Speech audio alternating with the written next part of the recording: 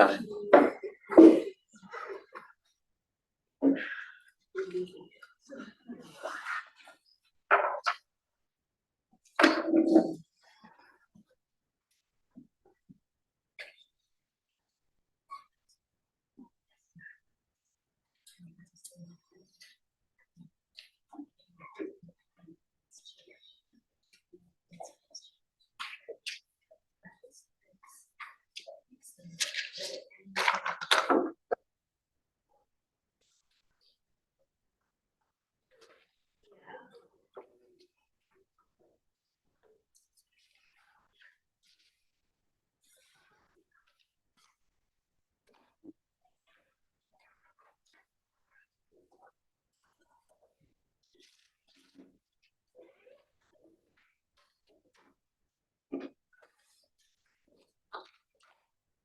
Good morning. Welcome to the second day of our symposium. We've had a full program this morning. Well, we had a full program the whole day, and we're excited to invite our two guest speakers for the first session. Thank God, can I just confirm that you are online? Okay, well. Yes, I'm online. Yeah, so our first speaker of the day is Dr. Lucky Nesengani. Lucky is a senior lecturer in the Department of Agriculture and Animal Health at the University of South Africa. He holds a professional expertise in livestock genomics, quantitative genetics, bioinformatics, and applied microbiology. With over 12 years of experience in animal science research, his work is currently focused on the development of high-quality genome preferences for African indigenous livestock species, as well as genomic analysis of coat color and pattern variation in South African cattle. So I'm going to invite Lucky to please share his screen, and we look forward to your presentation. Lucky, you can unmute, please. You can unmute. You have a co-host, right, Lucky?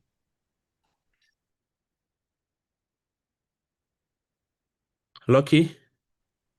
Good morning, colleagues. I think someone forgot to communicate. It's Ray who will be making presentation. He's here. Okay, all right, okay. Ray, let me see, Ray.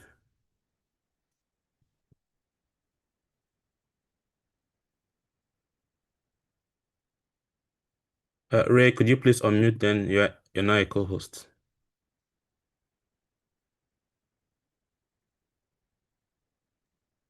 Are you able to hear me? Yes. Go ahead, please. Okay, I'll be sharing my slides.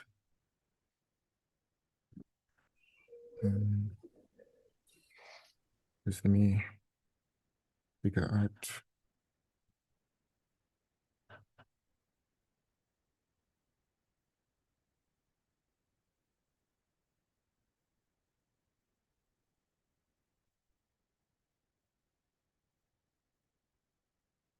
And to put it into presentation mode.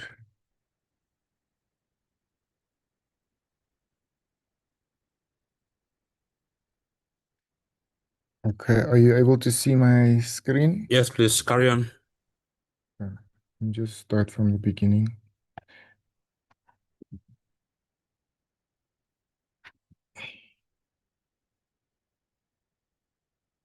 Sorry.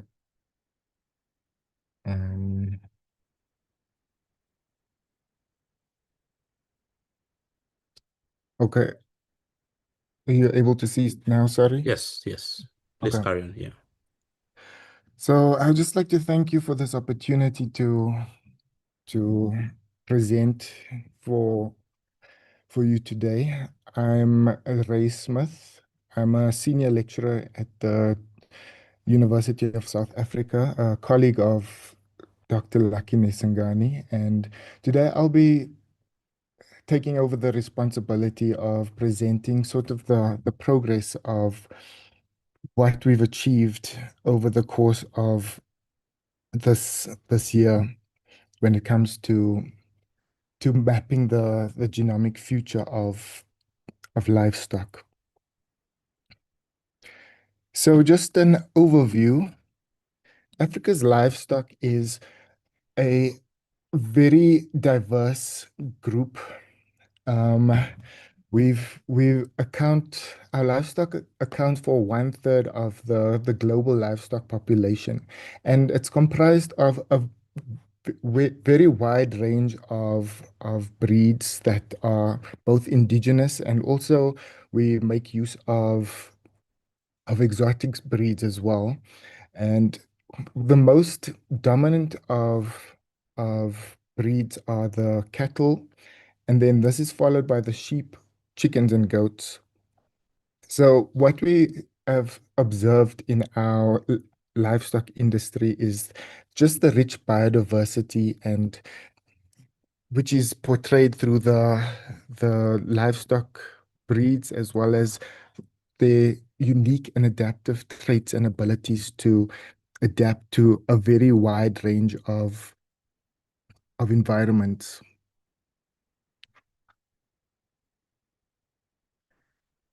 So one thing to take note of, and I think we all should be working towards, is the African Agenda 2063, which is spelled out by the African Union.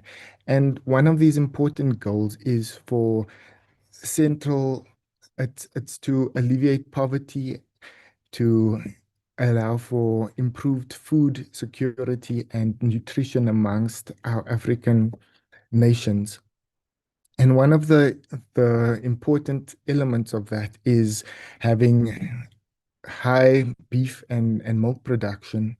And through our through our African countries, we've seen that livestock sectors contribute quite significantly to African GDP.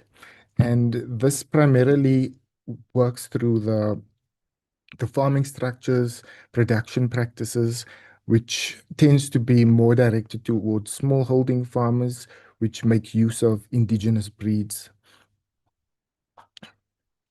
So our research group is just one of many that feeds in towards the vision and mandate of the Africa BioGenome Project.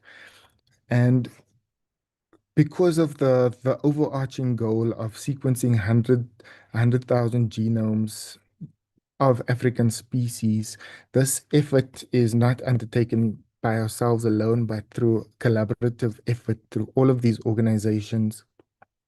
So our contribution to that is through the obtaining of indigenous samples and samples of economic interest, through which we sequence, assemble genomes, and try to build collaboration within our local regions. Here we're just showcasing some of the members of our team, as well as the PacBio Revio that we've acquired in partnership with Illumina Biotech. So the aim that our local organization of UNISA has tried to implement is just to understand the genetic basis of Africa's cultural and economically significant plant and animal genetic resources. And this will allow us to build capacity to generate research that will improve food security, that will allow us to develop bioconservation strategies, as well as biotechnology and medicinal practical purposes that we can feed into. So just to give you a sense of what we've achieved so far in the genomes that we've generated up until this point, we've managed to generate 32 genomes at various stages. So 16 with hi-fi, 15 that include Omni-C data, which is a variant of Hi-C data that allows for structural comparisons. And then we also started investigating into ultra-long read sequencing as well. At the present moment, we are sitting with two papers that are currently under review and 4 manuscripts in preparation, with 1 manuscript that has been published in this year. The way that we go about our actual sequencing pipeline and assembly pipeline is we first need to have very high molecular weight DNA that we initially obtain through blood samples from the species of interest, which we then transport through a cold chain until we reach the facilities that through which we extract. And in this case, we're still partnering with Illumina Biotech, where we are making use of some of their facilities. And then some of the members in our group then use the nanobind protocol, which is provided by PacBio. And then the DNA that is prepared undergoes library preparation, through which we then run the sequences, either hi-fi read sequencing or omni read sequencing, which is performed either on the PacBio systems or in the recent cases, another PacBio Onzo system. But we've also been using the NovaSeq 6000 for that purpose. So one of the method that we use to assemble the genomes, it's a openly available assembly process that was originally developed through the Vertebrate Genomes Project, which we've sort of worked on developing our own capacity in this space, but also trying to adapt it to our own uses. And the platform that we've been using up until this point is the Galaxy Europe platform, which is just a collection. It's a cloud computing platform that has all of the available software that we can make use of for the assembly process. In addition to this, in addition to reaching the scaffold level assemblies, we perform additional steps such as ab initio genome annotation, repeat modeling, and various other applications. So one reason why we try to use the system and are building our capacity in this instance is because, as it was showcased in yesterday's series of talks, working on the command line can sometimes be a bit daunting for emerging researchers or people that are new to the field. So the way that this enables us to more rapidly produce genome assemblies is through the ease of user interface. This is just a visual representation of how you can just stack the applications and develop an automated pipeline that will be able to run your process through various stages of the assembly. So just to showcase some of the genome assemblies that we have performed already. So these are the Nguni sheep, Nguni goat, and Kulbrook pig. One of the key characteristics is how well adapted they are for the local environment and sometimes extreme environmental conditions, but also the ability for these to thrive in various agroecological zones. They generally are small to medium framed animals, but they are quite well used in the smallholder livestock production systems. So when going through this process, initial steps that we take is to perform the genome estimation, which we use through the KMA analysis. And here what we expect to see is a very high peak, that sometimes a smaller peak also, just to signify that we are achieving the depth of coverage that we expect, as well as the ploidy level.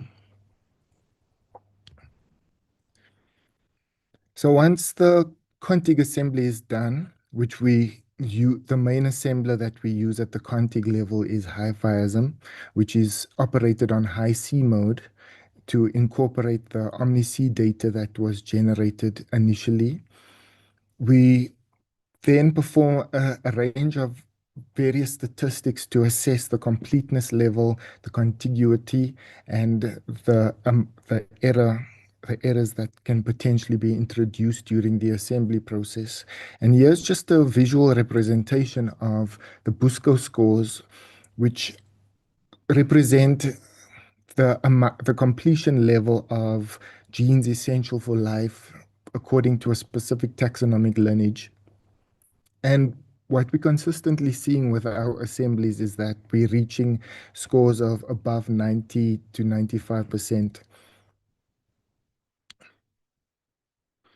Here's some more statistics that we achieve once we've run through the process of scaffolding, which basically is conducted after an initial purging stage, which we then assemble scaffolds using a two-step process, which uses initially BWAMEM2, which is a program that will align the high OmniC data to each um, of the contigs, and then this data is then combined through the process of assembling the scaffold level using the YAS assembler. And what we can see here is that the genomes that we are producing is a very much comparable to some of the currently published genome assemblies. And we are seeing this very consistently, as you will see. So here's another case where the scaffolds was produced in the goat genomes. And we're seeing that it's very consistently reaching the expected levels.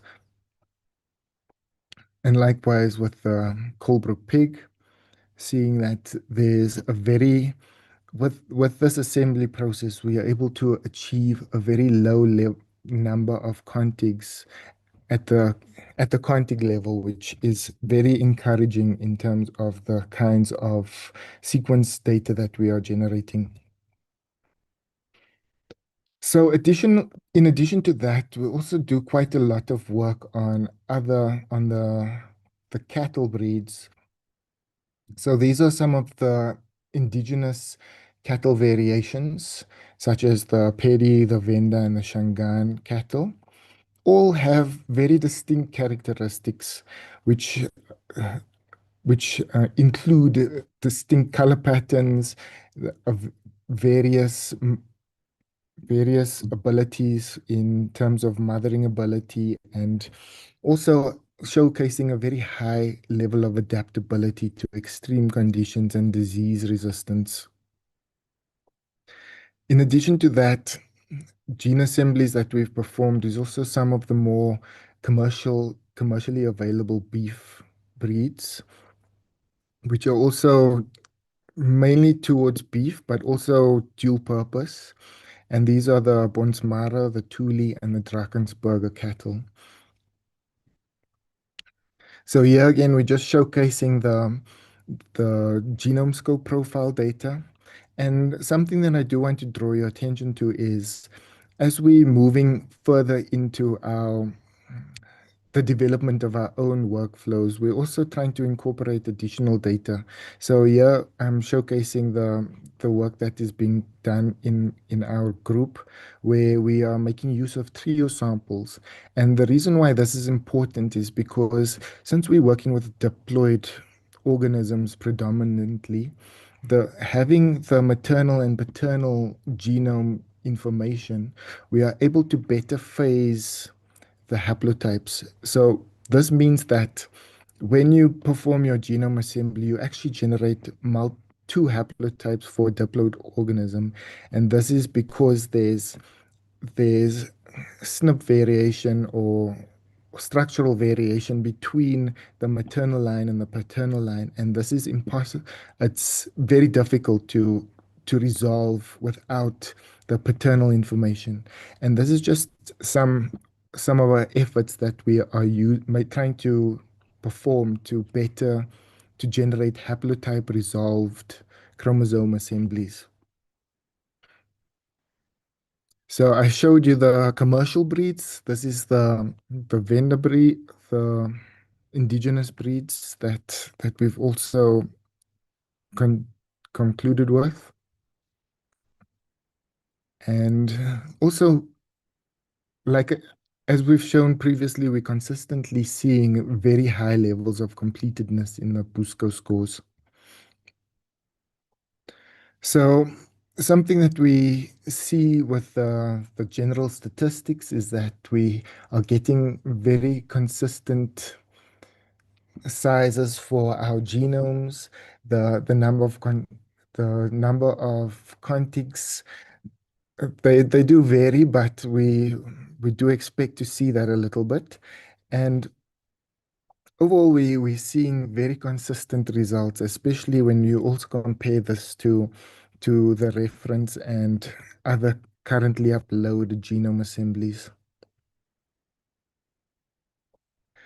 So another step that we do have to take during this process is to identify potential assembly errors. And what we've initially seen is that the process that we are currently using generates very little assembly errors. So there's not that much need to manipulate your pretext maps in order to correct for assembly errors. And this is helpful in enabling us to rapidly put out these genome assemblies. And this can be either done through using initial individual haplotypes, or we can also perform the dual curation method, which is also a bit easier to be able to identify any potential structural variants that could have arisen through the assembly process. So there's some additional points of inquiry that I would just like to highlight, which is trying to achieve the telomere to telomere assemblies. And this is just a visual representation of one of the genome assemblies that we've completed, which is the Coolbrook pig, and just a visual representation of showing how many of the chromosomes level scaffolds that we've generated are showing that very characteristic repeat motif that is indicative of the telomere regions. So here we can clearly see the telomere regions, and some of the scaffolds, because of their highly repetitive nature, it is a bit of a challenge to resolve those areas and map them correctly to the specific areas. But we are really close to achieving that. In addition to, so what I've mentioned earlier was that in addition to this data that we are sequencing, we also need to provide annotation results. And this is becoming commonplace, especially when you're trying to publish your genomes. So here's just an example of some of the cattle breeds that was annotated. And as I mentioned, we initially do the masking of the repeats using repeat masker, modeling of any specific motif, such as long interspersed nuclear elements, which are sort of highly repetitive regions. And then just the ab initio gene prediction using the Topic you want to be FASTA, an expert on. Type it in visual. using the FASTA sequencing. So basically, you can see that there is quite a lot of variation between the predicted genes. And in future, we do intend on trying to incorporate additional methods to just confirm the gene predictions that is obtained through these ab initio methods. So in addition to this, we can perform various analysis, which will also just help us further establish the genetic relevance and the importance of using these breeds as future genetic resources to improve our economic or agricultural outlook. So here we're just showing some of the overlapping genes and orthologs that is shared between breeds. In this case, I'm showing some of the cattle breeds, and on this other side, showing data relevant to the sheep breeds. So our work, this, even though we've achieved that, our work is still continuing, and we've actually got a range of species that are currently in the pipeline that we are working forward towards. And this is just a showcase of some of the species that are currently being working on. So we also have got quite a number of goat breeds that we are still just finishing up with, as well as some wildlife and medicinal plant species or plant species of interest that we are working towards. So what does this say about towards mapping the genomic future of livestock? So this first stage of generating high quality reference genomes is really the first step. The pressure is really mounting towards trying to save endangered wildlife species and preserve genetic resources that can be used for the purpose of improving our agricultural sector and providing that essential food security, as well as working towards the directives of this One Health approach. So it is only through our collective efforts as this group of the um, African BioGenome Project, and through the process of building capacity, that we can achieve this goal of preserving these genetic resources. But now that once our genomes are completed and assembled, then the opportunity for you as researchers to also investigate your own research questions relevant to these species. So that is something that can also drive the research forward. So it is through this process that we are working towards unlocking the benefits of our African indigenous species genomics and genomes. And as I've mentioned, tying this into our One Health directive, which is trying to incorporate a holistic view of making use of species that can contribute to that. So in terms of the way forward, we seek to complete the current genomes that we have, but also we are looking to expand in our taxonomic reach. And as we'll even try in this case as well, we would like to target even more genomes through collaboration with local communities and farmers that have got species of interest, as well as conservation efforts. And our goal for this year is to sequence 100 genomes. And as we build our capacity, we hope to expand that to even greater heights in the years to come. So just to conclude, we've shown now that we've presented a very large range of genomic data that can be used was produced in Africa for the purposes of trying to work towards the betterment of our efforts in making use of these for various applications, including having breeding programs and conserving genetic resources. And this just works towards the goal of limiting the risk of extinction and improving the use of our genetic resources.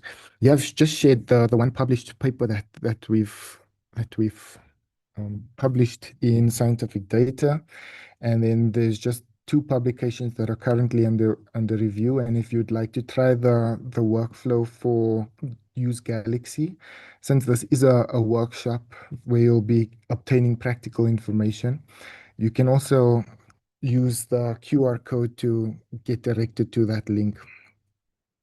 So with that, I would just like to thank you for your attention and just acknowledge the research group that we are currently all trying to work through this process together and build our capacity so that we will be able to take on even more genomes and contribute to the vision of AfricaBP. And I'd just like to thank all of the people all of the various organizations that work towards this efforts. And yeah, with that, I thank you.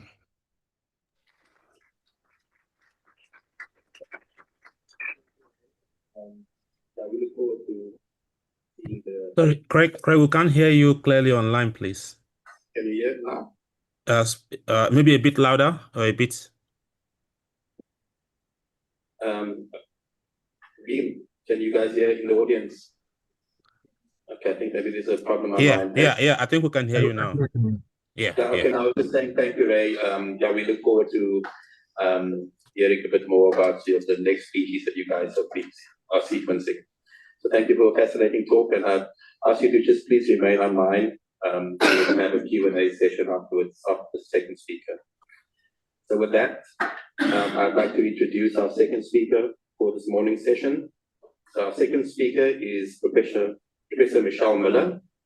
And Michelle received her MSc and her PhD in immunology and a DVM from the University of Wisconsin-Madison and a Master's in Public Health at the University of Florida, Gainesville. She was a zoo veterinarian in the US for 25 years before moving to South Africa in 2013. And Michelle is currently the South African Research Chair in Animal TV at Stellenbosch University, although she's based full-time in the Kruger National Park. Michelle is actively involved in wildlife research, particularly focusing on TB and other zoonotic diseases at the human-animal environment interface using a One Health approach. With that, I'll invite Prof. Miller to go ahead and present the work, and we look forward to your presentation. Thank you, Craig. I just want to check that you can see my slides and hear me. Yes, please. We can see you and hear you. Go ahead, please. Thank you. Yeah, I'm using the PDF since I realize sometimes slides aren't working completely well. So good morning, everyone. I'd like to thank Craig and the organizers for this opportunity to speak with you today.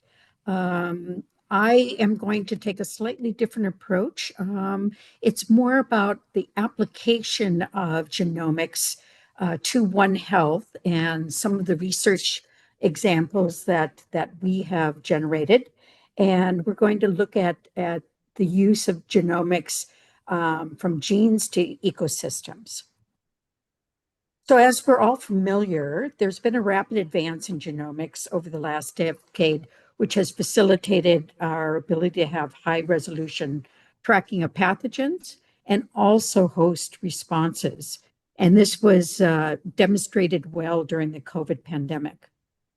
However, most of this focus, and I think this workshop has really helped to emphasize that we're expanding beyond just looking at humans, and we're looking at animals, the environment, including plants and other organisms. So today, this presentation is going to focus on how genomics can transform our understanding of zoonotic diseases, using TB as an example, in African ecosystems. So you've heard the term One Health mentioned before, and this really is an approach that is a holistic view of trying to understand, in my case, zoonotic diseases. So this incorporates looking at human elements, animals, both domestic and wildlife, as well as the environment in trying to study health and disease.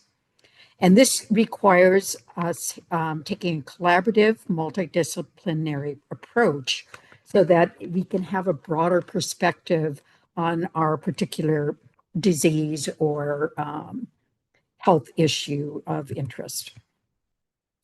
So as I mentioned, I'm going to be using TB as an example today. We know that TB is a significant disease globally, and especially in South Africa, both in humans and animals. So it's quite prevalent in our livestock. So members of the Mycobacterium tuberculosis complex can infect a wide range of species. So M. bovis, which is the cause of animal TB, can infect multiple livestock and wildlife species, as well as spill over to humans. And Mycobacterium tuberculosis, which is the cause of mostly human TB, can also spill over from people to livestock and wildlife. And although disease surveillance is performed for humans and some livestock populations, it's really limited in wildlife, which misses a large piece of the disease puzzle. Just as an example, in South Africa, TB has been reported in 25 different wildlife species belonging to diverse taxa. The complex epidemiology is mostly unknown, although we suspect there are multiple routes of intra and interspecies spread, as well as through indirect contact with contaminated environments. So it's not simply the paradigm of how human TB spreads. We think there are many, many other understudied and under-recognized aspects to this epidemiology. So how can we use genomics in One Health research on TB? And we believe that genomics can be applied to advance our knowledge at the pathogen, host, population, and ecosystems levels. And hopefully I'll provide examples in the next few moments. So one of the advantages of using genomics techniques for detecting pathogens, for instance, in wildlife, is that we can get high resolution detection without the need for species-specific reagents. We know that M. bovis and M. tuberculosis have a very high degree of sequence homology, and by using tools that have been developed for rapid detection of human TB, we can capitalize on the presence of those shared target genes, for instance, those that have been incorporated into the GeneXpert Ultra qPCR, which of course is widely used for human TB detection. We have demonstrated using this tool that we can have a field-friendly detection method for MTBC in antemortem samples in wildlife from, for instance, trunk wash, bronchial alveolar lavage, or even swabs of infected tissues without having to transport samples to specialized laboratories. And so that has really accelerated our ability to detect MTBC infection in these different species. Since human TB is prevalent in many wildlife range countries and the availability of some of these tools are present, this opens up the possibility for performing surveillance and diagnostic testing of wildlife and livestock in countries that don't have laboratories that can perform animal mycobacterial culture.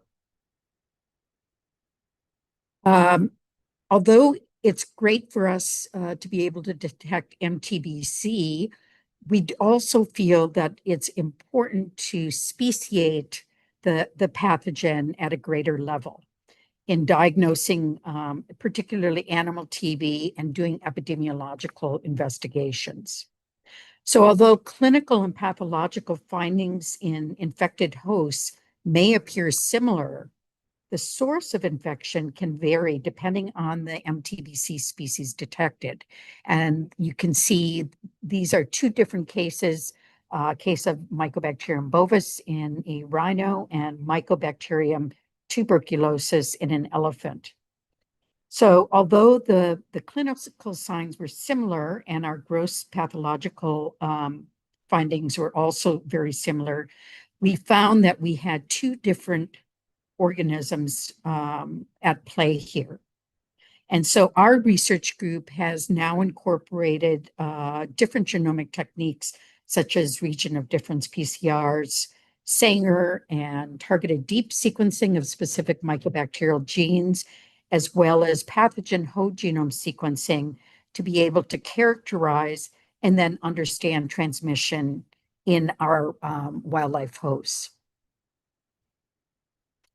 Although a definitive diagnosis of TB relies on identifying the pathogen, this can really be challenging, especially for antemortem detection in wildlife. Therefore, we also use genomic methods to characterize host immune responses, which can then be used for diagnosis, as well as studying pathogenesis and surveillance in various species. So cytokine gene sequences are generally highly conserved across mammalian taxa. Therefore, we have explored using published mRNA sequences from domestic species such as cats, dogs, cattle, to design qPCR primers for the development of lion and African wild dog cytokine gene expression assays. And these assays have advanced our ability to identify sensitized individuals and populations to study pathogenesis, as well as for disease surveillance and epidemiology.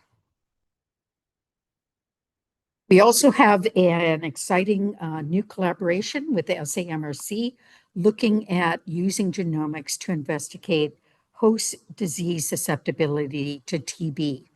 In this particular case, we're looking at free-ranging spotted hyenas, which play an important role as carnivores and scavengers in various ecosystems.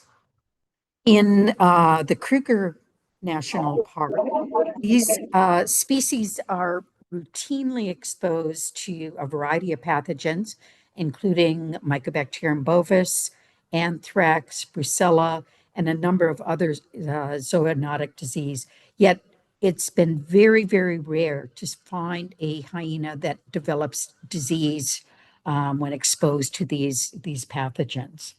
So we are currently collecting whole blood and performing sequencing to assemble both a genome and transcriptomes.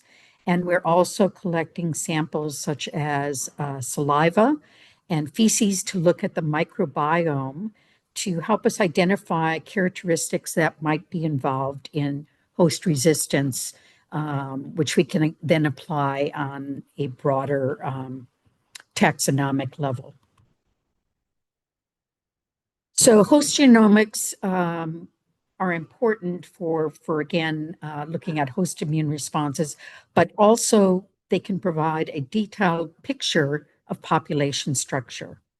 We've heard in previous presentations about looking at conservation, biodiversity, and I can provide an example here of a study that we did on African wild dogs, which are a critically endangered species. The Kruger National Park population is the only self-sustaining population in South Africa, and therefore it's really important to understand the population structure and also their susceptibility to diseases that may jeopardize their conservation status. So we know studies in other species have shown that decreased genetic diversity can influence disease susceptibility and population resistance. So in a study in which we sampled the majority of the Kruger African wild dog population, we used whole genome sequencing, and looked at the genomic diversity of this population. What was found is that there was low genomic diversity, which was not unexpected, although there was not evidence for inbreeding. In this same population, we then used mycobacterial antigen-specific cytokine release assays to show that there was a very high prevalence of sensitization, suggesting high levels of infection. And since infected wild dogs can develop fatal disease when infected with Mycobacterium bovis, it is important that we integrate this information of both the host genomics as well as pathogen genomics and susceptibility to disease to look and see whether there might be a genetic basis to this pathogen, which can then inform conservation strategies, especially in smaller fragmented populations of African wild dogs. Genomics have been widely used in the past for disease epidemiology and outbreak investigation. However, some techniques, such as oligotyping, may overestimate transmission. So we have been incorporating whole genome sequencing of M. bovis from a variety of wildlife species to try and understand transmission and pathogen evolution. So in one study, we looked at the differences in Mycobacterium bovis whole genome sequences from warthogs, because this is a species that often can move between premises, digging under fences. And we found that, in fact, by using the whole genome sequence, we could see that there were separate introductions of M. bovis into adjacent warthog populations that were in nearby reserves, rather than assuming it was a spillover between detection. So this has really advanced how we look at spread of M. bovis among wildlife populations.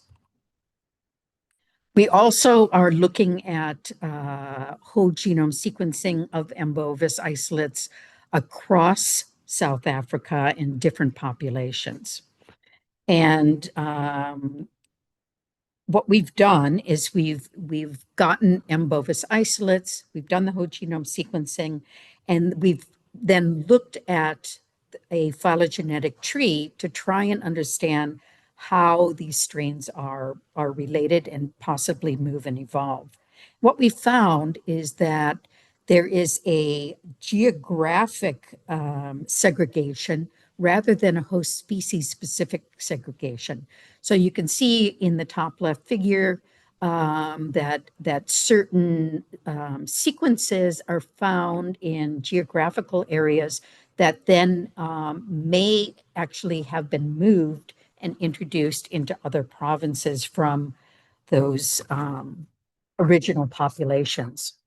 In South Africa, there is a lot of wildlife movement that goes on, both intentionally and unintentionally. And the use of whole genome sequence of our pathogens can really provide us with a lot of insights into both intra and interspecies spread, as well as the role of animal movement in spread of this particular pathogen across the landscape. So this is just an example of whole genome sequences and the clustering that we've found based on lineage and also geographical location. So you can see this is lineage and isolates that have been found primarily in KwaZulu-Natal, Eastern Cape, and Northwest, and then those that are found in Limpopo and Mpumalanga. And it's giving us more information about how these organisms change over time and space. And so our future research is really going to be looking at how M. bovis evolves, because these particular populations, often there are not interventions as they are in livestock and human populations. We don't typically treat wildlife, and in some populations, there's not even culling. So we can look at how this organism changes and how the host response changes over time. So getting at a higher One Health level, we are also very interested in how pathogens are transmitted at wildlife, livestock, and human interfaces where there may be an increased risk of spread. So in particular, mycobacterial organisms, the MTBC complex, do move at these interfaces. And we are finding that they can spread through use of different host species sharing water or grazing or having direct contact, which then increases the likelihood of exposure and infection. So therefore, comprehensive surveillance of TB really requires us looking at all the susceptible host species as well as the environment in order to inform strategies for prevention and control, which have oftentimes only been focused on one or a few species in the past. In M. bovis endemic populations, such as the Kruger National Park, we can also use genomics to look at the impacts of pathogen introduction on host populations.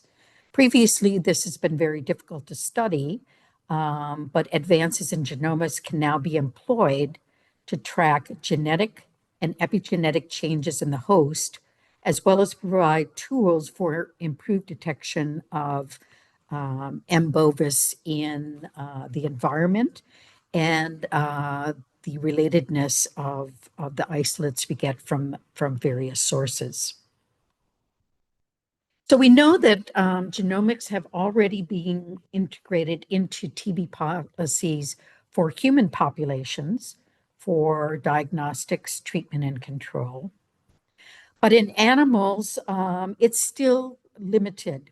There is greater implementation of genomic surveillance of animal TB in first world countries like the US, UK, and EU, although there are still very limited examples of application to wildlife populations in this bigger picture. Therefore, the vision of using a One Health approach to a disease such as tuberculosis is for us to include high quality genomic data from all our hosts and the environment for a more holistic approach to detection and management of this disease. So in summary, I just wanted to provide a few examples of how genomics can be integrated into a One Health approach to TB.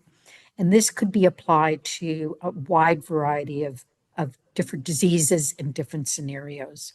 And the importance of increasing our research on the role of wildlife and the environment in particular.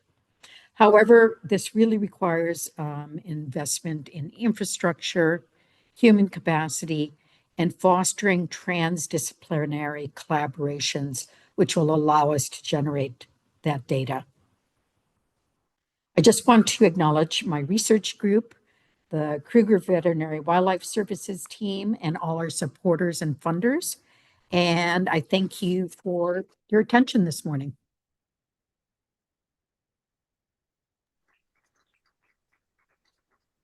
Thank you, Michelle, for that fascinating talk. So we're going to open the floor up now for our Q&A session. And this Q&A session will go until 10 o'clock, and we'll follow by tea. So I'm going to first look into the audience in person. If there are any questions, any questions for either Ray or for Michelle?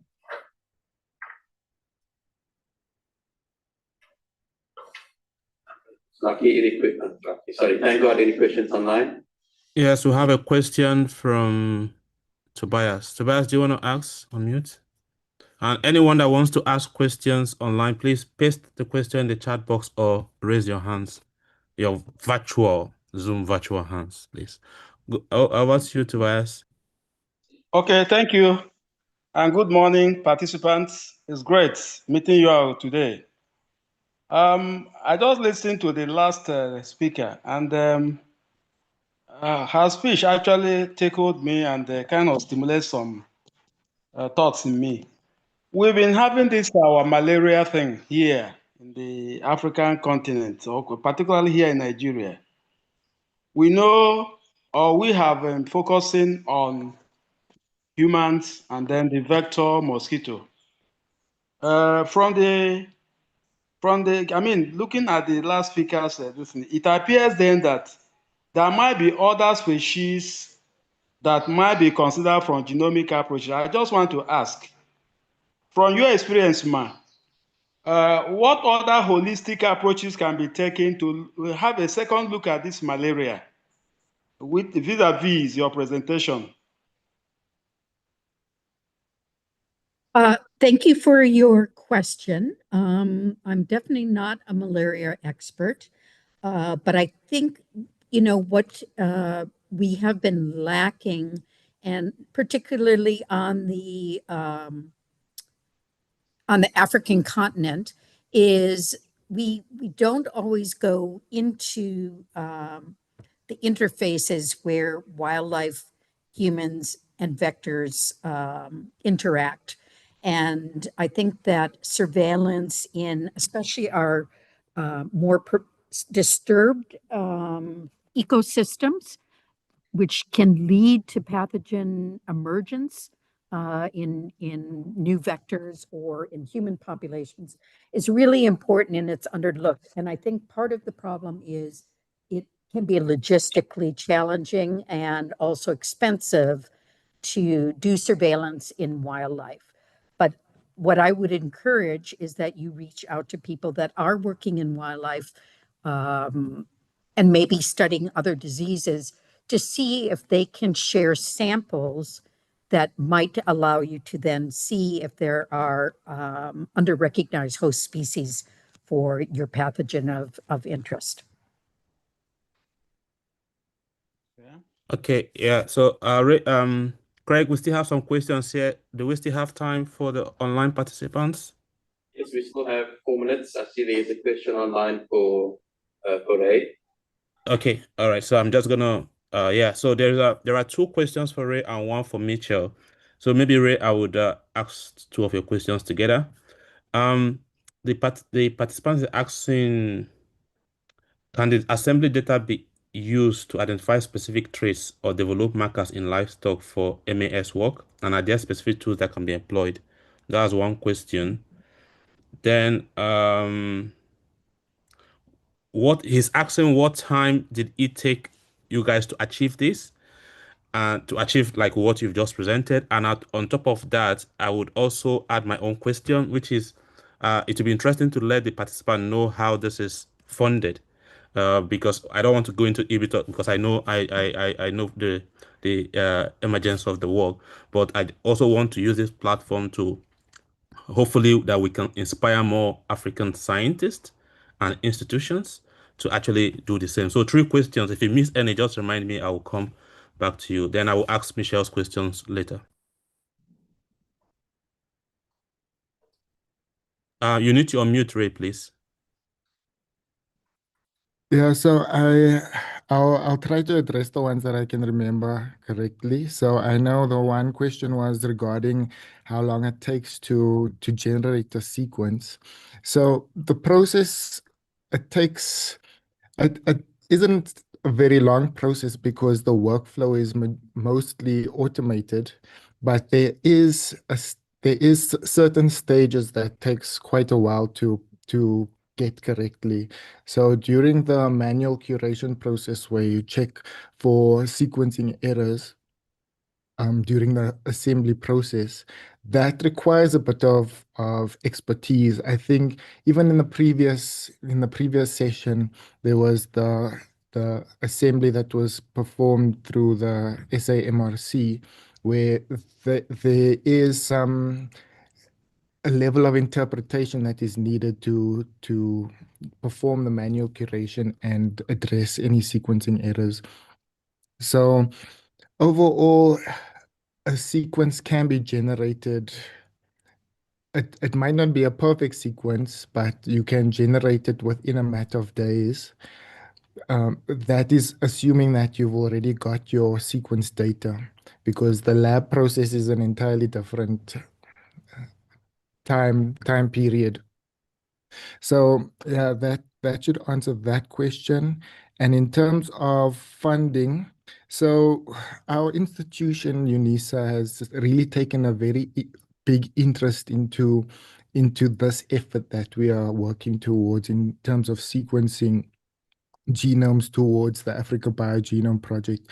So we are under a specific project that is predominantly funded through the Africa BioGenome Project, but we've also started working with local industry as well. So I mentioned Ingaba Biotech, who has partnered with us to acquire some of the sequencing technologies, and I believe even yeah, it's basically a way that we can sort of harness the efforts and also make sure that the machine is being used not only for our benefit, but for the benefit of anybody that has got sequences that they are interested in performing sequencing for. So yeah, long story short, we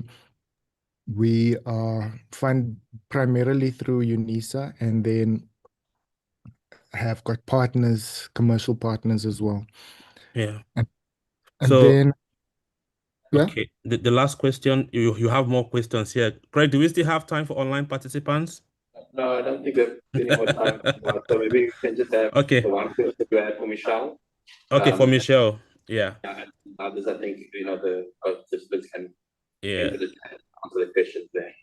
So Ray, can you just answer in the chat box, respond to all of the questions so we can ask Michelle. There's a question here for Michelle, which is so I'm not quite sure the question by Ade Bukola Ariel. How can we reach for all Africans to take care of such type of risk? Ade Bukola, do you want to unmute so I can unmute you to so you just unmute so that you can ask your question directly to Michelle? You can unmute now. Ade Bukola Ariel. Okay, I can't unmute for some reason. Yeah, I can't unmute him. So I think over to you, Craig. But just to support what Ray talked about is that there has been, this is also one instance where we see, for instance, African institutions making investment, 100% investment. We also saw that from the presentations yesterday with the SAMRC team, the Diplomics team, and the team in Nigeria. And one of the visions of the Africa BioGenome Project is to provoke that local investment.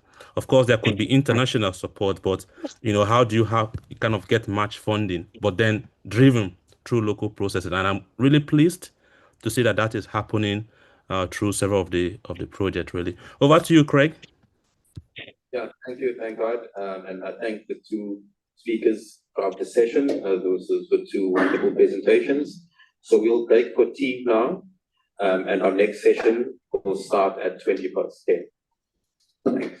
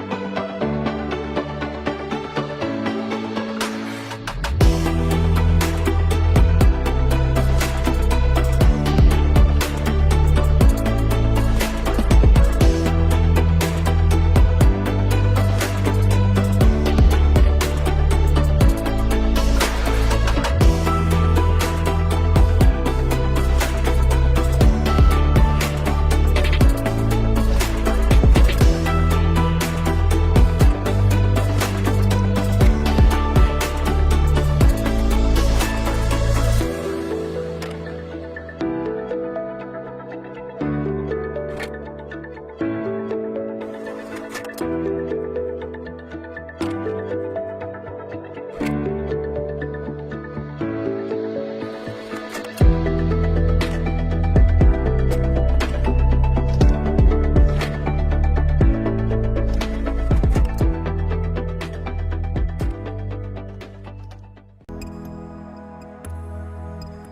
really interested in using high-dimensional phenotyping or phenomics to uncover the mechanisms of disease biology. And particularly, we're really interested in the biological mechanisms of genetic variants and mutations that are associated with both neuropsychiatric and neurodegenerative disorders. And we've been really interested in working with Element on their new technology because morphology is only one measurement. We have recently published this work on what we call neural painting, which is simply taking cell painting and then applying this to neural cell types. It's really easy in the lab, but the processing and analysis can really take a long time, and that feature interpretation that you get from that always requires follow-up experiments. So you have to then go measure RNA, you have to measure protein, and then try to understand which ones of those give rise to the morphological changes. And so the AVD24 platform allows us to capture all three of these simultaneously. And so we set up a pilot experiment with the AVD24 team where we took iPSCs from our lab, we differentiated these into both astrocytes and excitatory neurons. We grew these cells on the Teton flow cells. We would fix them and then we sent them to Element for processing, part of the technology access program. Firstly, we're able to take the single cells and cluster them using the RNA expression transcripts with the AVD Neuro panel. But here, we actually get better accuracy and we get the added information of kind of the RNA expression. So here again, we're just taking these clusters that we found using the gene expression information, but then layering on here values for the morphology features that seem to discriminate our cells. But one could easily imagine now going into each of these clusters and doing different kind of regression analyses to sort out whether there are specific proteins or transcripts that would associate with these morphological characteristics so that we can begin to draw linear relationships between protein and RNA activity and how cells change in response to certain contexts. You know, doing 1 million cells in a run is feasible, right? And having the data to come back after simply overnight, effectively, is really incredible. Sometimes I think it's hard to kind of grasp your head around rather than waiting weeks or months to get information on 1 million cells. You can kind of have it right away. The actual experimental part of it is incredibly easy. You just need to grow cells and fix them. In a system like this, where we can use many different dimensions to measure, at least in vitro, when things begin to change, that gives us a better sense of maybe what's causing disease rather than what is caused by disease. And so doing everything simultaneously, I think, could be really powerful.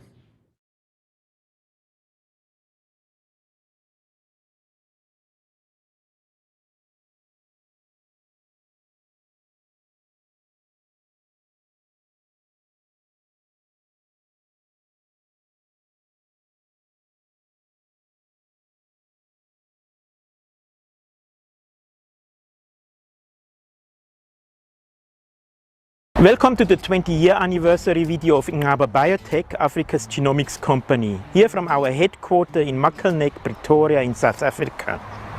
I'm Dr. Oliver Preissig, a co-founder and the executive director of this unique company with currently around 150 employees in different countries in sub-Saharan Africa. The idea of AfricaBP emerged not far from here in Pretoria in the year 2000 while I was doing research at the University of Pretoria and saw the need for this specific type of company in South Africa. It took 2 years for the venture team of 5 to officially start the business in August 2002, as it was a major struggle to find the funds to do so. The startup was only possible with the substantial direct foreign investments, mainly from shareholders from Germany and Switzerland, as well as the startup loan from the State Secretariat for Economic Affairs of Switzerland. So what was actually our idea in 2000 to start a biotechnology company in South Africa? The aim was to locally produce oligonucleotides which need to be custom made, and therefore by local production the turnaround time dropped from 2 to 3 weeks for imported oligos at that time to 1 or 2 days. This of course allowed to accelerate research output for our customers that apply PCR amplification and DNA sequencing in their research. And more recently, it allowed uninterrupted essential supply during the pandemic. In addition, we aim to offer Sanger DNA sequencing services. The aim was here that outsourcing DNA samples for sequencing will allow our customers to save the investments in capital-intensive sequencing instruments. 20 years later, we still do all these services, but of course the technologies in life sciences have significantly evolved in the past 20 years, and so has AfricaBP. A big thank you to all our customers, our dedicated current and former employees and commercial partners over all these years, and of course our investors that took the risk and made this possible in 2002. Please enjoy this video about the different aspects of AfricaBP. Let us know your comments, suggestions or questions about AfricaBP in the comment section below. We strive to even be better in the next 20 years.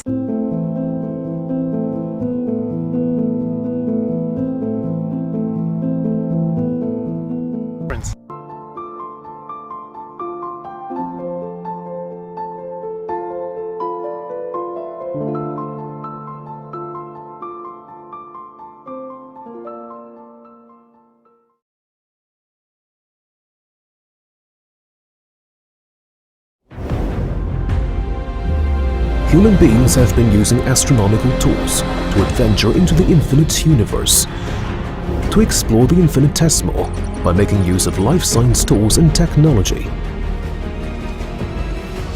Founded in 2016, headquartered in Shenzhen, China, MGI is committed to building core tools and technology to lead life science through intelligent innovation. MGI has established 7 international R&D and production centers and is mainly involved in 3 key business segments, including genetic sequencers, laboratory automation, and new business. Continuing heavy investment in R&D, MGI has developed a full range of patented technologies, including DMB-Seq sequencing technology, patent array technology, and sequencer optoelectromechanical system technology. Gene sequencing has a very high barrier to entry as it involves multiple fields, including optics, mechanics, electronics, fluid dynamics, molecular biology, chemistry, nanoscience, and other disciplines.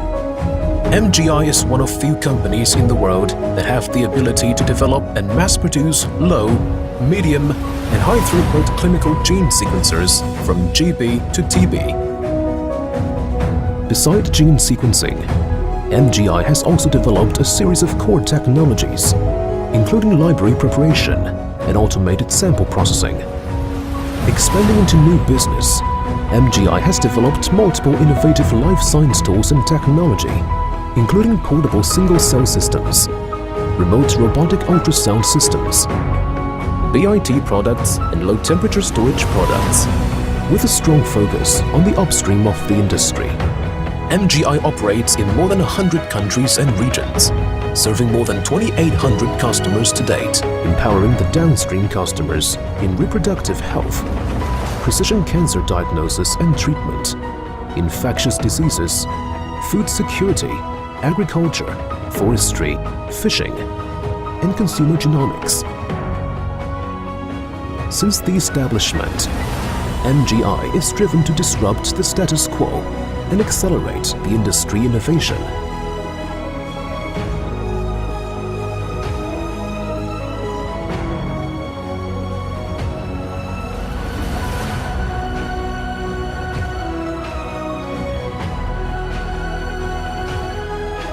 MGI aims to build a suite of life science core tools to address the fundamental questions, push the limits of science and technology, and lead the innovation in the era of life.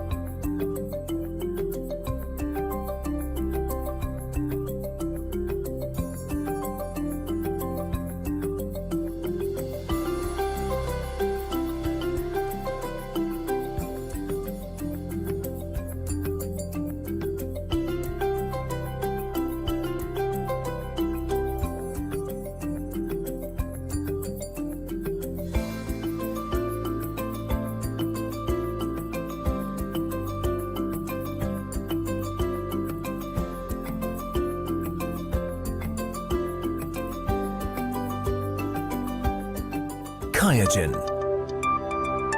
Sample to insight.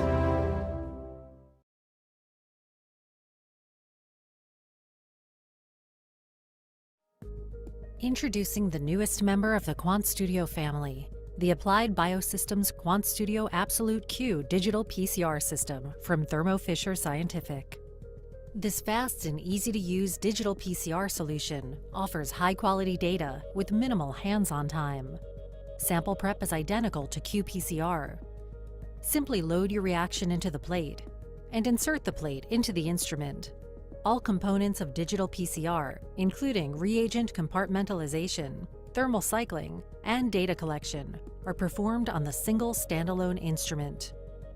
After loading your plate, start your run and return in 90 minutes for sensitive, accurate, and precise quantification of your targets. The quantitation accuracy for any digital PCR system is driven by the amount of sample that is analyzed in a reaction, and while some digital PCR platforms can waste up to 75% of your sample, the QuantStudio Absolute Q system consistently analyzes over 95% so that you can see the whole picture every time. At the heart of the QuantStudio Absolute Q digital PCR system is the novel microfluidic array plate technology. This technology was developed for maximum consistency and accuracy by minimizing waste and maximizing reagent distribution into microchambers. And all you need is one plate and one instrument. The MAP16 digital PCR plate provides reliable consistency, high accuracy, and an easy workflow. After loading your sample into the plate, the instrument performs automated reagent distribution into fixed microchambers. Each reaction remains independent during thermal cycling. 4 optical channels allows you to analyze more targets per sample. As the only digital PCR solution with the capabilities for pre- and post-PCR background subtraction, the QuantStudio Absolute Q system employs sophisticated rejection of non-PCR artifacts, offering high confidence in true positives for every microreaction. The MAP plate is designed to run up to 16 samples in parallel, with the flexibility to run as few as 4 at a time to match experimental needs without wasting partial plates. The intuitive QuantStudio Absolute Q analysis software enables users to easily change and define experiment-specific parameters, name and track experiment details, and monitor the run from an easy-to-understand user interface. After the run is complete, return to view the results and apply powerful analysis software. QuantStudio Absolute Q digital PCR system from Thermo Fisher Scientific. Experience the future of digital PCR at thermofisher.com/absoluteq.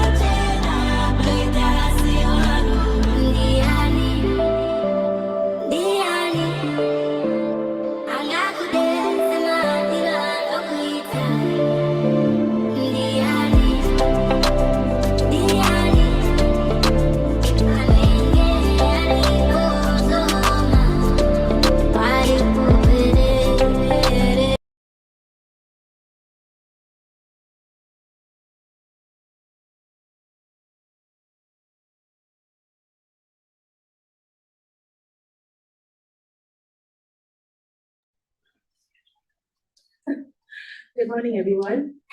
Online, I think we're ready to start with our second session. Everyone streaming back into the room. If you've not already gotten your coffee, online and on-site, please. We're done with the coffee break, so if you could just, settle in so that we have this exciting second portion. So we're going to be going into the oral presentations, and before that, we're going to be having a very exciting presentation from Eppendorf.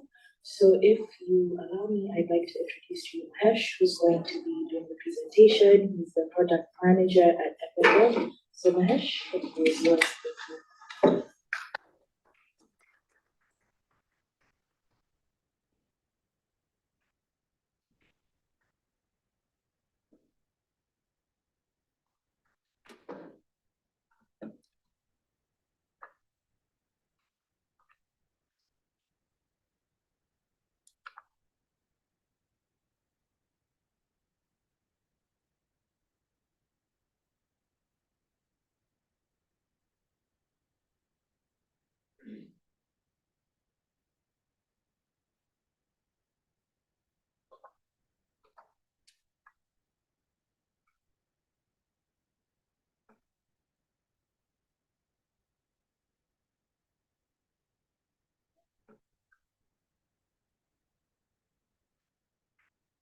Perfect. Thank you so much for the kind introduction. Good morning to everyone who is here in person and to those attending from online. My name is Mahesh. I'm a product and application specialist at Eppendorf, supporting Middle East and Africa region. I'm here today to... Excuse me, are you sharing any screen? Or because we were still seeing a slide from Ansia yesterday.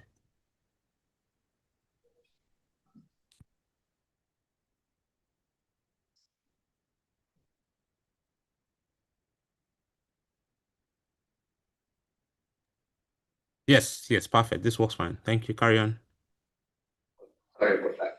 So I'm here today to share a bit of insights into automation and how automation is helping large-scale sequencing, population sequencing projects in the region, similar to yours, like AfricaBP. And also, I'll show you a few of the case studies that are being done in the region to show how this is a beneficial add-on to your projects. That brings to the title of my presentation, Hands-Free Genomics. For those who haven't heard about Eppendorf, they're hearing it for the first time. They're a German-based company. They're 80 years old this year, and it was started by two geeky scientists, Dr. Henrik and Dr. Heinz, during World War times. They started inventing so many medical devices initially to support the World War II, but then slowly they transitioned into a life science company. So we have so many products towards the life science now, and also the R&D and as well as manufacturing is based in Hamburg. The image that you see here is where almost all of our R&D happens. And coming to the milestones or the products that we innovated over 80 years, if you know, probably you might have seen an Eppendorf pipette. We were the first ones who invented or launched a pistol stroke manual pipettes into the life science segments. And we are also the first ones to invent and launch gradient PCRs to use in the lab these days. Also, if you look at the automated liquid handling systems, these are the topic of today. We launched them in 2003. These are the ones which help you to automate any complex lab workflows into end-to-end automation. People who are wondering what happened after 2021, we know COVID happened in between, but we still didn't stop innovation. We launched a lot of manual pipettes, a new series of research neo pipettes this year.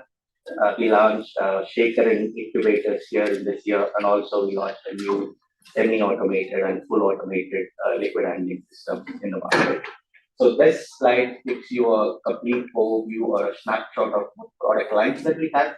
So they're spanned into three different segments. One is liquid handling, one is cell handling, and the sample handling. In the liquid handling is where we have all the manual pipettes, electronic semi-automated and automated methods. For those who are working with vaccine development or cell cultures or mammalian cell cultures, in the cell handling segment, we do have CO2 incubators, shakers, also the fermenters and the controllers for those fermenters. The sample handling, I think it includes a major portfolio of us. We have a smallest centrifuge, a mini scale, to a 1 million G-force, the ultra centrifuges. The line is pretty thick, so you can take if you want a refrigerated centrifuge or a cube or a plate or a multi-roll centrifuge. All those are there in the centrifuge segment. And it also includes gradient PCRs and minus 80 freezers for your sample storage. So, but today we're going to focus only on the automated handling systems.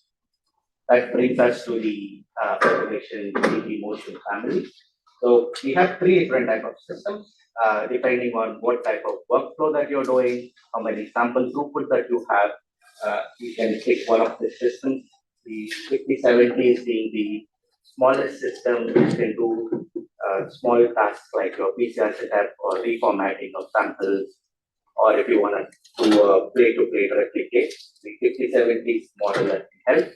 But if you're moving towards a complex protocols like, say, nucleic acid isolations from different sample types, or an NGS, be it a whole genome sequencing or a transcriptome or exome sequencing, the 5073 and 5075 are the systems that can handle those big protocols, and they can also process anywhere from 1 to 96 samples, right? So these 2 systems, the 5073 and 75, can be integrated with so many different optional integrations, right? So if I have to show you what integrations are those, for those who have worked with NGS library preps, you might have seen there are so many enzymatic incubations within the steps. Some steps might need incubation plus shaking, some bead cleanup steps where you need to resuspend the beads a lot, right? For all those steps in those NGS processes, we have thermal modules and also the thermo mixers that can be integrated with the motion systems, and they can maintain temperatures from 0 to 100 degrees. So all the enzymatic incubations can be done within the system without human interventions. And for those who does column-based extractions, you might have, there are 2 different types of chemistries, right? You can use either column-based chemistry or a magnetic bead-based chemistry. So for those who are interested in column-based extractions, you can also integrate the system with a vacuum station where instead of using a centrifuge, you can use this vacuum station to do the purification in a high throughput format. So all this, what you are seeing here, is optional and can be field upgradable. So this gives the flexibility to us that if you want to repurpose the system from an extraction system to an FGS system, it is possible because you can upgrade these optional features at any point of time.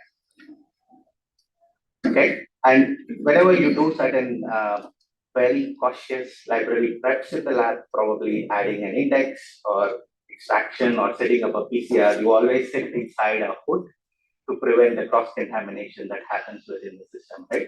So your automation system should also have a feature when they're doing the process, be it extraction or an NGS library prep, you need to make sure that you're not cross-contaminating the samples, right?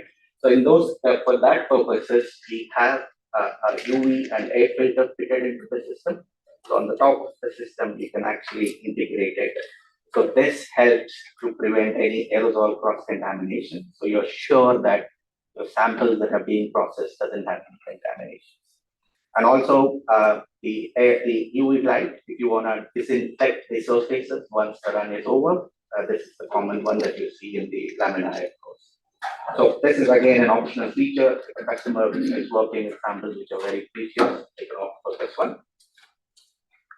But whenever you're planning to buy a automated liquid handling system, you don't have to, like, the most three key important things that you should look at it is how accurate your system is. It's not how big is your system is or how many systems that you, or integrations that you can do. You need to look at how accurate your pipetting is within the system, right? The reason for that is there are so many workflows wherein you need to add very minute volumes, maybe 1 microliter or 2 microliters, right? So if your pipetting is not accurate in those small volume, then you keep getting a lot of variation, or sometimes the reaction fails, right? So that is the reason the first thing that you need to look at is pipetting accuracy. With Equimotions, as you can see, even when you dispense 1 microliter, the CV is 2%, which is really tight, right? So for those who are doing a lot of replicates, if you do the setup with Equimotion, you will see all those data points coming very close to each other, because it maintains that accuracy within the run and between the runs. And the second important point that you look at is, does your liquid handling system has eyes or not, or maybe you can call it as a camera, right? So when you do certain workflows in the lab, when you take a tube, you know where the liquid is, and based on that, you will aspirate and dispense reagents. So your liquid handling system should also have an option to find where the liquid is. So this IR sensor that we have is the one which actually estimates how much reagent is there in tubes or plates or so on. You can also see the plates that you have kept, you can count the number of steps, and finally it says it is enough or not. So we're making sure that whatever is required for the process is there, and then only we start the run so that we don't waste samples of reagents.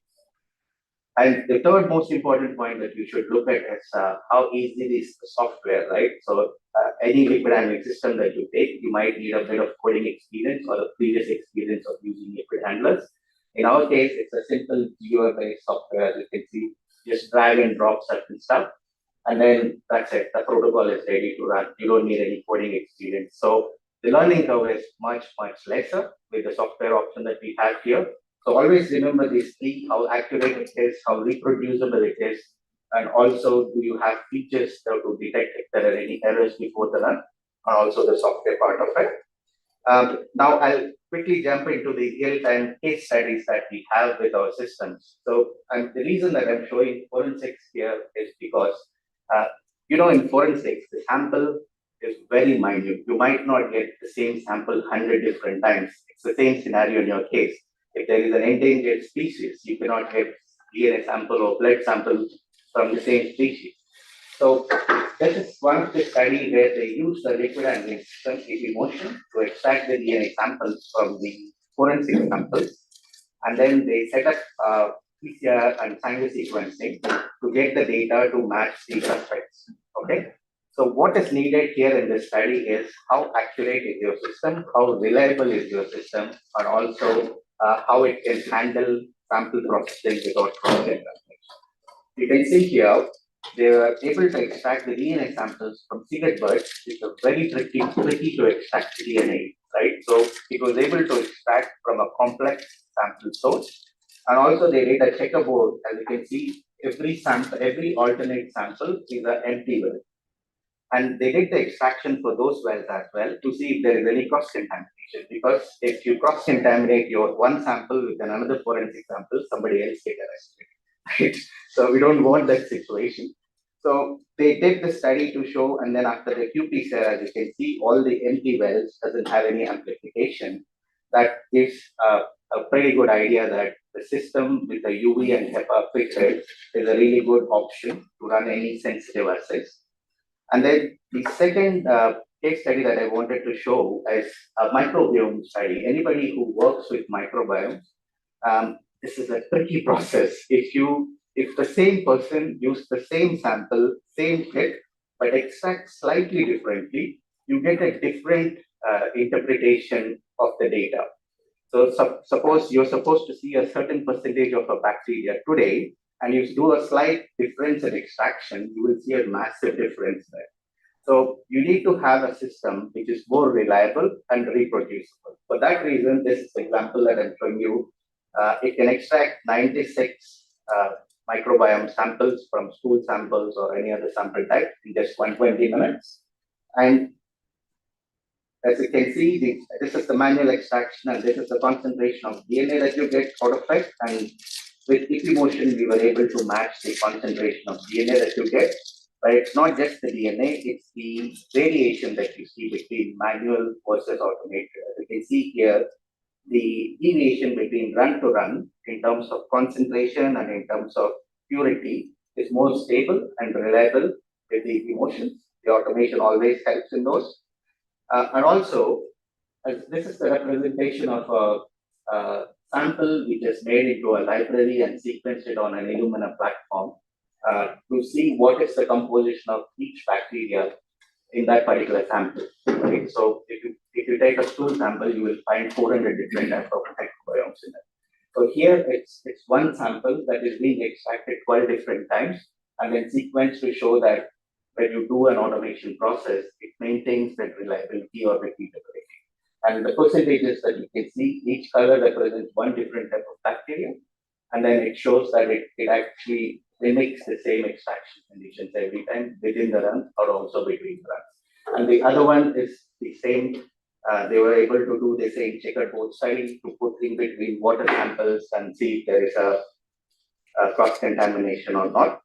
And this is not an extraction system. As I said, this is a liquid handling system, can be utilized for any applications that where you want to move a reagent from one position to another position. You can do a library prep, as an example for Nextera DNA library prep, or you can do any other third-party brand library preparation. So we are an open system. We don't restrict end users to use a specific brand consumables for kits. You can use it from any different company. We have validated protocols, and they are okay to give those validated protocols for free. We don't charge. We modify them for your needs if you need, and that's our USP. So with that, I'll conclude my presentation. If you have any questions and if you want to know more about the systems or different product lines, you can scan the QR. You can either reach out to my colleague Vanith here or me directly, or you can just find us in the exhibition area during the lunchtime. Yeah. So, thank you.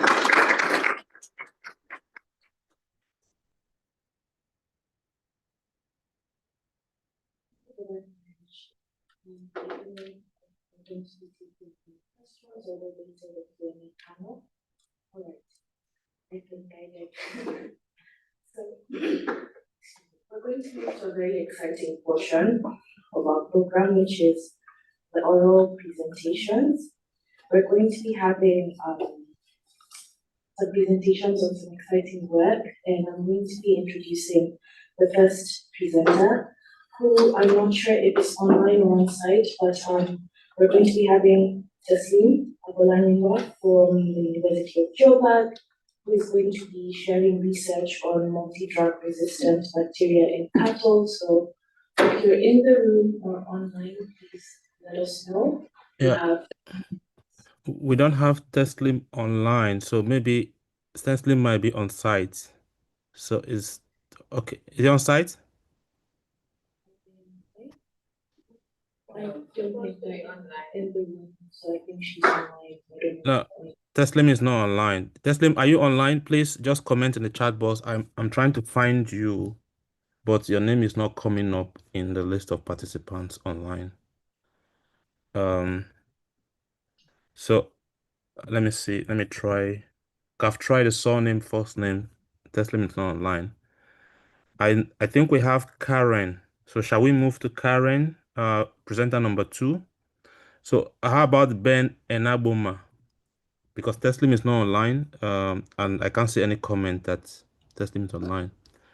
Do we have Ben Enaboma online or on site? Ben. Okay, I can see presenter number 3 online. So maybe we can move to presenter number 3. All right, I think, yeah, thank God we just moved to presenter number 3, Karen, from the South African Essential Oil Producers Association. I'm quite keen to listen to this. She's going to be talking to us about rose geranium and essential oils. I don't know about the ladies in the room, but I'm quite keen to hear about this. Karen, you have 10 minutes.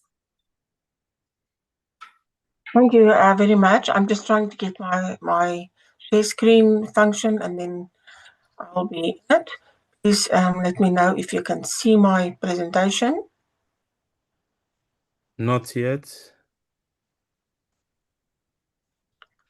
I'm going to just try again. Not yet. Okay, I'm trying again. I'm sorry about that.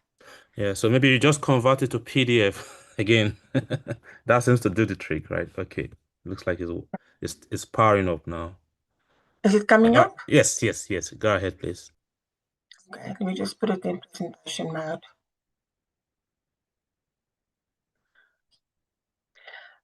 Is it clear? It's as if it's dim. So maybe I'm not quite sure why it's dim. It was very, yeah. Maybe you can carry on, but it's a bit dim from this end. Just carry on, please, so we can save time. Thank you. So we won't waste time. Thank you for the opportunity and good morning, everybody. That's on the platform today. Yes, my presentation is about a great passion of mine. It's on the origin, the ownership, and the status of rose geranium that we are using for essential oils. I've started this journey already in the year 2000. So it's 25 years that we've been going on with the essential oil of rose geranium. So in this journey, we had to go through the whole botanical history. So it is indigenous to South Africa, and it's from the genus Pelargonium, because the name Pelar is like it's a crane bird, and you can see it very clearly in the seeds of all these plants. So the plants were exported to Europe already in the 17th century. And it was hybridized, and it was as horticultural crops all over Europe. But in France, they were very interested, of course, with the perfumery industry. And then what they've done is they formed a hybrid together with the University of Stellenbosch. And that was then sent to the Union, and from there on, it became actually a crop for aromatherapy and for perfumery. What we are looking at is while we're looking at the history, is this was created, this hybrid was from Pelargonium capitatum, rodens, and graveolens, of which I will go through with you now. So either 2 or 3 of these species have been used, and that gave rise to a sterile Pelargonium, now called var rosé. That's the correct name. Now, this hybrid was taken all over the world, and in Reunion, they even renamed it as the Bourbon type because of the way the citronellal and geraniol chemistry was arranged. But in the trade, we are very lazy. We don't want to use all the names. So in the trade, you will pick up Pelargonium graveolens, and that's actually incorrect botanically, and it's a complete misnomer. And the people in the trade are not botanists, so they just go with the word that was given to them, and it's very hard to change that or stop it. But what we see is that the characteristics of this graveolens is also changing according to where it's planted and where it's processed. So the hybrid was never registered with a complete different DNA, and that is now also a part of our problem, because now we have to prove that the trade is wrong. So we can further improve on the hybrid, and we can further crisscross this to give it as a better outcome. But that would take a lot of money, a lot of coordination, and I'm sure a lot of partners. So the 3 species that we're looking at is on the left side, the graveolens. You can see it's actually more inland, and I'll give you a bit of a look. I can't let you smell, but the next one, the capitatum, is exactly on the coast, and the rodens is also in the eastern part, also on the coastal side. And the reason why all of that was actually used, I'll explain to you now. If you look at this I borrowed from a researcher in France in the perfumery industry. The graveolens right on the top has got a very different leaf than the rodent second, the capitatum third, and at the end the hybrid that we have. So the graveolens, if you look at the graveolens on top, it's got like a very broad leaf, and that's why most people think it's graveolens, because the result resembles that. And we did look at the DNA, we counted the chromosomes, but the problem with number 1 is it's got a very low yield, so it's not economic. So they looked at the number 2, and also the number 1 did not have the correct chemotype. The rodens had the correct chemotype and a slight higher yield. But if you look at that leaf structure, there's not enough leaf surface to make it economically. Where number 3 has got the perfect leaf surface here, And also the yield is extremely low now, but it's got the right glands, and it did have some of the right chemotype. And that's why they had to cross that to get to something that's economically viable. It's got also a lot of vigor. So the minute you plant it in a land, you have to have a good harvest. So to compete with sweet potatoes or whatever cash crop is there.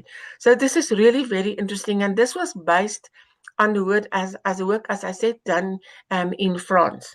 That's not the end of the story, because what we see today, South Africa is actually underperforming with our own plants. And the reason is we've got a lot of Phytophthora, and we do need to go back to the genetics and cross it maybe again to bring it better forward, so that we can have a real profitable crop. Now, on the right-hand side of my slide, you will see that is what it looks like in Reunion. And in Reunion, there's a lot of volcanic ash. So they get very good crops and they get very good yields. But as you know, if there's a typhoon or the cyclone, gone is the crop. So we get back to South Africa. We don't have typhoons and cyclones, and we can actually make it more profitable crop if we look at the genetics, if we are smart and we do it again. So basically, we have to look at this at the glands of the leaves, and what you see there is a land that was planted in the Lowveld. That was a high tobacco producing area a long time ago, before the tobacco ban came in, and the people, they really understood it as a crop. It's a leafy crop, and they fed it very well, and we did have a very good harvest there. So the economic value of it is really growing. As you know, after COVID, everybody complained that they sometimes feel depressed, and that's exactly what the rose geranium do. It lifts the mood. It also helps with cellulite, and it also helps with people to gain memory and for concentration. So there's a lot of good things coming out of this, but we do need to have it sustainably. So in South Africa, it has not been registered also with a plant breeders' rights, and it's also not been registered internationally. And as I said, it is now a male sterile hybrid, so it can't go back to nature the way it is. It can only be propagated with cuttings. And there's a lot of other horticultural plants that has been registered as cultivars, but not the rose geranium. So there is something that we found, and we do need to look at. There is bodies to do that, and we are talking to them. But there's a lot of work to be done before that will actually go through. The geranium oil, we are trying to do food grade so that people can put the best oil in the cosmetics, and also going into pharmaceutical grade. So to say that we are outperformed by Reunion, by Madagascar, by Egypt, and by Morocco, and sometimes we also found it in Australia, Israel, Italy, Spain, and France up until the 17th century. The tendency now is to try to go back and to improve it, and that's where we come to the picture. We wrote a standard with the South African Bureau of Standards. Actually, we didn't do it from the scratch, but we amended the existing standard to make sure that we include everybody in South Africa, from a rainfall area in the summer to a rainfall area in the winter. As you remember, the first charts with the maps there, so that everybody can be included. And we looked at who's the main producers in the world. How do we compare with Bourbon, that is the Reunion one, the Egyptian one, the one in China, and also the one in Algeria. So now that they've all got it, we say it is time to improve it and to make it better. So we are looking at what everybody else are doing with our crops, and there you see it. That's in Rwanda, the first picture. That's the way it looks in Egypt, 300 hectares planted along the Nile, in Madagascar, and India, in China, and also in other countries as well. So what you see on the right-hand side of my slide here, that is the crop that we did in Limpopo province. And we try to get very close to the Bourbon type. And the customer is king. And if the customer says he wants it like this, you just go back and you make sure you get it to that stage. But we do need to do more DNA tests so that we don't mess it up and that we still have a sustainable product with the right chemotype. And also, it's got to be profitable. Otherwise, it will not work. So there's lots of hybrids of the rose-tinted geranium all over the world.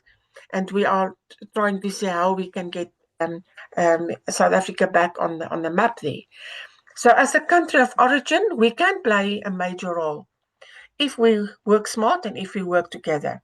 There is climate change, and we know that in certain areas it's not a good option. But that picture that you see there in the background, you can see is maize. And in the foreground, you can see that's rose geranium.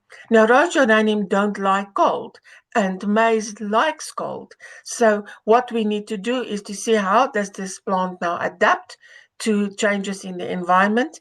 And when our first and second trials, we luckily lost the crop due to the cold, and then we covered it with a cover, and we still didn't get a good yield. So we need to really improve that so that we can even grow it in the cold and the colder areas as well.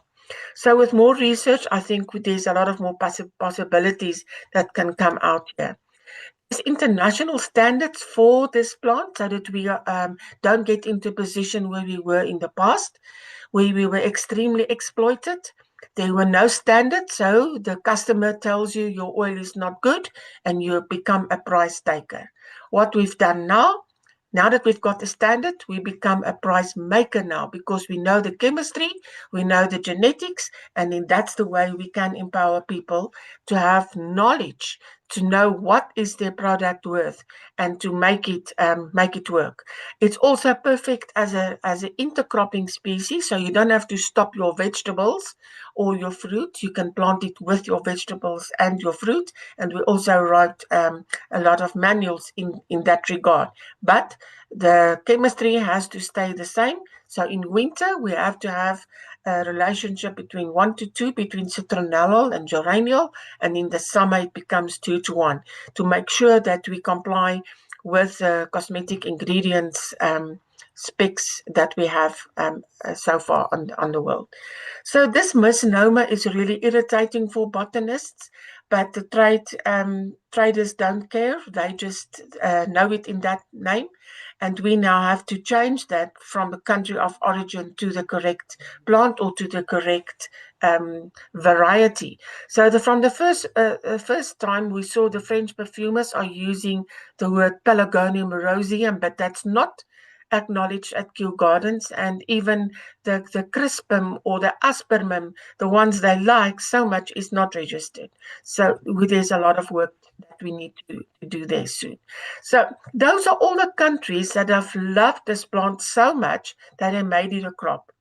And what we are saying is, although Egypt is doing the most oil at the moment, China is getting the best prices, we have to compete with Reunion because they've got the best quality, and also in Rwanda to make sure that the country of origin gets back on the scene so that we can also supply ourselves and stop importing our own plants from across the borders. This is the reference, so just to show I did not work alone on this, and I worked on what was done by my predecessors, and I wish to invite you all to join hands so we can make a success story of this rose geranium journey. Thank you for your time. I'm going to hand over to you, so you should let us know if there are any other oral presenters online. Yeah, so let me see if we have other presenters. This is still session 1. Shuhel Goha. We don't have Shuhel on the call yet. Tendai. So do we have Tendai? Yeah, we don't have Tendai. So I think what we might do is to have the question and answer the panel between the two presenters, while we hopefully believe that the other presenters within the session will join in. How does that sound, Sally? That sounds good. Yeah. I'm gonna open the floor for questions on site and online. If you have any questions to Mahesh or Karen, this is your time to ask. Okay. There's one question in the room. Let me just give her a microphone.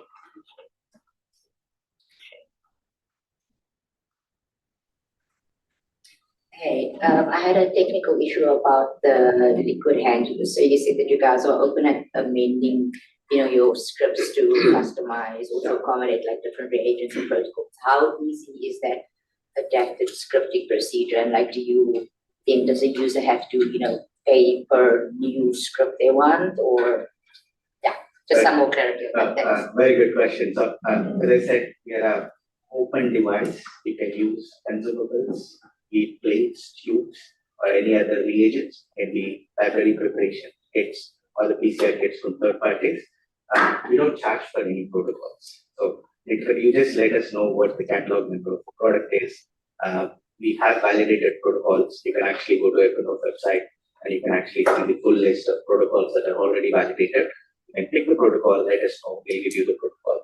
And these protocols are not locked, or it's open for modifications. If you want to just change certain steps or remove them, you can do it by yourself or let us know, we can help you with it. And as I said, all this, whatever you heard, we're not going to charge because it's the service that we provide with the liquid. Great. Do we have any more questions in the room or online? Thank God, please flag any questions you may have online.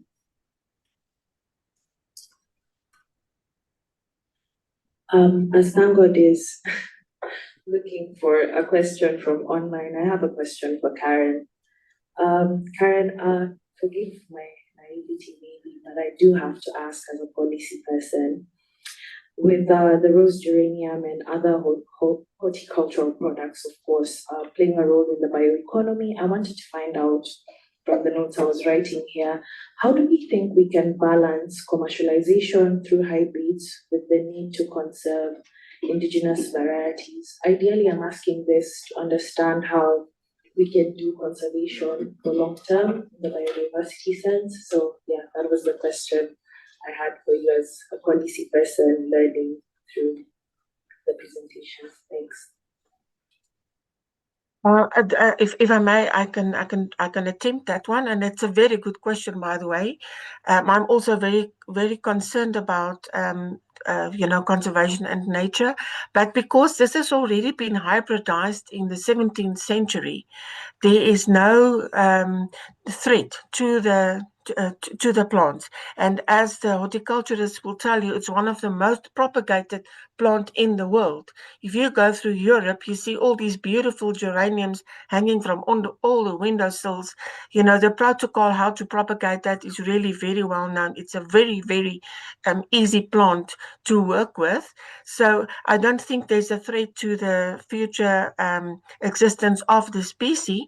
But as you say, one has to be very careful if you go back to nature, that you don't then damage it. So my advice would be is cultivate even the plants that you're going to use for the experiment, so that you don't change the landscape. And then also look carefully at genetics. I think that could save a lot of plants, so that you can bring it back. Now, what we've seen in our hybrid, because it's sterile, it can't even go back now to nature. You have to keep on making cuttings from it, so that you get the right physiology for the right chemistry. So it's just like now, like any other crop that you're improving for a better market, for better profitability, and also I think for the well-being of us today. If you smelt a rose geranium before, you'll know what I'm saying.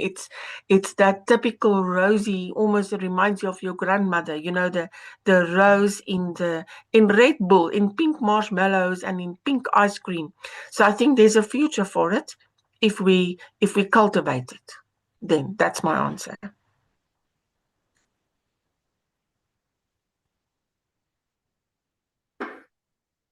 All right, thanks for that extensive answer, Karen. Sanford, I don't know if there's any questions online.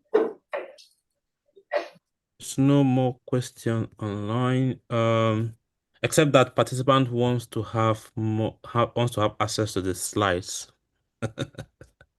There's a Yes, question. I will upload it with pleasure. Yeah, just if you upload it to the platform, I think Samira might have sent it to you. Then that will then mean that people can have access to it. But in any case, we're live streaming this event, so people can also catch up with the live streaming as well. Yeah. There's Yeah. a question we can see here from the room in the chat, and I'm just going to read it verbatim. Perhaps what Karen just answered in my previous question might have touched on it, but Karen, please indulge us if you might have to repeat something.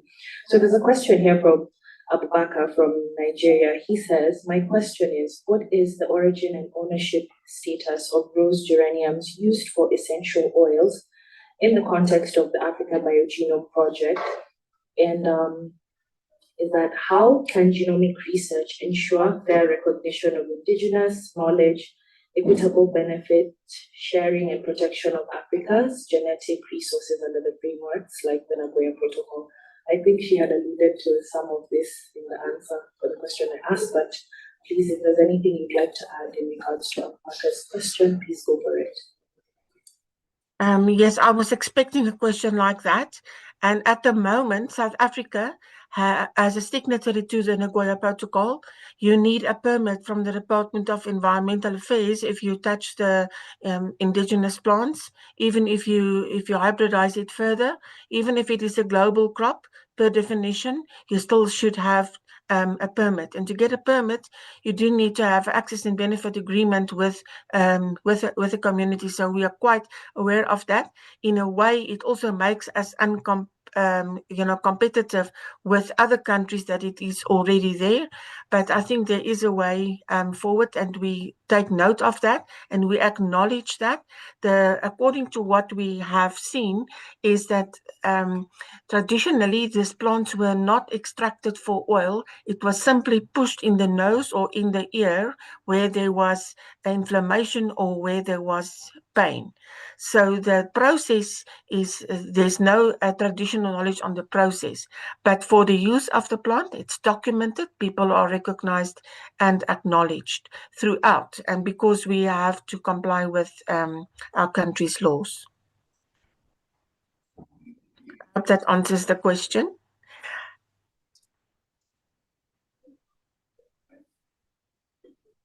Alrighty, thank you so much for that, Karen.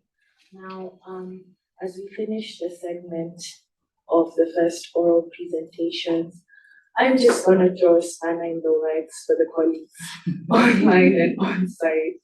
I want to know, so we finished day one, and now we're halfway through day two, and I want to know, so far, online and on-site, what has stood out for you as we wait for the next session that Tracy is going to be taking us through. So if there's someone who's feeling up to it, feeling, like you want to share something, I can see some smiles in the room. So if you feel like you want to share something that's standing out for you so far, please, by all means, feel free. A lot of shy people over there. So far. Okay, welcome to those who are joining us. Right now, I'm going to hand over to Tracy, who's going to take us through the second segment of the oral presentation. Thank you. Hey, welcome everyone. So for the second session or second part of this session, our first presenter is Joseph Peter, who I think is supposed to be with us in person here. Yeah, Joseph. So let me see if Joseph is on site. Joseph Peter, Joseph J. Peter. Is it Joseph Mebanwondu? Yeah, Joseph J. Peter. Joseph J. Peter, are you online or on site? But I can see Agre Osogo. So maybe we can do Agre Osogo, who is Agre. I would just make you a co-host. So we're going over to the third presenter. Yes, to the third. Yes, yes. Okay, so if we're starting with the third one, our presenter is Agri Sogo from Kibabi University, and they're going to be telling us a little bit more about unveiling common beans, RNA and DNA-based viromes, specifically in Western Kenya, and whatever their insights was from their metatranscriptomic and metagenomic signatures. So over to you, Agri, if you can start sharing your screen, we can confirm if we can see it on our side. Yes, thank you. Let me just, hello. Yeah, we can hear you, Agri. Please I go hope ahead. you're getting me? Yes, yes. Okay. Let me share my screen first.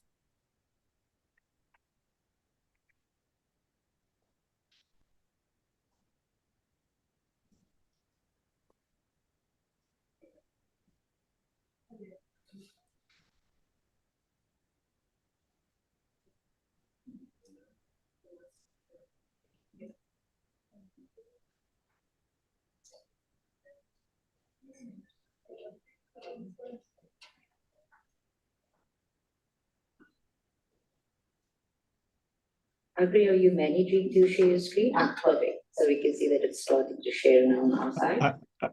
I hope you can be able to see my screen. Yeah, we can see your screen. Please go ahead. It's perfectly Okay, thank you. Go ahead. You Thank have you. 10 minutes. Thank you very much. First of all, my name is Agri Osogo. I'm presenting a joint collaboration, collaborative effort between scientists from Masinde Muliro University of Science and Technology and PacBio University. I want to thank AfricaBP for giving us this particular opportunity to be able to share our research findings.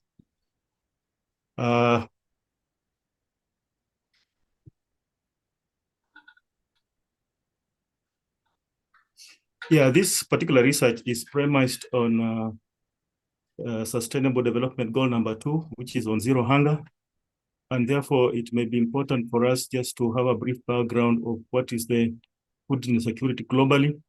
And then I look at the food situation in Kenya. So globally, close to 773 million people are facing hunger. Out of these, there is an acute food insecurity in almost around 295 million individuals. And for the figures of 2023, you notice that 2,320 million individuals face food insecurity. Now, in Kenya, the situation is even much more grave because by the figures of 2024, 15 million Kenyans face food insecurity. Out of this, again, you notice that it's projected that between April, June 2025, 2.8 million Kenyans face hunger. Now, because of this, one of the crops that you can be able to address the food challenges is common bean. And this common bean has several advantages. Common bean in Kenya is the second most important food crop after maize. It's also a protein, is also a source of protein for many millions of Kenyans who cannot be able to afford meat. Additionally, a common bean is rich in iron, zinc, and vitamins, which can be used to combat malnutrition and anemia. It's also an income source for most of the smallholder farms who plant this particular crop. We can also adapt common bean to adapt to drought-prone and poor soils. It has also a short maturity period between 60 to 90 days, and this makes it quite ideal if we are to put much more efforts on this, then we can be able to alleviate the food security in Kenya. Although it can be used as a food security crop, there are many challenges to its production in Kenya. And some of the challenges that this particular common bean production faces is climatic change. We have poor soils, drought, weeds, pests, and most importantly, diseases. Amongst diseases, viral diseases have been isolated to be causing quite a number of problems to common bean. Studies in Western Kenya have shown that there can be yield losses of close to between 6% to 95% in infected fields. There are also studies that have shown that these viral diseases can cause total crop loss in some of the cultivars. A study in Western Kenya amongst 3 common bean varieties indicated that a variety called Mwezi is most prone to these particular viral diseases. Now, in Western Kenya, we have specific gaps in terms of documentation of these particular viruses, the distribution and even prevalence and the genetic diversity of common bean is not known. This study therefore sought to be able to address these particular challenges because this particular information is important for disease surveillance and for breeding programs. Because if you are to breed common bean for having wide spectrum, having broad spectrum resistance, then it is important that we document these viral diseases. Now, how was this particular study done? This study was done by a survey. Survey was done in Western Kenya, where common bean varieties were harvested, so that then we were able then to be able to look at these particular common beans. Symptomatic common bean viruses, symptomatic common bean were collected, and some of the symptomatic plants of common beans, I think they are there displayed on the slide. We collected those that were showing extensive necrosis, chlorosis for study. Now, there were 2 approaches to this particular study.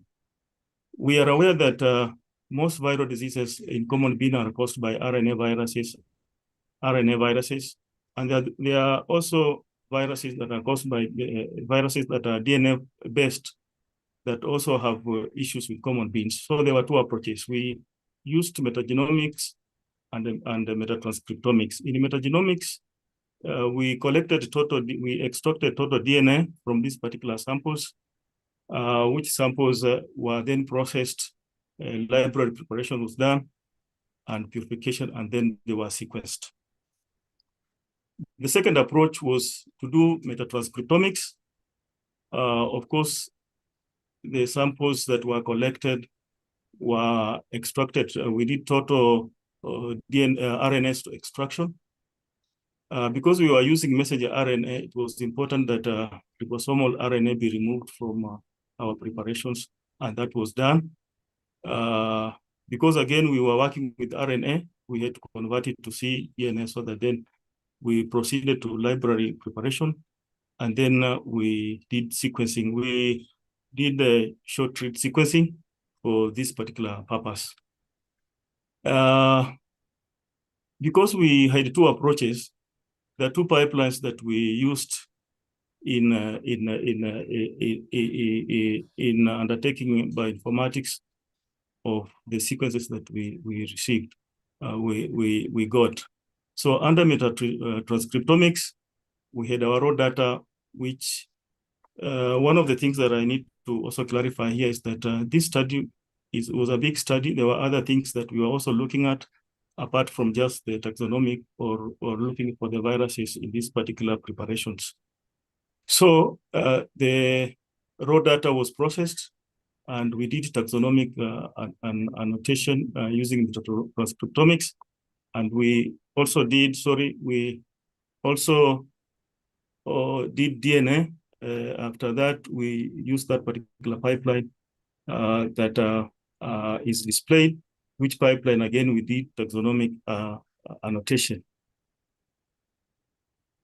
After the bioinformatics analysis, we came up with heat maps for DNA-based viruses and RNA-based viruses. The DNA-based viruses are on my left, and the RNA-based viruses are on my right. Now,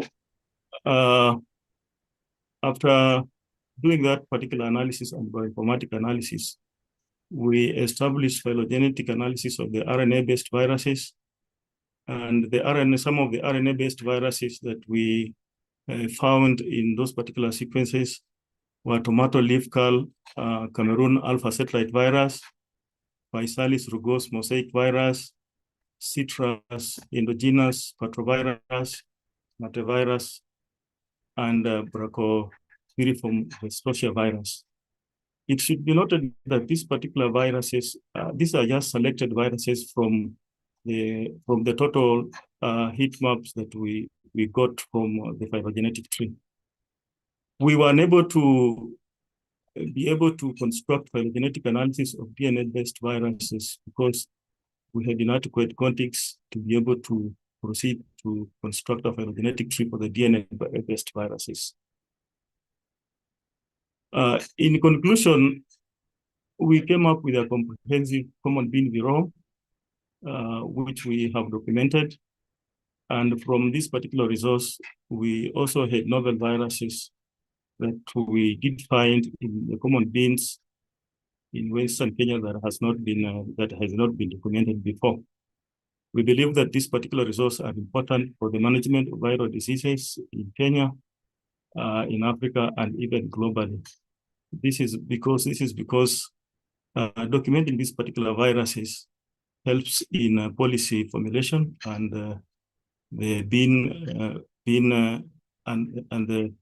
it helps in the breeding of common bean, and especially when you're looking for the resistant varieties. Now, as I did mention that this was a collaborative effort of Masinde Muliro University of Science and Technology, Kibabi University, and the Max Planck Institute for Chemical Ecology came in to help us with the bioinformatic analysis. The initial funding of this particular project came from AGRA, where it helped, we had funds that we did survey that helped us be able to perform survey of the common bean viruses within Western Kenya. Thank you very much for listening.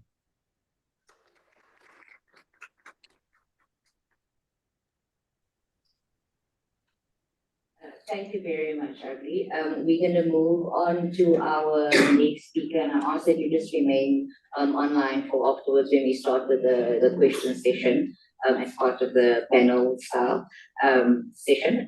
So our next speaker is Janet Mamutsa from Stellenbosch University, who I believe is online. Janet, if you can go ahead and share your screen. Yes, please, Asogo, stop sharing, please.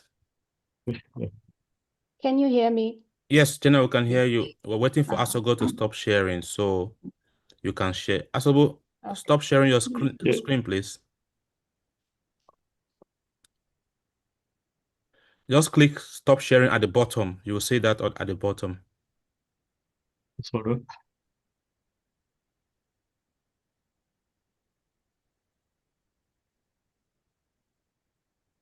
Okay, over to you, Janet, please. Okay.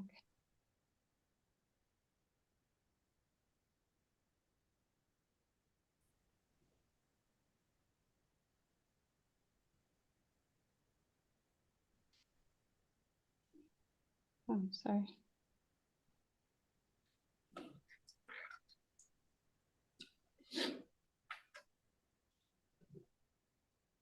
Jenna, you now have the co-host rights. Are you managing, Janet? Yeah, wait, sorry.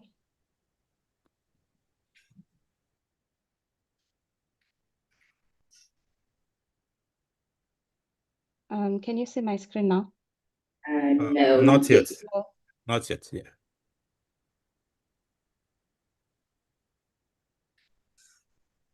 Yeah, it's powering up now. So Janet says she's Stellenbosch University, and she's going to be telling us a bit more about differentially spliced genes in South African sheep. We're still waiting for your slides to load on our side, Janet, but once it does, I'll confirm and you can go ahead and start with your presentation. You have 10 minutes in total, please.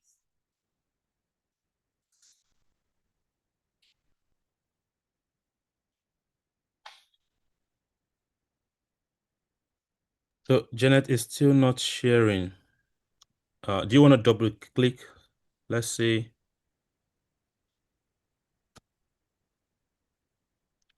Are you using a Google slide or you're using a PDF?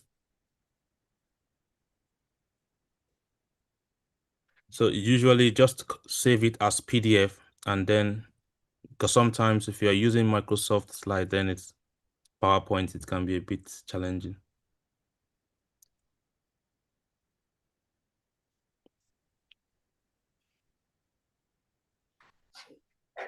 Alternatively, you can email the slide to this address, then I can project it from here. If that's okay, I've just sent the address, so email your slide, I will see it and I can share it on your behalf.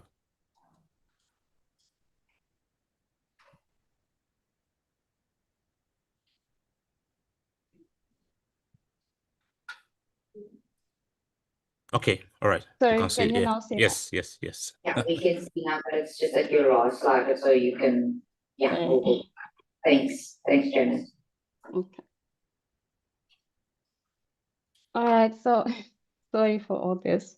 My name is Janet, and thank you for giving me the opportunity to present part of my findings. So I'm here to present my findings from my PhD research. And the title of today's research, the title of today's presentation is Identification of Differentially Spliced Genes Associated with Prolificacy in South African Sheep. So I was supervised by Dr. Moloti, Professor Braz, and Professor Zama. So to give you the overview of sheep production in South Africa, 16.5% of the total agricultural land of South Africa is arable. There's the remaining 85% is non-arable. And most of the agricultural activities that are done in South Africa associated with livestock production. And of livestock production, sheep farming constitutes of the largest portion, as shown on this map on my right. 75% of this sheep is owned by commercial farmers, and with the remaining 25% being owned by smallholder farmers or emerging commercial farmers. So about the produce of sheep farming, 177,000 tons of meat is produced per year, and 40,200 tons of wool is also produced per year. And this is according to DAFF 2019. It's a bit outdated, but still it shows how important sheep farming is towards the GDP of the country. And of the sheep breeds that are reared in South Africa, John Merino and Merino are the prominent ones. And that's the reason why this research focused on these two breeds. Now, why prolificacy? Prolificacy is by far the most important trait in sheep farming, and that's because it is directly linked to the profitability and productivity of sheep farming. Now, looking at the importance of prolificacy, due to the importance of prolificacy, sheep breeders have focused on or are focusing on genetic selection or improvement of the trait. And they've been using slow pedigree-based selection. However, the selection method results in slow genetic gain due to the quality or the nature of the trait. It is lowly heritable, it is sex limited, it is very difficult to measure and is expressed late in life.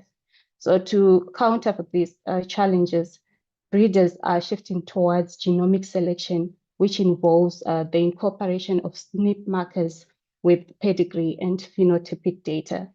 And with genomic selection, there will be obviously significant improvement or increase in genetic gain, resulting in increased overall productivity and profitability of sheep farming.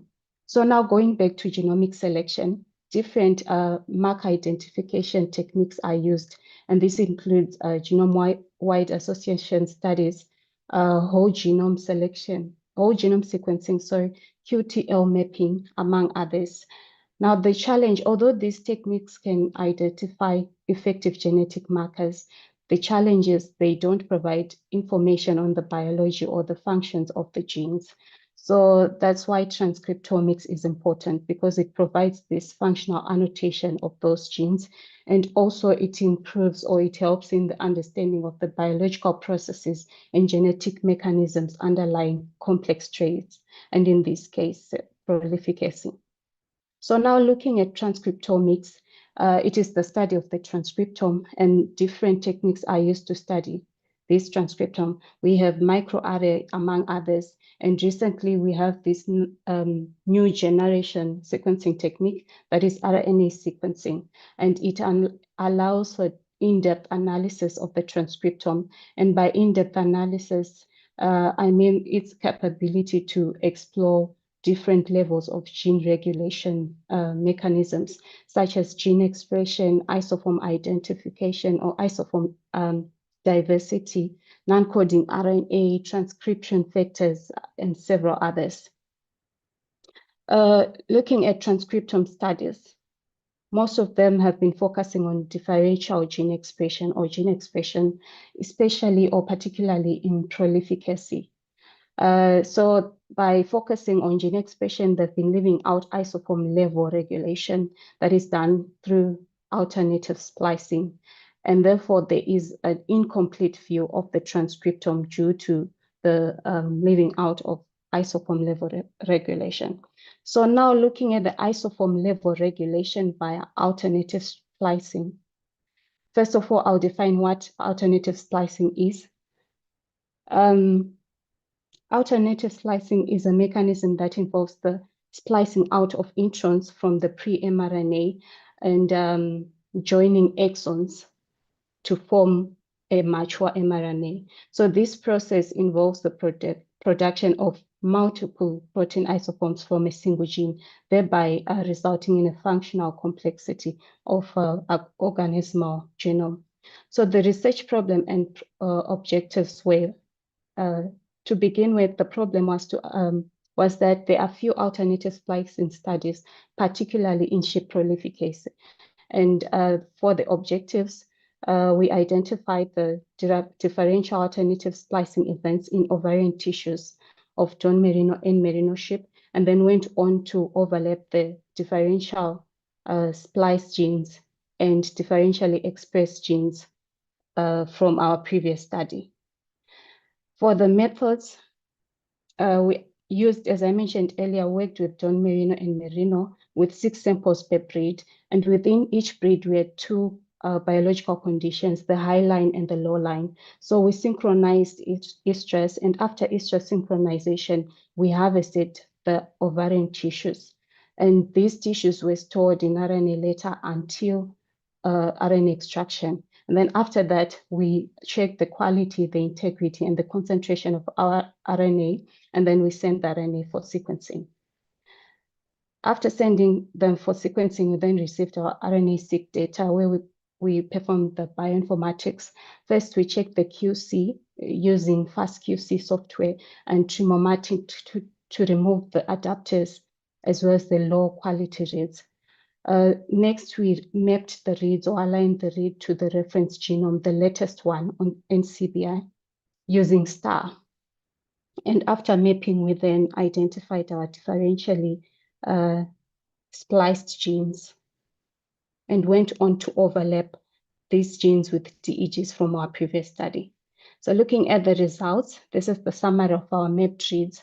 Basically, we had good quality data, which was sufficient for downstream transcriptome analysis.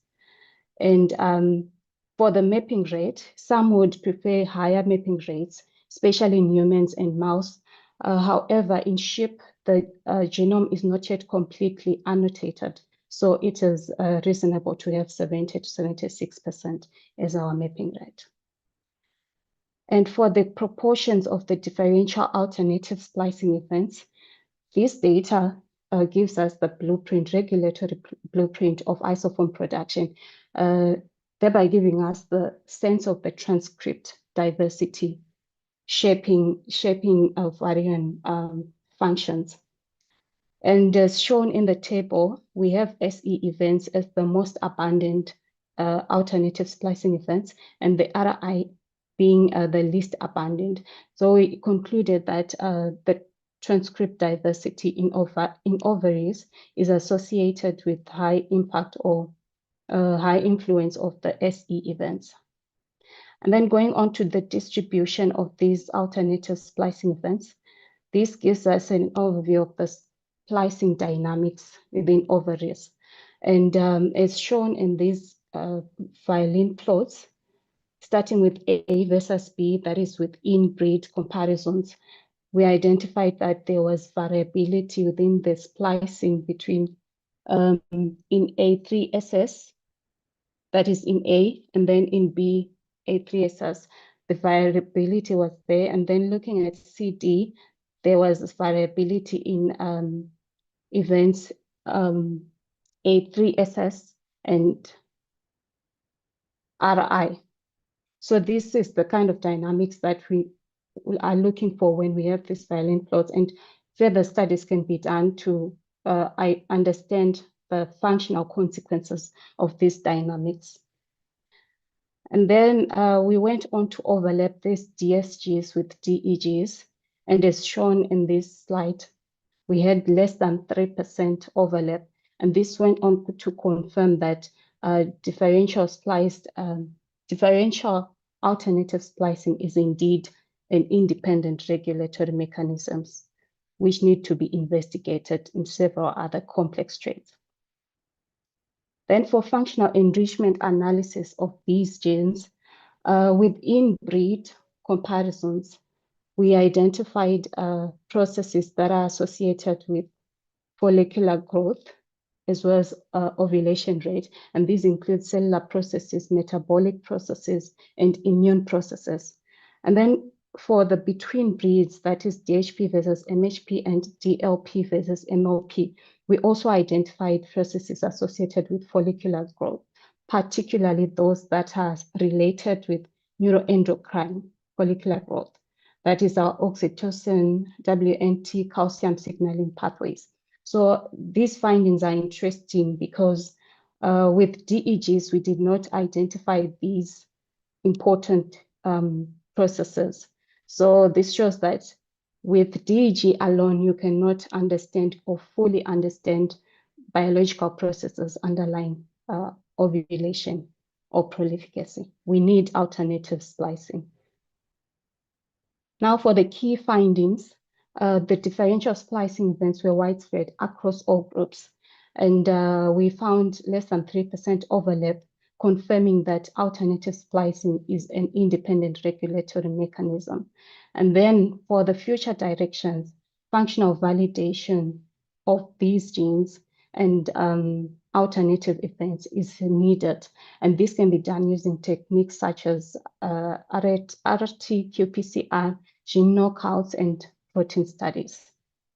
And then for the limitations, would say the sample size, we need a higher number, more than 3. However, we countered that with our sequencing depth.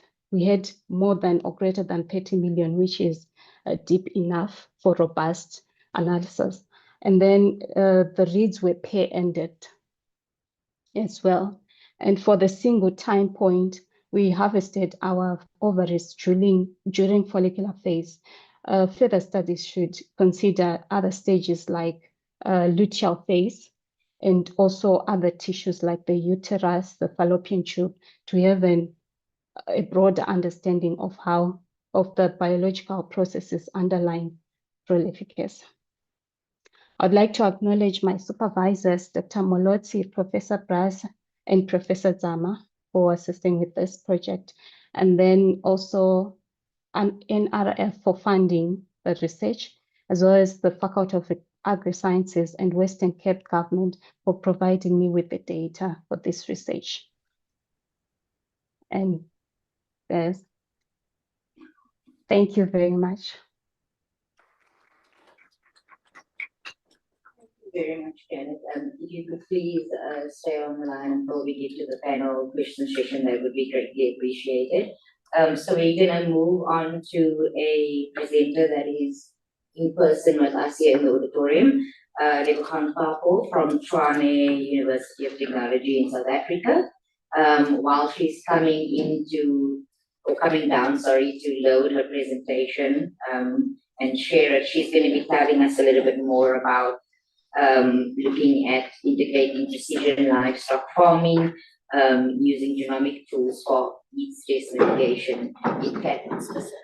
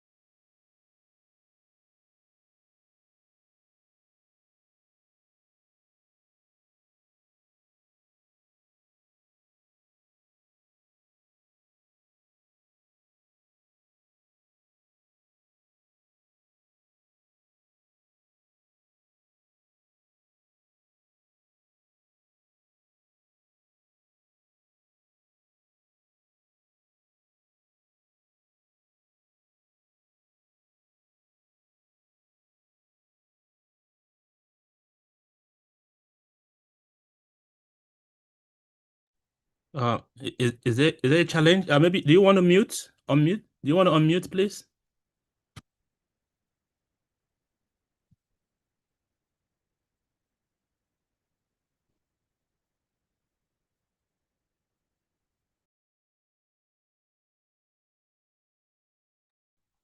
So we're just struggling to locate the presenter's slides. She emailed it, and so we're just trying to get it that way.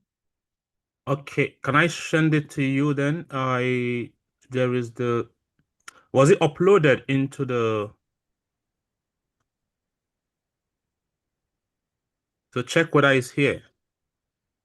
She sent it to Samira specifically, so we're just trying to access it via Samira's email. Mm-hmm.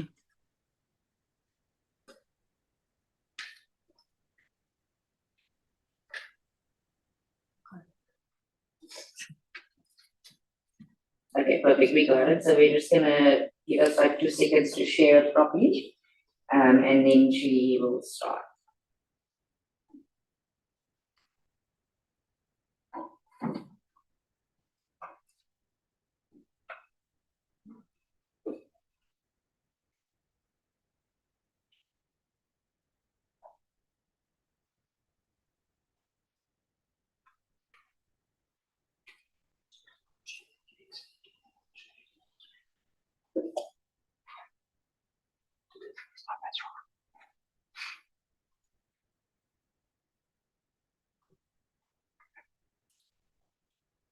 Can you guys see it in the correct view? Yes, but you need to put it in a presenter mode, please. You can't see it in presenter mode. No, can't see in presenter mode. So alternatively, you convert to PDF if it's challenging.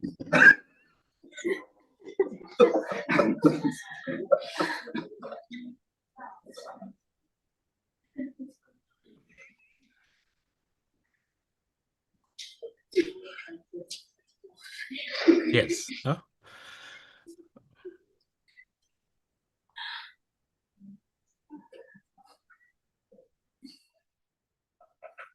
Is that better? We can't see it in the presenter mode yet. This please.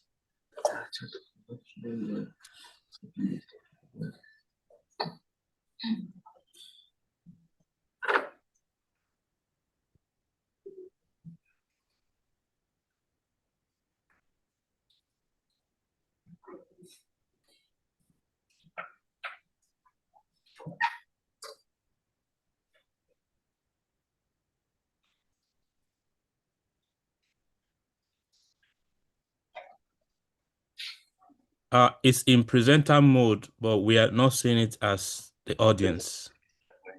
So you want to swap it. You can't see the audience, you're saying? Yeah, we're only seeing the presenter slide view.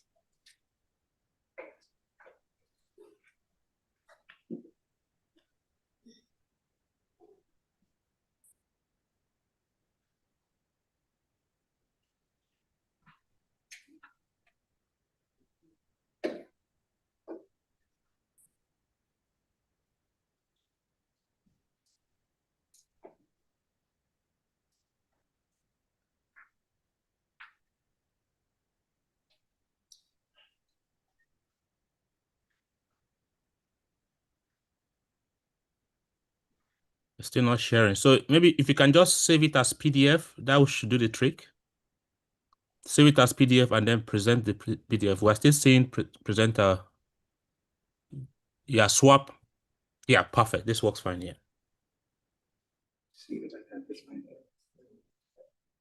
Maybe you can put a note up there. Now it's gone back to its previous state. Now it's gone back. Yeah, do that. Do that. No, the first one. Swap. Yeah, that was fine. Now it's gone back again to its previous state.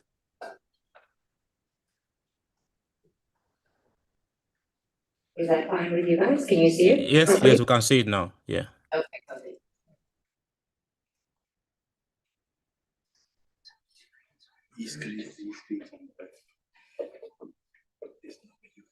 Good morning, everyone. So my name is Mohaiji Mohampapo, and I'm a master's student at University. Sorry, could you please speak a bit louder so that we on site can hear you, please? Okay, I was saying my name is Mohaiji Mohampapo. Can you hear me now? Yeah, we can hear you, but it's still faint slightly. But you can go ahead. Okay, so I am a master's student at Tshwane University of Technology, and I'm actually grateful for this opportunity to come here and present some of the research that I've been doing on my study. So I'll be presenting my research on integrating precision livestock farming and genomic tools for heat stress mitigation in dairy cattle.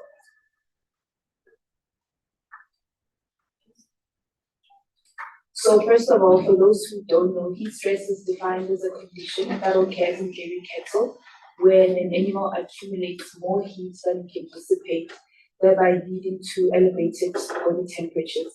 So now it's important to do a study on heat stress because it negatively impacts the milk yields, the reproduction, as well as the health of the animal. And it also has increasing relevance due to climate change. So a study was done which showed that over the past 50 years, South Africa's mean annual temperature is thought to have increased by at least 1.5 times than the world's average temperature. So this really just shows how much we need to put measures in place in order to mitigate heat stress, which is affecting our dairy cattle.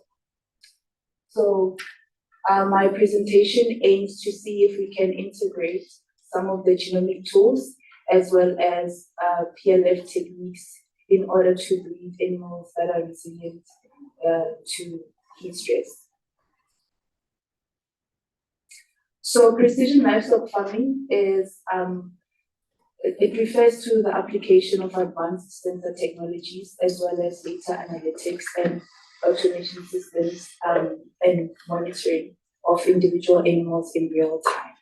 An example of this is radio frequency identification, which is actually one of the most common PLF tools that are used in grazing cattle, and it provides a means of a cost-effective means of remote, non-contact, and continuous animal identification, as well as the monitoring with high credibility. So now when we look at the genomic side of things, we see how animal genomics have allowed for the identification as well as selection for traits that are associated with thermotolerance. And when this is happening, it enables for the development of climate-resilient dairy herds. And genetic technology using selection signatures as well as runs of some homozygosity can be used as a genomic tool for genomic assisted breeding so that we are able to get animals that are more tolerant to heat stress.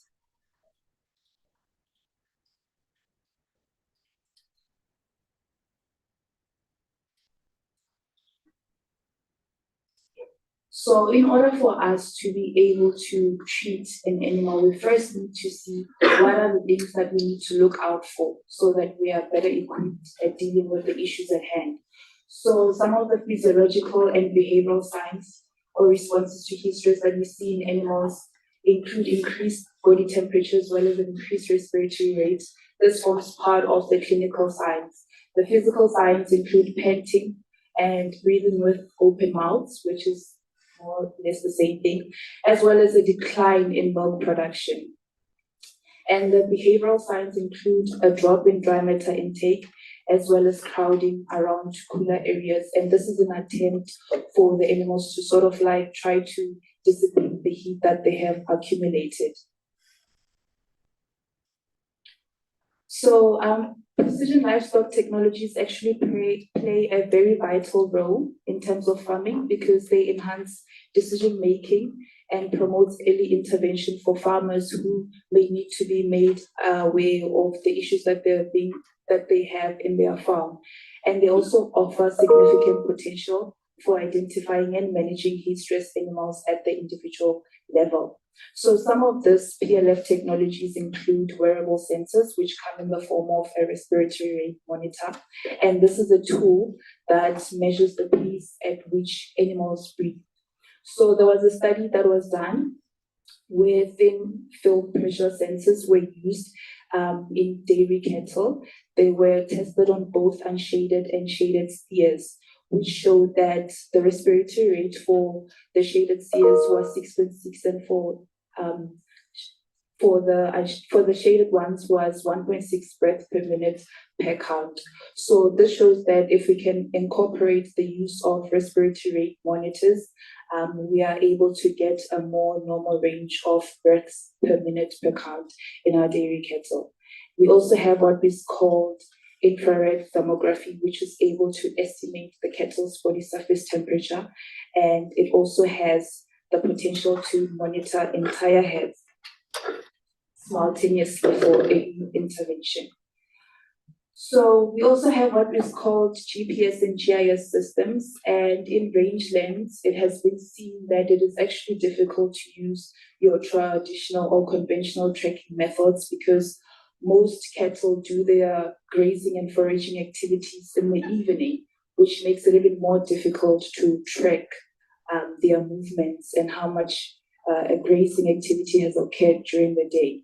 So a GPS collar, which is something that you put neck, shows that It shows a 95% location detection accuracy and a 94% active grazing activity classification within about 8 meters of where the cattle are found. So this shows that with the use of GIS systems, we are able to get results which will show us the movements of our animals in the field. Decision support tools also form part of precision livestock farming technologies. We have on-site weather stations which are able to provide continuous weather data, and they're also able to provide individual information concerning weather. And wirelessly connected weather stations can transmit data to a network that can be viewed almost anywhere. And this can be done through the use of camera installations. So as we know, with anything that we try to do, there will always be challenges, and there are also opportunities which will be helpful in the near future. So in South Africa, the agricultural sector faces climate risks. There's also low productivity and revenue instability, and most farmers have a lack of adaptability in their pasture-based livestock systems. And developing reliable PLF sensors is challenging because you need people from different disciplines. So you have people from biological systems, computer science, as well as the engineering sector. And technology is changing in the dairy industry because you have different equipment coming from different places. And PLF is still in its early staging. However, it is growing as sensor technologies become cheaper and more research is improved on how to use those sensor technologies. And PLF tools need to be adapted in order to make farming easier. So now when we look at trying to integrate genomics and precision livestock farming, we see that genetic data, when it is combined with sensor-derived phenotypes, it's able to give more accurate predictions of heat tolerance, leading to better breeding decisions. And large data sets from PLF that have been obtained through the use of wearable sensors, GIS systems, and genetic technologies can be analyzed by AI algorithms to find patterns to predict heat stress susceptibility, allowing for proactive management. And real-time monitoring and genetic potential combine to provide farmers with relevant insights, therefore giving them the necessary steps to take action if there are any issues on farm. This integration also increases the farm efficiency by helping to prioritize interventions when they are needed the most.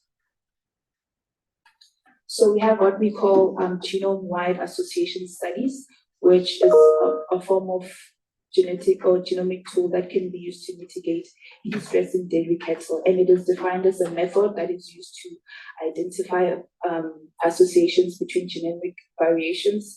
This can happen usually in terms of SNPs and specific traits in cattle. And they also provide an evidence-based strategy for enhancing resilience. A study was done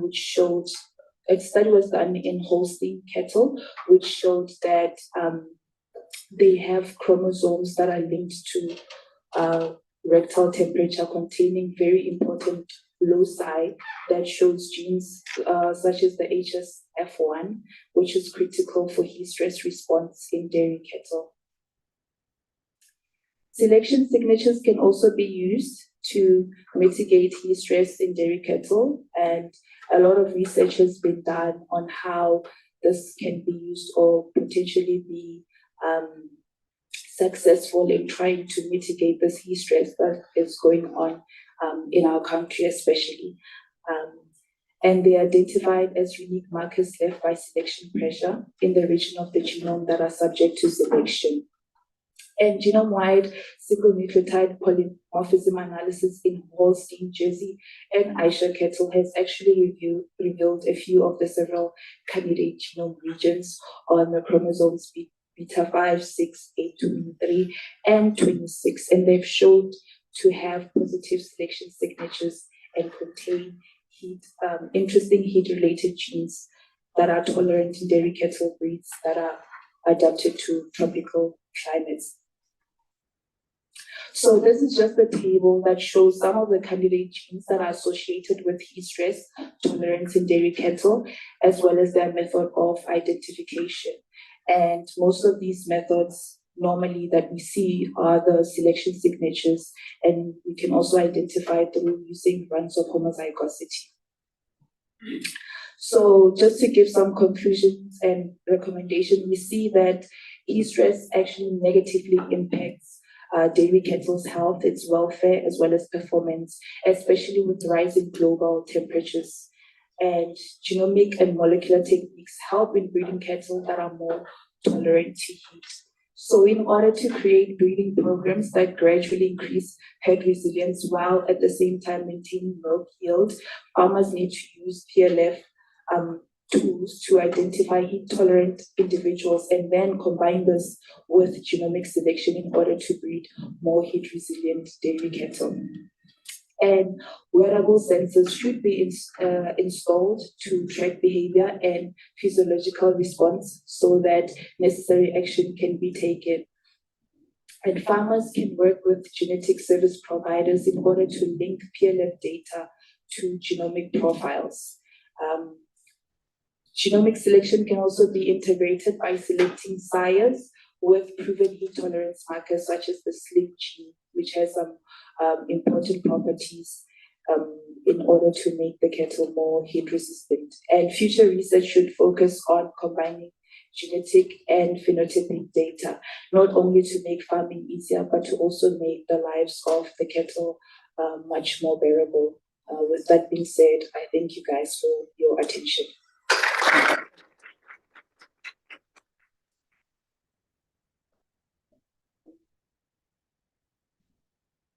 Thank you so much.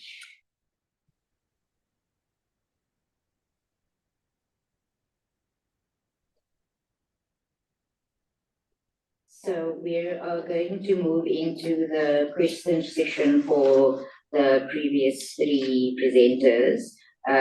We've got Lebogang that's here in person with us, and then we have Janet and Agri that's online, I hope so.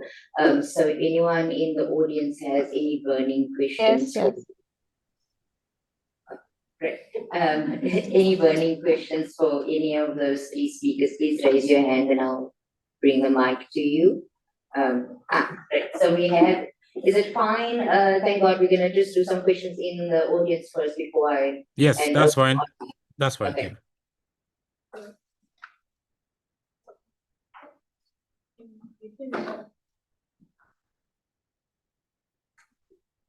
Can you hear me? Yeah. Okay. My question is to Lebogang. First and foremost, thank you for a very good presentation. This may be outside the scope of your research, but I was just thinking now, if you take the landscape of South Africa, you do have like large-scale cattle farmers, and then you have small-scale farmers.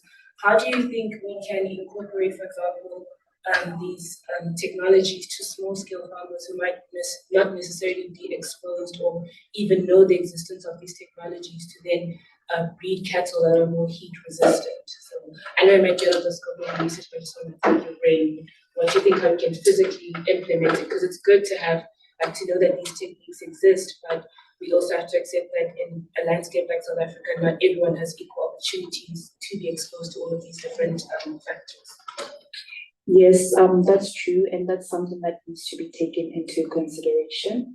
But looking at South Africa, I think, in my opinion, there needs to be awareness programs that need to be made in order for farmers who may not be exposed to these technologies to know that there's something that they can use which makes farming easier. And sometimes we know that there's the element of cost.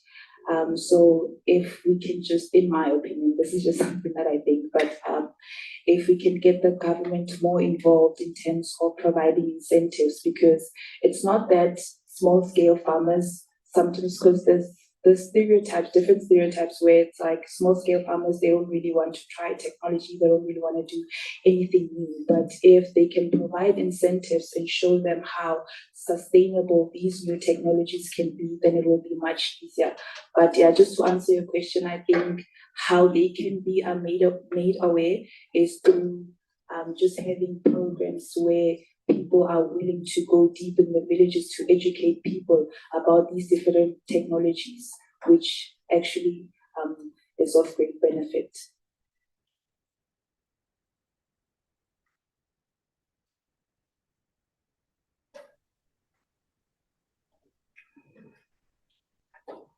Do you have any other questions in the audience for Lebogang or Janet online? Yeah, so I think we have a few questions online. Adejoke is asking, can you mention some of the recent viral genomes linked to novel viruses identified in your phylogenetics analysis dendrogram? So I'm not quite sure if who this would be for, maybe perhaps for Agri, yeah. Agri Osogo. Agri, do you want to respond to this? She's asking, can you mention some of the recent viral genome species, ancestral details linked to the novel viruses identified in your phylogeny? Please unmute if you're talking. Is Agri still on the call? Agri. I think Agri is no longer on the call. So Osogo. Yeah, Agri is no longer on the call. So we're gonna move to the next question. That would be, so Jordan is saying, thank you for the great work. Have you investigated non-coding RNA expression? As I could see this in your presentation. This would be to, Okay. yeah. She's online, I think. Yeah. Yes. Thank you for that question. So in my research, I didn't focus on non-coding RNA. I just focused on alternative splicing events. And for our previous studies, we did DEGs. But for non-coding RNA, it would be great to investigate that for future studies, because it's another level or another layer of gene regulation that is important and essential for the regulation of economic traits or complex traits. So no, I didn't investigate non-coding RNA. Okay, thank you, Janet. I think, Janet, this is for you as well. So I think it looks like this kind of provokes so many questions, right? Can you explain how the process of osseous synchronization was done, carried out in the sheep? Also, what type of anesthesia was used prior to organ harvesting? Okay, so for estrus synchronization, we used vaginal sponges and then administered PMSG. So we first inserted the vaginal sponges, and the progesterone in the vaginal sponges mimics the luteal phase. Then after 12 days, we then remove those sponges, and then it triggers ovulation. And then that's when we administer that extra hormone, the PMSG. So that's how we did it. And then for euthanization, we did euthanization, or we slaughtered. So we didn't use the anesthetic, no, we slaughtered the animals. Then we harvested the tissues within 30 minutes to ensure that the RNA doesn't degrade. Yeah. Yeah, thank you, Janet. So I would hand over to Samira on site, please. It's actually Tracy, but no problem. But thanks so much for all the questions online and for those in the audience. If we don't have any more burning questions, I am instructed to say that we are breaking for lunch until 1 o'clock. Following that, we will return with the next session of oral talks before we move over to introductions into the workshop schedules for the rest of the week. So thank you so much for everyone in here and online for listening. Thank God. I don't know if you have another announcement you might want to make. Yeah, none from my end. Yeah, maybe when we return in immediately after lunch then. Okay, perfect. So we'll see you guys back here at 1 o'clock. Thank you so much. Thank you. Bye-bye.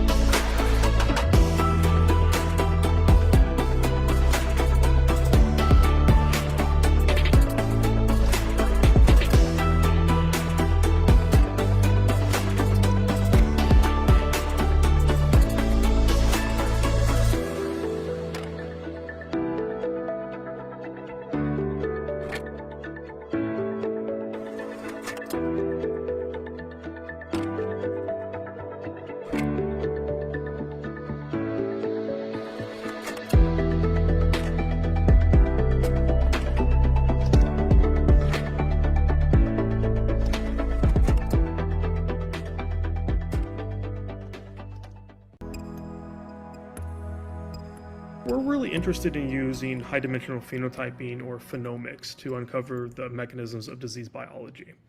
And particularly, we're really interested in the biological mechanisms of genetic variants and mutations that are associated with both neuropsychiatric and neurodegenerative disorders. And we've been really interested in working with Element on their new technology because morphology is only one measurement. We have recently published this work on what we call neural painting, which is simply taking cell painting and then applying this to neural cell types. It's really easy in the lab, but the processing and analysis can really take a long time, and that feature interpretation that you get from that always requires follow-up experiments. So you have to then go measure RNA, you have to measure protein, and then try to understand which ones of those give rise to the morphological changes. And so the AVD24 platform allows us to capture all three of these simultaneously. And so we set up a pilot experiment with the AVD24 team where we took iPSCs from our lab, we differentiated these into both astrocytes and excitatory neurons. We grew these cells on the Teton flow cells. We would fix them, and then we sent them to Element for processing, part of the technology access program. Firstly, we're able to take the single cells and cluster them using the RNA expression transcripts with the AVD neuro panel. But here, we actually get better accuracy, and we get the added information of kind of the RNA expression. So here again, we're just taking these clusters that we found using the gene expression information, but then layering on here values for the morphology features that seem to discriminate our cells. But one could easily imagine now going into each of these clusters and doing different kind of regression analyses to sort out whether there are specific proteins or transcripts that would associate with these morphological characteristics so that we can begin to draw linear relationships between protein and RNA activity and how cells change in response to certain contexts.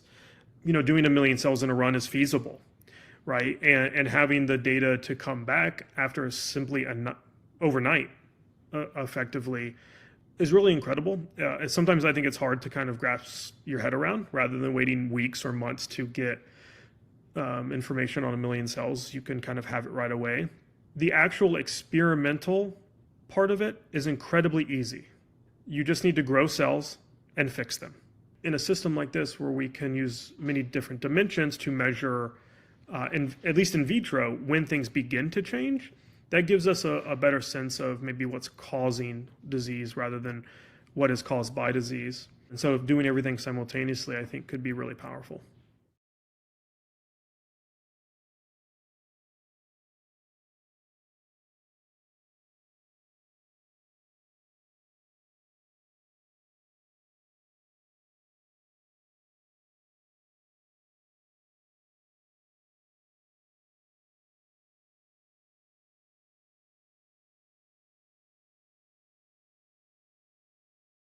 Welcome to the 20-year anniversary video of AfricaBP, Africa's genomics company, here from our headquarters in Mackleneck, Pretoria in South Africa. I'm Dr. Oliver Preissig, a co-founder and the executive director of this unique company with currently around 150 employees in different countries in sub-Saharan Africa. The idea of AfricaBP emerged not far from here in Pretoria in the year 2000 while I was doing research at the University of Pretoria and saw the need for this specific type of company in South Africa. It took 2 years for the venture team of 5 to officially start the business in August 2002, as it was a major struggle to find the funds to do so. The startup was only possible with the substantial direct foreign investments, mainly from shareholders from Germany and Switzerland, as well as the startup loan from the State Secretariat for Economic Affairs of Switzerland.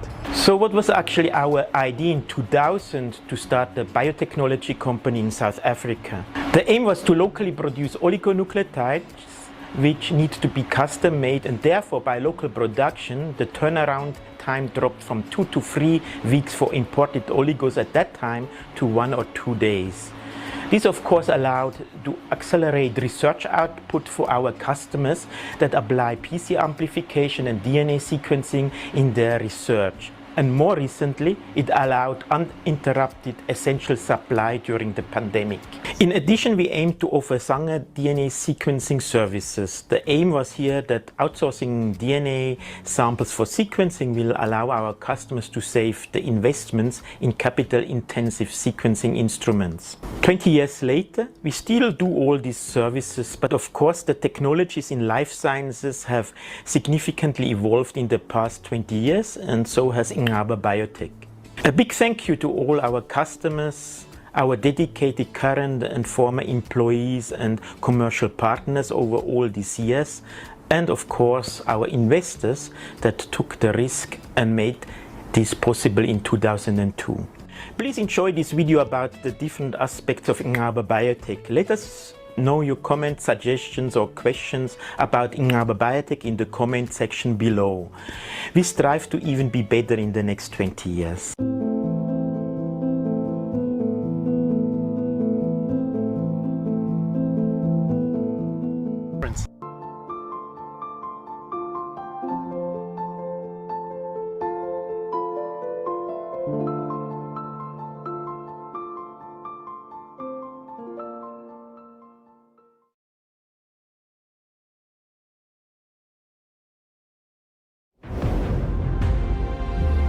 Human beings have been using astronomical tools to adventure into the infinite universe, to explore the infinitesimal by making use of life science tools and technology. Founded in 2016, headquartered in Shenzhen, China, MGI is committed to building core tools and technology to lead life science through intelligent innovation. MGI has established 7 international R&D and production centers and is mainly involved in 3 key business segments, including genetic sequencers, laboratory automation, and new business. Continuing heavy investment in R&D, MGI has developed a full range of patented technologies, including DNB-seq sequencing technology, patent array technology, and sequencer optoelectromechanical system technology. Gene sequencing has a very high barrier to entry as it involves multiple fields, including optics, mechanics, electronics, fluid dynamics, molecular biology, chemistry, nanoscience, and other disciplines. MGI is one of few companies in the world that have the ability to develop and mass-produce low, medium, and high-throughput clinical gene sequencers from GB to TB. Besides gene sequencing, MGI has also developed a series of core technologies, including library preparation and automated sample processing. Expanding into new business, MGI has developed multiple innovative life science tools and technology, including portable single-cell systems, remote robotic ultrasound systems, BIT products and low-temperature storage products, with a strong focus on the upstream of the industry. MGI operates in more than 100 countries and regions, serving more than 2,800 customers to date, empowering the downstream customers in reproductive health, precision cancer diagnosis and treatment, infectious diseases, food security, agriculture, forestry, fishing, and consumer genomics. Since the establishment, MGI is driven to disrupt the status quo and accelerate the industry innovation.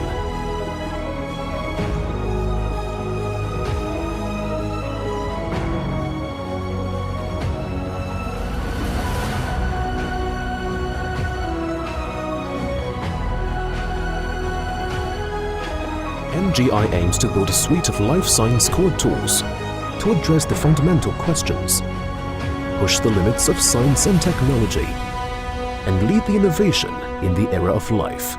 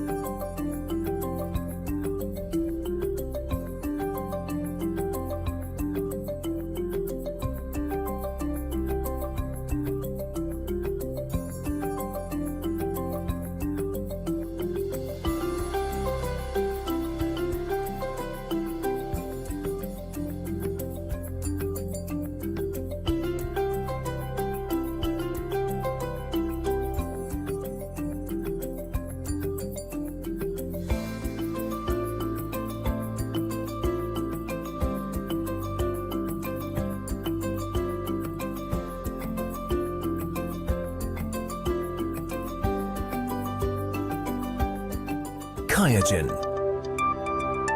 Sample to insight.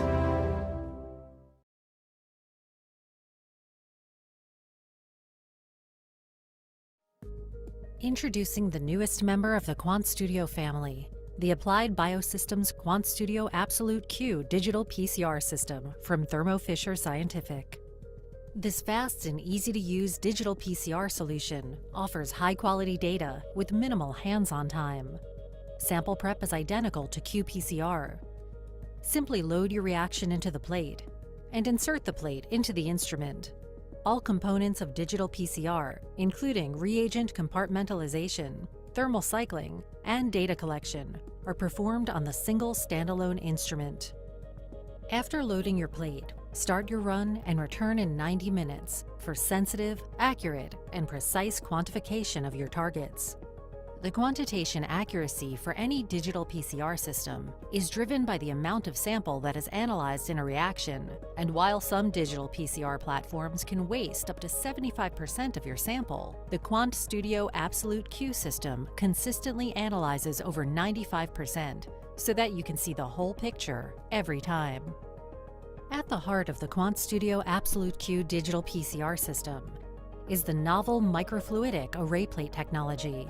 This technology was developed for maximum consistency and accuracy by minimizing waste and maximizing reagent distribution into microchambers. And all you need is one plate and one instrument. The MAP16 digital PCR plate provides reliable consistency, high accuracy, and an easy workflow. After loading your sample into the plate, the instrument performs automated reagent distribution into fixed microchambers. Each reaction remains independent during thermal cycling. 4 optical channels allows you to analyze more targets per sample. As the only digital PCR solution with the capabilities for pre- and post-PCR background subtraction, the QuantStudio Absolute Q system employs sophisticated rejection of non-PCR artifacts, offering high confidence and true positives for every microreaction.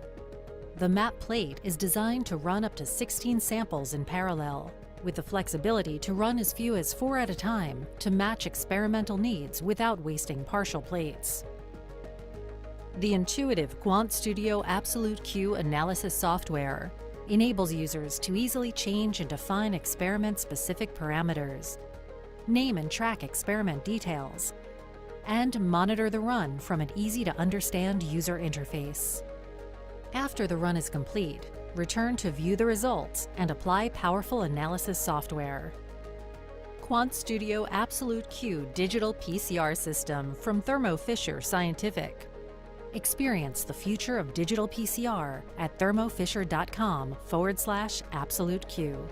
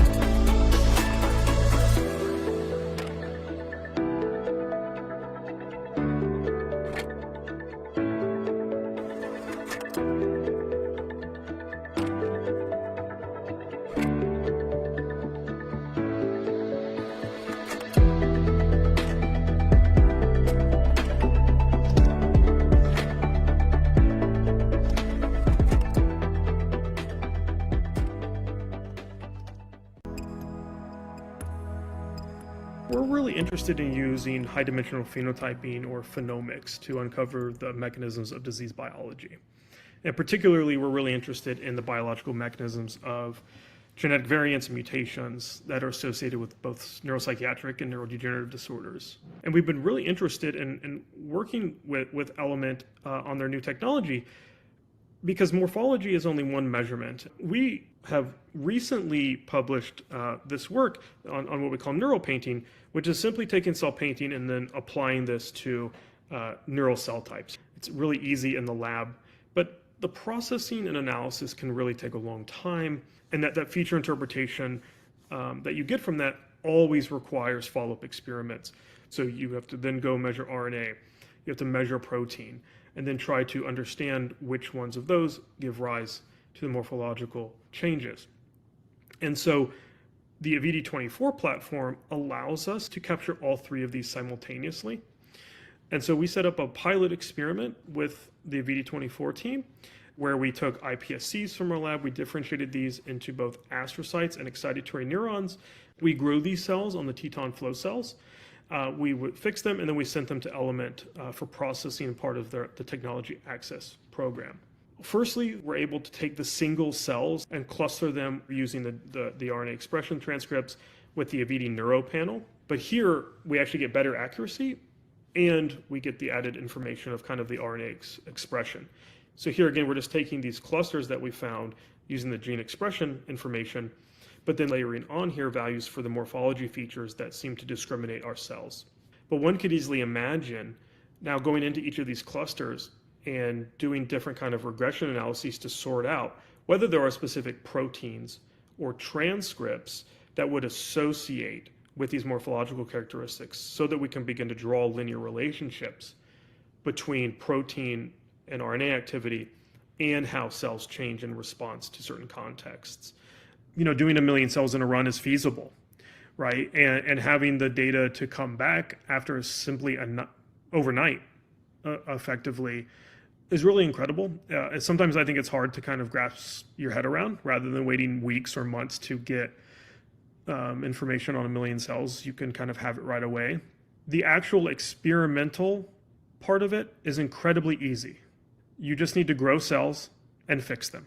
In a system like this, where we can use many different dimensions to measure, at least in vitro, when things begin to change, that gives us a better sense of maybe what's causing disease rather than what is caused by disease. And so doing everything simultaneously, I think, could be really powerful.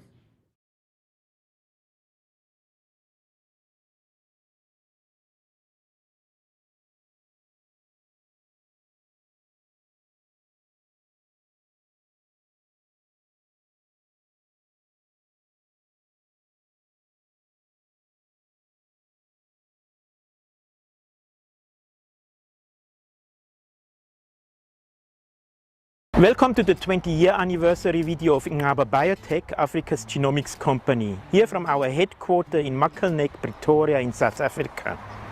I'm Dr. Oliver Preissig, a co-founder and the executive director of this unique company with currently around 150 employees in different countries in sub-Saharan Africa. The idea of AfricaBP emerged not far from here in Pretoria in the year 2000 while I was doing research at the University of Pretoria and saw the need for this specific type of company in South Africa. It took 2 years for the venture team of 5 to officially start the business in August 2002, as it was a major struggle to find the funds to do so. The startup was only possible with the substantial direct foreign investments, mainly from shareholders from Germany and Switzerland, as well as the startup loan from the State Secretariat for Economic Affairs of Switzerland.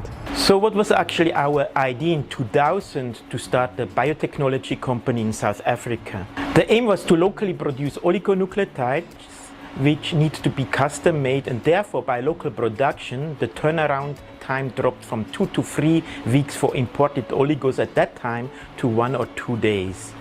This of course allowed to accelerate research output for our customers that apply PCR amplification and DNA sequencing in their research. And more recently, it allowed uninterrupted essential supply during the pandemic. In addition, we aim to offer Sanger DNA sequencing services. The aim was here that outsourcing DNA samples for sequencing will allow our customers to save the investments in capital-intensive sequencing instruments. 20 years later, we still do all these services, but of course the technologies in life sciences have significantly evolved in the past 20 years, and so has AfricaBP. A big thank you to all our customers, our dedicated current and former employees and commercial partners over all these years, and of course our investors that took the risk and made this possible in 2002. Please enjoy this video about the different aspects of AfricaBP. Let us know your comments, suggestions or questions about AfricaBP in the comment section below. We strive to even be better in the next 20 years.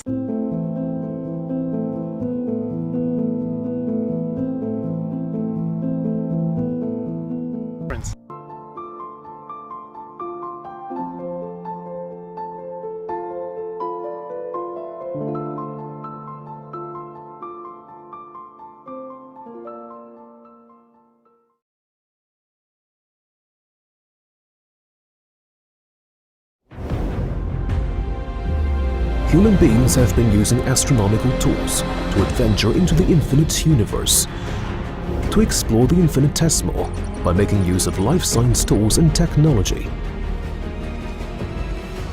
Founded in 2016, headquartered in Shenzhen, China, MGI is committed to building core tools and technology to lead life science through intelligent innovation. MGI has established 7 international R&D and production centers and is mainly involved in 3 key business segments, including genetic sequencers, laboratory automation, and new business. Continuing heavy investment in R&D, MGI has developed a full range of patented technologies, including DNB-seq sequencing technology, patent array technology, and sequencer optoelectromechanical system technology. Gene sequencing has a very high barrier to entry as it involves multiple fields, including optics, mechanics, electronics, fluid dynamics, molecular biology, chemistry, nanoscience, and other disciplines. MGI is one of few companies in the world that have the ability to develop and mass-produce low, medium, and high-throughput clinical gene sequencers from GB to TB. Besides gene sequencing, MGI has also developed a series of core technologies, including library preparation and automated sample processing. Expanding into new business, MGI has developed multiple innovative life science tools and technology, including portable single-cell systems, remote robotic ultrasound systems, BIT products, and low-temperature storage products, with a strong focus on the upstream of the industry. MGI operates in more than 100 countries and regions, serving more than 2,800 customers to date, empowering the downstream customers in reproductive health, precision cancer diagnosis and treatment, infectious diseases, food security, agriculture, forestry, fishing, and consumer genomics.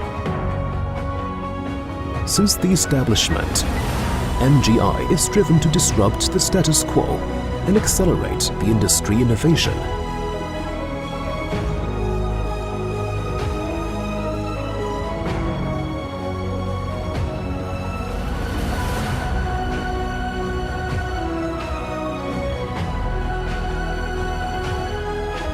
MGI aims to build a suite of life science core tools to address the fundamental questions, push the limits of science and technology, and lead the innovation in the era of life.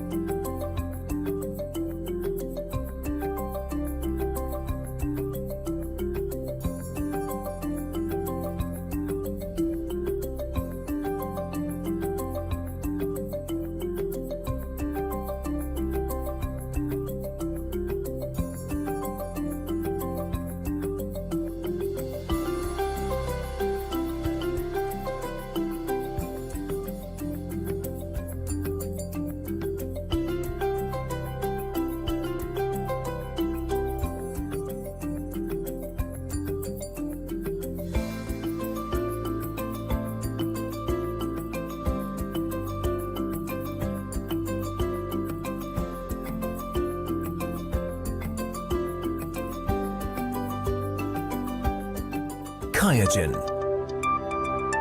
Sample to insight.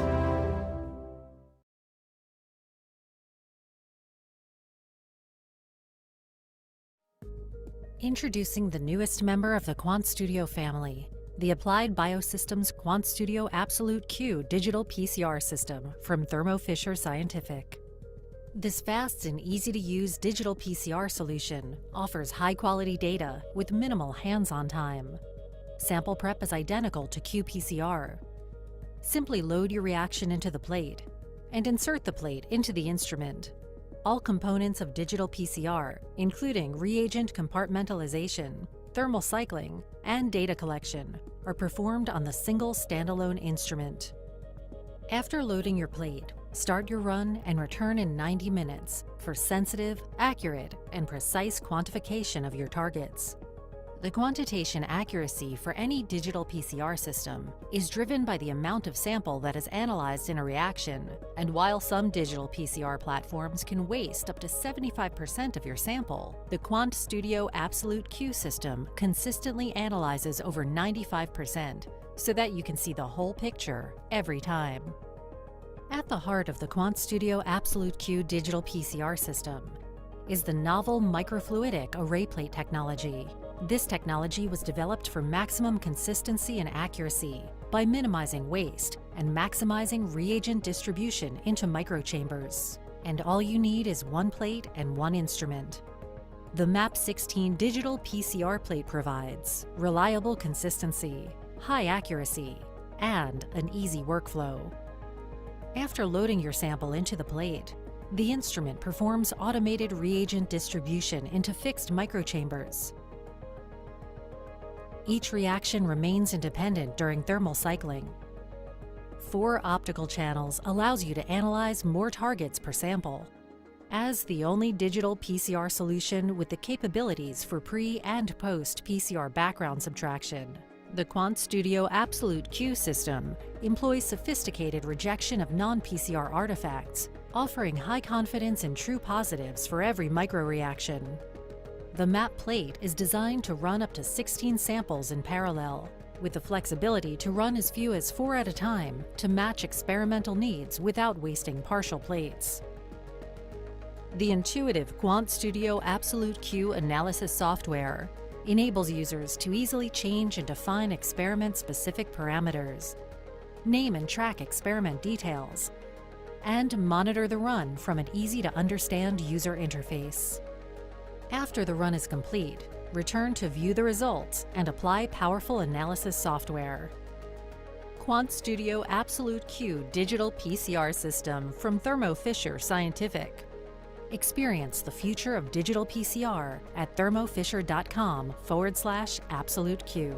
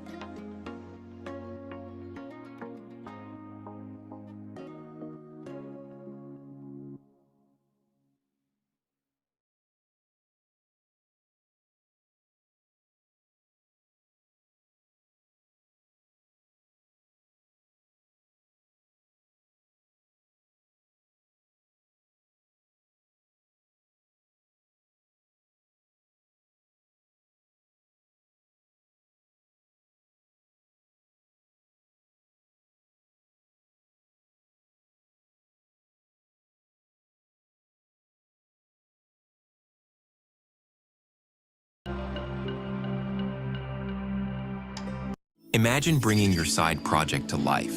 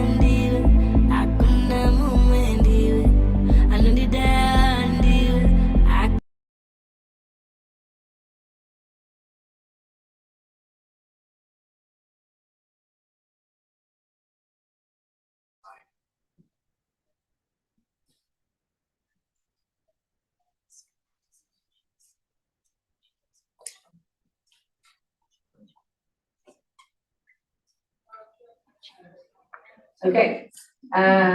Welcome back, everyone. Hope you had a good lunch. Yes, it's me again. Welcome to all those online that's joining us as well. We are ready to kick off the next session of oral presentations. And I just want to check if our first presenter for the session, Petros from the Malawi University of Science and Technology, is online.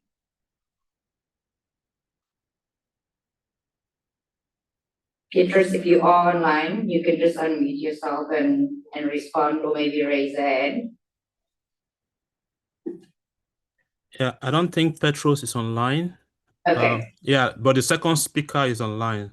Okay, that's no problem. So if Petros isn't available, we are moving over to the second speaker of the session, who's Mayo, from Nigeria, and they're going to be telling us a little bit more about molecular and biochemical characterization of black fonio grown in Nigeria. So Mayok, if you are ready, you can start sharing your screen. Mayok, do you want to unmute? Oh, All right. okay. Yeah. Yeah, I can hear you. Thank you so much. So let me start by sharing my screen.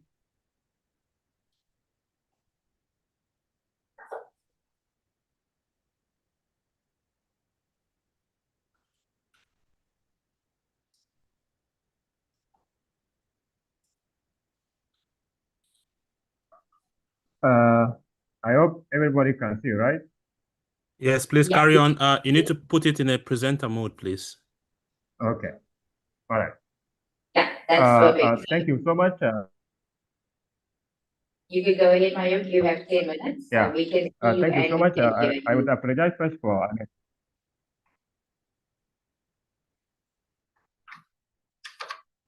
Okay. So my apology first because I may have a connection problem. My internet is a little bit weak, but I will manage to present what I have for the time given.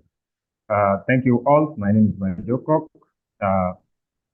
The topic that I'm going to share and present today is molecular and biochemical characterizations of black fonio, which is grown in Nigeria and collected also in Nigeria. So I did this research in 2022 in Nigeria, and I presented there, and then also presented to the University of Wender in Ethiopia, where I get my master's degree. So we proceed without giving. Currently, I'm in South Sudan, in the University of Juba, as a lecturer in the School of Applied Industrial Science. So that is it on the short note of introduction. When we come to fonio, fonio comes in two forms. There is a white fonio, there is a black fonio. This is one of the tiniest strains that is grown in West Africa, with the potential antioxidant and nutritional benefits, and therefore the local people use it for many different purposes, such as for making thin porridge, for cascas, for alcoholic beverage, and for most of the time a food source for many people. And it has also health benefits. So therefore, it is also one of the fast maturing crops from the family of Poaceae, the family of Panaceae. So this is about it. So it has quality antioxidants. So I wanted to check. So the reasons that led me to, actually this research was funded by MOBRIT, African Intramobility Program, which is also funded by European Union. They are the one who sponsored this research. So I spent 7 months in Nigeria doing this research. So this is short about introduction. So this is about fonio. Anyone who does not know about fonio, this is the fonio. The black one that you can see is the black fonio. The white one that you can see with the person holding on the hand is the white fonio. The only difference exists outside on the heart. If you take the earth out, both of them are white inside. The only thing that differentiates them is the outside coverage, which is the earth. That is what makes black fonio and white fonio different. In their study and their use, white fonio is the most used one in terms of food and in terms of cultivations and in terms of research. White fonio has, at least to some extent, has been studied, and therefore much of the research focused on white fonio, and therefore the black fonio has been ignored most of the time. And that is one of the objectives and goals and aims that lead us to study and also work on the black pony. So therefore, they both have the same nutritional benefits. They both have this short maturation durations, and therefore, they have actually one of the vitals.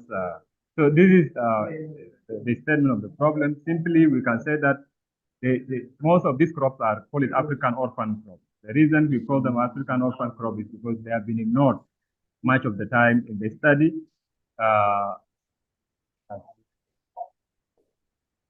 Yeah.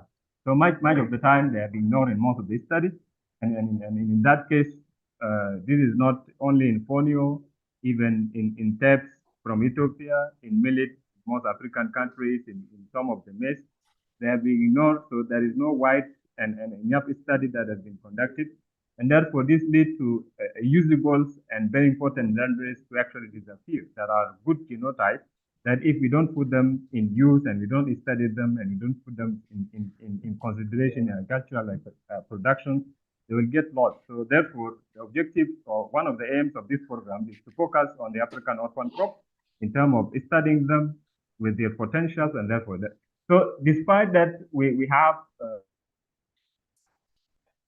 most of the time we have advanced in terms of technology.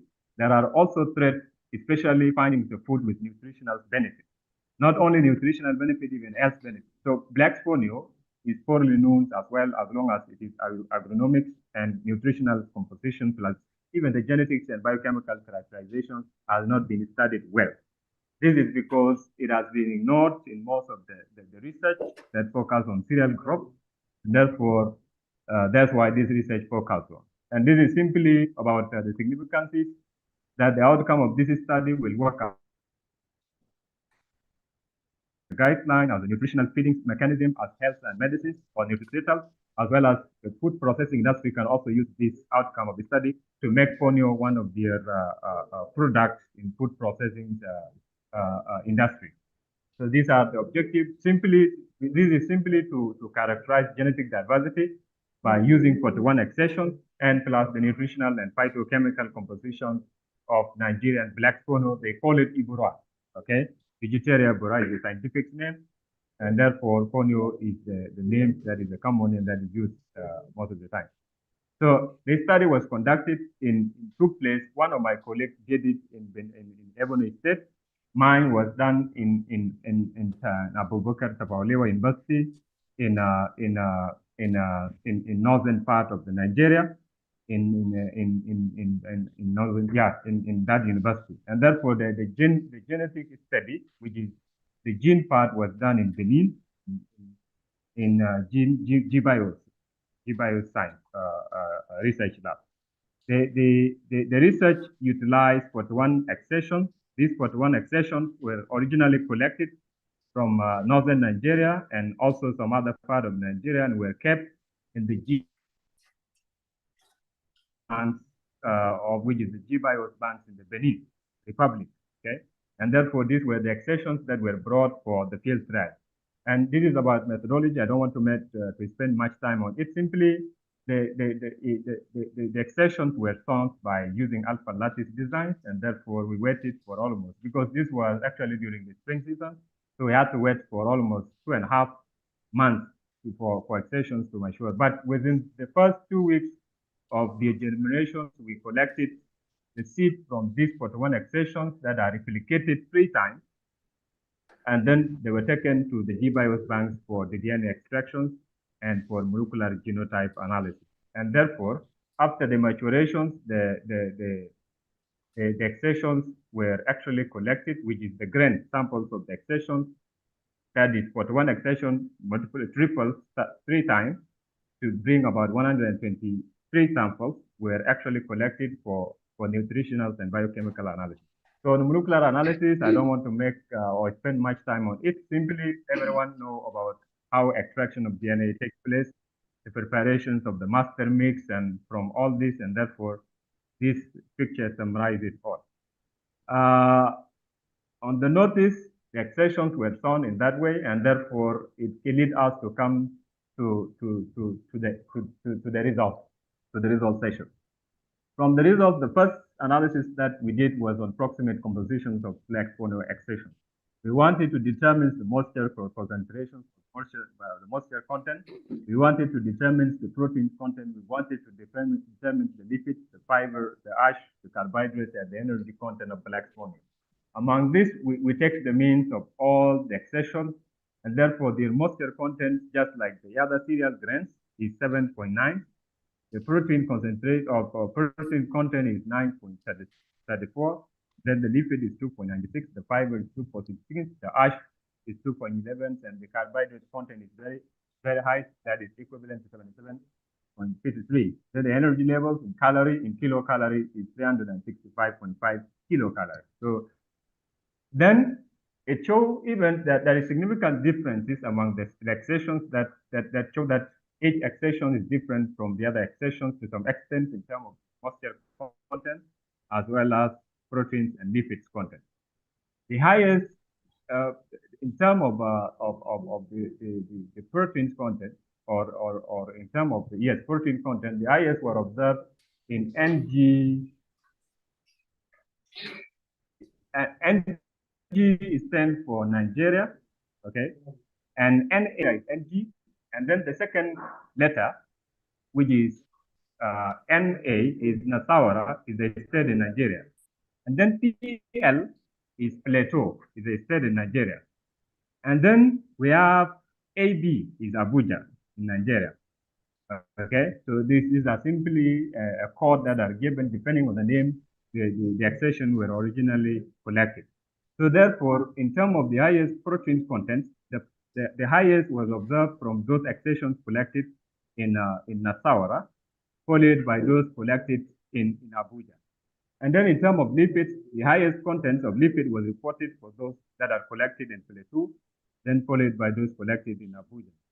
And then therefore, the lowest energy levels was observed for those of Nasawara, and then the highest energy level was observed for those from Plateau State. And this is the moisture, or what we call a phytochemical analysis. And therefore, you can see here from the results here. So this is simply variations.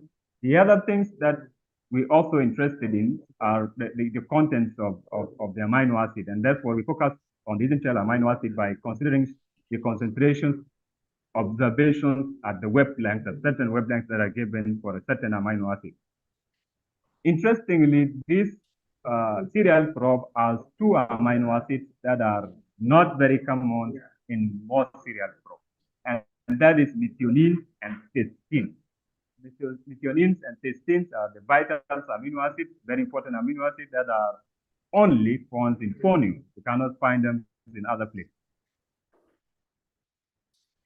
So usually, if you see the local use of fonio, it is used by women, those who have diabetes, and then women who recently gave birth, and therefore they use it as a forage, as a supplementary food to correct anemia, as well as it is also used as a medication for treatment of other ailments.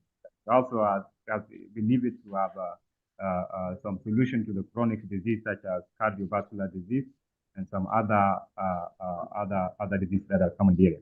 So I don't want to spend time on this. The other things we analyze is simply the qualitative versus quantitative phytochemical analysis. We try to analyze the secondary metabolite inside the grains of the fonio. So we crush it and we grind it in the grains. Therefore, we analyze it simply through qualitative analysis. The first qualitative analysis shows positive for alkaloids, and therefore we use three solvents: chloroform, N-hexane, methanol in their different forms. So therefore, we observe alkaloids in both three solvents. We observe flavonoids in both three solvents. We observe saponin in both three solvents. Then in the other three solvents, there is actually differences, and therefore it is observed in one part of the solvent and not in the other part of the solvent. And this is show that the extraction system is appropriate mostly in N-hexane solvent. Okay, N-hexane solvent.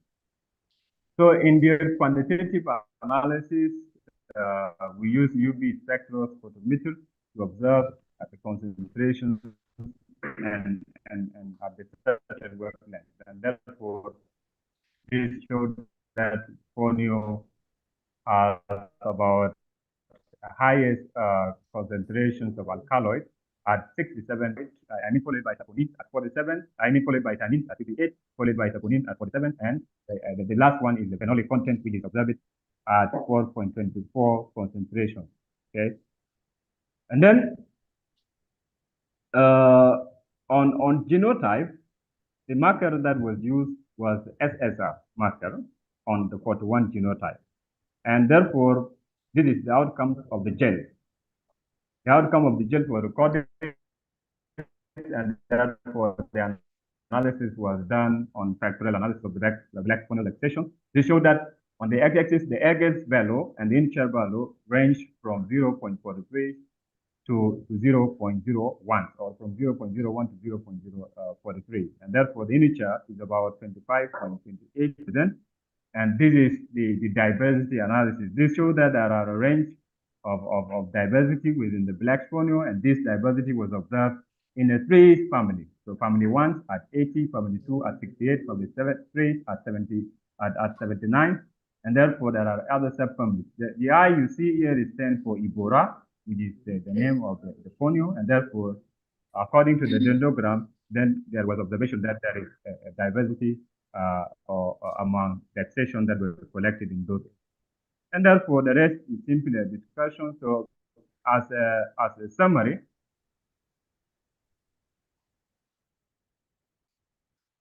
black sponio is one of the grains that is grown actually in West Africa. And therefore, it has short duration or short time or short maturation time.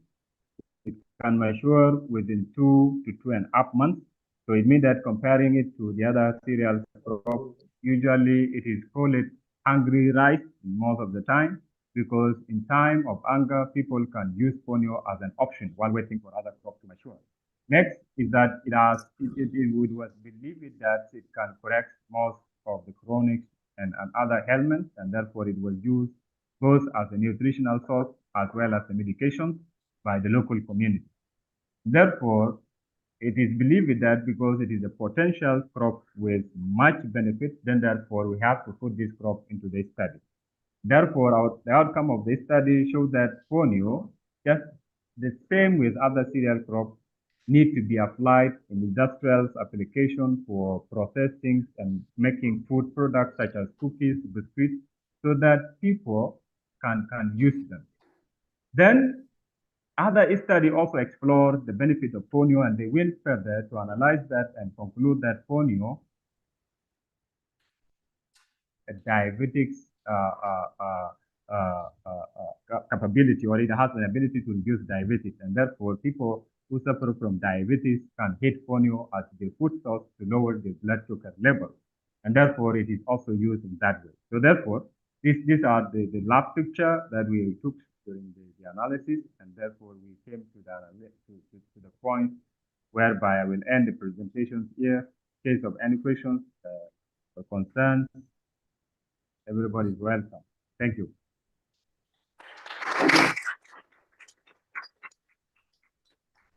Thank you very much, Mayok. If you could please stay online until the end of the session when we do the panel question session, that would be really appreciated. And could you please stop sharing your screen as well? I would like to invite our next speaker, who is Tatenda Murashiki from the National Genomics Center in Harare, to then unmute themselves and start sharing. But Mayo, could you please stop sharing your screen? Hello. Hello, yeah, can you please? Yeah, so let's Mayo, could you please stop sharing? Okay. Tandeta, Okay, could you please share your screen? You have a co-host right now, you can share. Okay.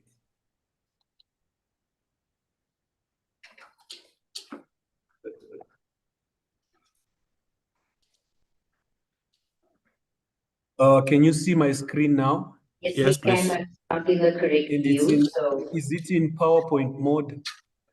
No, not yet. So if you can put it in presenter view, then it should be good.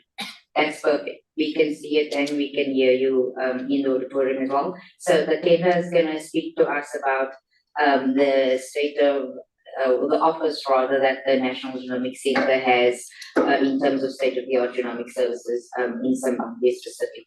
So over to you. You have 10 minutes to give us your presentation. Okay. All right. Thank you very much, and good afternoon, ladies and gentlemen. As mentioned earlier, I'll be giving a presentation on the National Genomics Center. I'm saying that we are providing state-of-the-art genomic services in Zimbabwe. So as a brief summary for the National Biotechnology Authority, we are an autonomous research and development institution, and our mandate is to develop Zimbabwe through the application of conventional and cutting-edge biotechnologies. So the NBA was established through the National Biotechnology Authority Act of 2006 with the aim to transform Zimbabwe's economy from a raw material-based to a knowledge-based through the judicious application of biotechnology. So as we all know, genomic scientists, we require innovative solutions to ensure that our research is successful.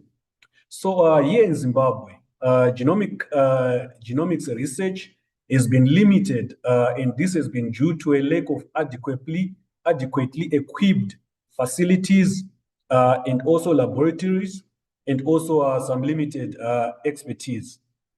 So in early 2020, the National Biotechnology Authority decided to establish the National Genomics Center. So the National Genomics Center was established to provide advanced research, development, and innovation infrastructure for biological research here in Zimbabwe.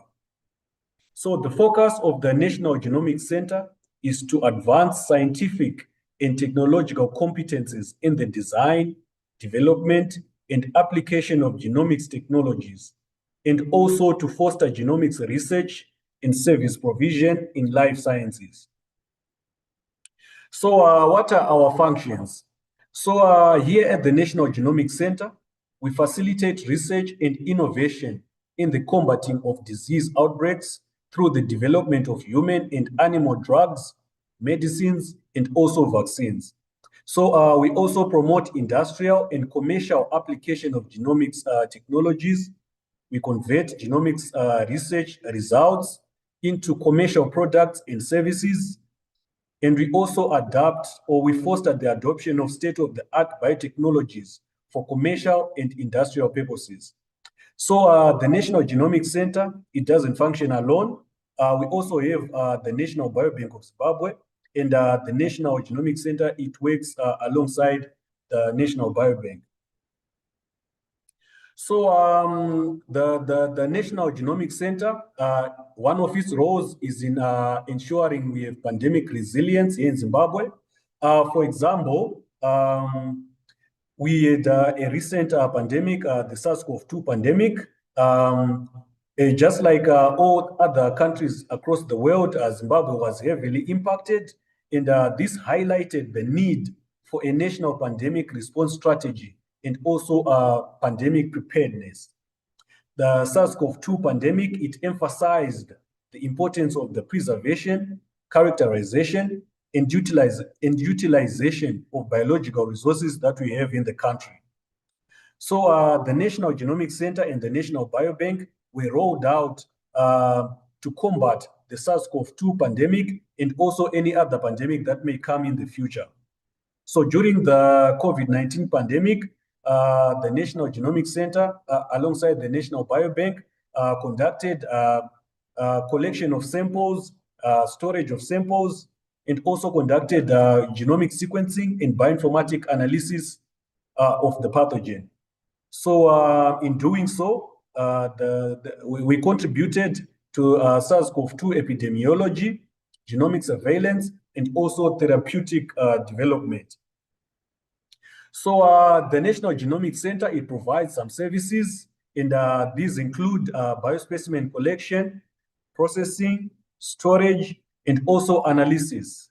We also have a function of providing capacity building of our scientists here in Zimbabwe. And we offer trainings or courses in biobanking, molecular biology, and genomic sequencing, and also bioinformatics. Our clients that we usually cater for include high and tertiary institutes, public and private research institutions, individuals, industry, diagnostic labs, and also hospitals. So what makes us capable of providing such services and conducting such functions? So we have some trained and qualified scientists who are competent in genomic sequencing, bioinformatics, gene annotation and gene editing, and also biobanking. As we all know, genomics is a continuously evolving and advancing area of research. And we make sure that our scientists, they attend trainings and workshops, including the ones that are hosted by the Africa CDC, the Center for Epidemic Response and Innovation, and also those that are hosted by the ICGEB. So in terms of our the equipment that we have, we house the basic molecular biology equipment, your real-time PCRs, your conventional PCRs, you name it. We also have some genomic sequencing equipment, and we house a Genexus Ion Torrent integrated sequencer. In order to increase the scope of our next generation sequencing capabilities, we are in the process of acquiring Illumina and Oxford Nanopore NGS platforms. So we also have some cryopreservation equipment for our biobanking services. And we also have a computerized cold chain management system, which function in our biobanking system. So this is basically just a system to monitor the temperatures of all our labs and all our fridges to make sure that our samples are stored at the correct temperature all the time. So in terms of quality assurance, we have some documented plans, policies, and procedures to make sure that our functions and operations, they run efficiently. Our equipment is serviced and or recalibrated every year, and we maintain our equipment every 4 months. Our premises are secured with a biometric security system to make sure that no unauthorized personnel have access to our samples or our equipment at any point in time. So to cater for the frequent power outages that occur here in Zimbabwe, we have a solar power backup system and also have an electric generator. And these automatically kicks in whenever we have a power outage. So our biobanking and our genomic sequencing functions and operations, they run smoothly and continuously all the time. So we are open for collaborations or we want to work together and we welcome collaborations at a local level, regional level, and also at international level. And in this slide, I'm showing the contact details for us. And my email is cmurashiki@nba.ac.zw. This one, which is at the top. And you feel free to contact us at any time if you feel like you need to work with us at any point in time. With that, I thank you.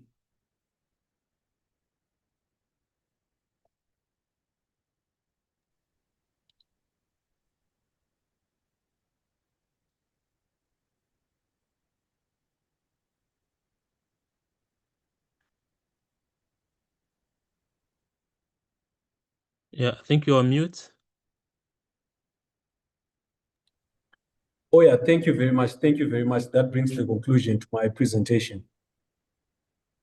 Yeah, thank you. I think we need to go back to the site. All right. The site is on mute.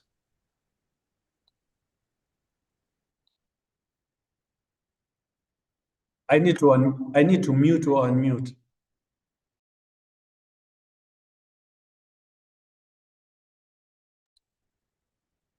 Hello?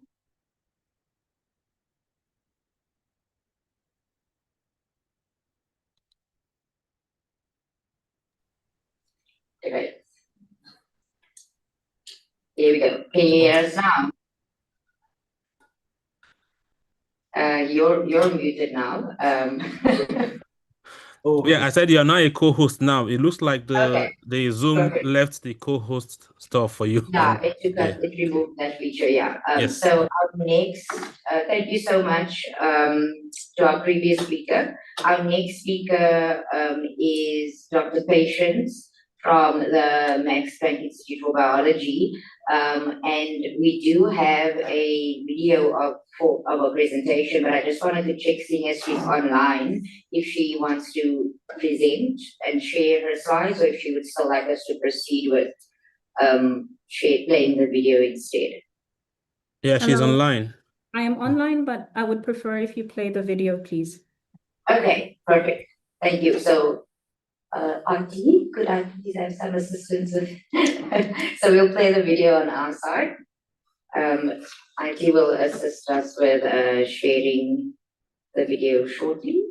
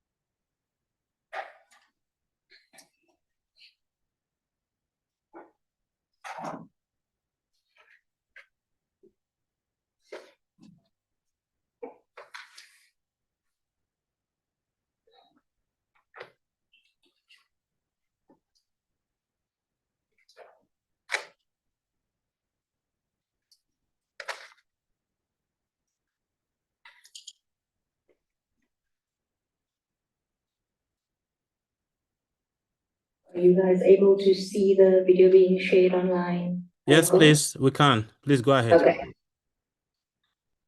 Good afternoon. I'd like to thank the AfricaBP steering committee and the local organizing committee for allowing me to give this. I want to report on the inaugural African Genomics Symposium that was held earlier this year and the upcoming African Genomics Network, which is a product of the symposium. The symposium was conceived to showcase research in African plant genomics and to build a network of researchers and stakeholders. It was held as a hybrid event at the United States International University Africa in Nairobi, Kenya, on the 10th and 11th of April this year. As you know, there are many genomics initiatives on the African continent, and our specific focus on plant genomics was motivated by the underrepresentation of plant genomics in these initiatives. Our aim was to connect a body of people who are active in and who will advocate for plant genomics within their spheres of influence and within the broader field of genomics. The symposium received much support from local and international sponsors and partners. The primary funding came from the Novozymes 2020 prize of Prof. David Feigl of the Max Planck Institute for Biology, Tübingen. We also received substantial logistical and administrative support from the Max Planck Institute for Biology, the Novo Nordisk Foundation, the Africa Harvest Biotech Foundation International, the United States International University Africa, Kenyatta University, and the Jomo Kenyatta University of Agriculture and Technology.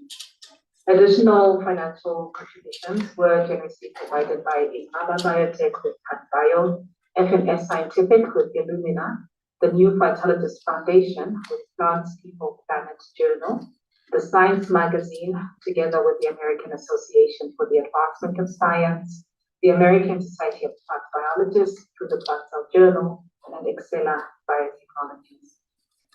The symposium was free to attend. It attracted a total of 129 participants, comprising 100 in-person and 29 virtual participants. The international reach of the event was was evident in the representation of 17 countries by institutional affiliation, with 7 of these being African, and 22 countries by nationality, and 11 of these were African. Of course, Kenya, being the host nation, was well represented in terms of the number of participants, but we did receive participants from the 6 continents of Africa, Europe, Asia, North America, South America, and all 5 regions of Africa were represented. I should mention here that the cohort of participants from outside of Africa was largely made up of scientists of African nationality who are working or studying abroad and who traveled to Nairobi specifically to attend the symposium. A diverse range of institutions actively participated, including universities, public and private research institutes, lab technology companies, and non-governmental organizations. And they represented a wide array of disciplines such as genomics, molecular biology, crop science, breeding, conservation, communication, advocacy, bioethics, and tech sales and support. We had quite a balanced gender representation. About 40% of participants were female and 53% male. And with respect to age, about 82% of the participants were 18 to 35 years of age. And this really is the demography of young Africa that we should be targeting for training to advance plant genomics research on the continent. There was a good representation of career levels from undergraduates to principal investigators and directors. But most participants, about 75%, were master's and doctoral students, which highlights the need for development of opportunities at postdoctoral and at professorial level, and able to maintain the skills and the knowledge and the human resources in this field. Most participants came from academia, that is universities and research institutes, which are producing plant genomic data. The importance of interpersonal networks was highlighted by the fact that almost 40% of participants found out about the symposium by word of mouth or via LinkedIn. We had quite a diverse scientific program. We had 4 plenary speakers, 2 of which were from Africa. 14 presentations were given by advanced researchers. Early career researchers gave 10 talks, and we had 7 contributions from industry experts. We also had 2 engaging panel discussions, one on the ethics of plant genomics in Africa, and the second one was on the future that we envisage for plant genomics in Africa. 11 poster presentations were given also to enrich the intellectual exchange, and the breadth of topics of the scientific program spanned fundamental plant genomic research, the development of essential infrastructure and resources, and legal and ethical considerations within the field. Networking opportunities were provided through teas, lunches, a gala dinner, and a cocktail evening, which facilitated interactions among attendees. And the symposium benefited, I feel, from the presence of prominent scientists from both Europe and Africa. And personally, I was very happy to see African scientists, young African scientists, boldly approaching and engaging with accomplished scientists from Europe. We also had an exhibition area where participants had a chance to learn about products and services provided by different companies across the continent. And these companies also got to engage with their future clients and collaborators. We learned a few things. We learned a few lessons from the symposium. So we found that there really is a strong demand for a formal body that advocates for plant genomics on the continent. And the feedback from participants was that there really should be an establishment of some kind of a society to sustain the momentum that was birthed by the symposium. We also learned that that brain drain should be reframed as an opportunity. So African scientists working abroad are really eager to contribute back home. We also learned from the interactions that we were observing between the young African scientists and the accomplished scientists is that early career researchers really value mentorship and direct engagement with accomplished scientists. And therefore, if we're going to have a pan-African approach to plant genomics, we have to make sure that we involve early career scientists together with accomplished scientists, and that we have to make strategic use of both local and international resources. And so what's going to happen next? So we are starting to drive a few initiatives. So we will be running a journal club regularly that will be discussing seminal papers in plant genomics. And this will be a virtual journal club. We will also be holding focus group meetings, and these will be providing a deep dive into specific thematic areas. And we will be organizing the next symposium that will be held in 2027. So please make sure that you keep in touch, follow us on LinkedIn so that you can get updates on all of these initiatives. The symposium wouldn't have been possible without the hard work that the organizing committee put in. So I would like to acknowledge Prof. Stephen Runo, Dr. Cecilia Waruriu, Mr. Anthony Aseta, Dr. Godfrey Mayoka, Ms. Celeste Kemunto, and our advisor, Prof. Anthony Guy. They really worked hard to make sure that the symposium was a success.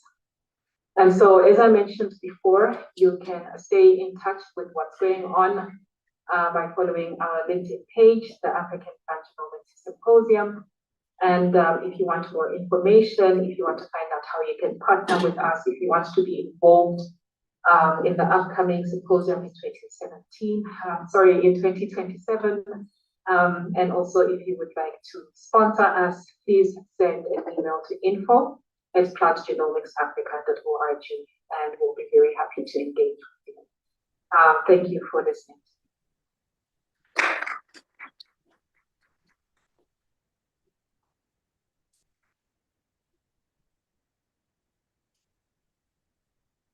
Thank you so much, Dr. Patience, for that wonderful presentation. We would like to now start with the question session for the previous speakers. So I'm going to open up the floor to anyone in the audience first here. Just if you have any questions for Mayok, Atenda, or Dr. Patience, please raise your hand and I'll come to you with the mic.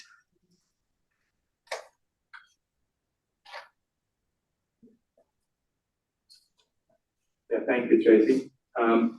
My question is for Tatenda. I was just wondering if you could maybe elaborate a little bit about the challenges that you face setting up a genomic sequencing facility in Zimbabwe. Thank you very much for the question.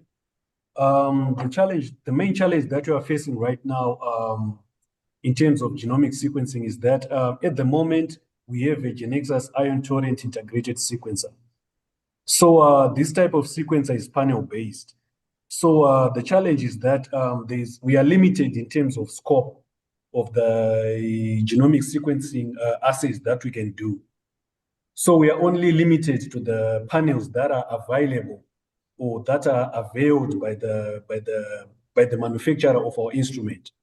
So this is why we are in the process of procuring other platforms, such as also Nanopore and also the Illumina platforms, which are much more flexible and which can conduct sequencing of a wide range of organisms. Mind you, here at the National Genomics Center, we are not limited in terms of our sequencing.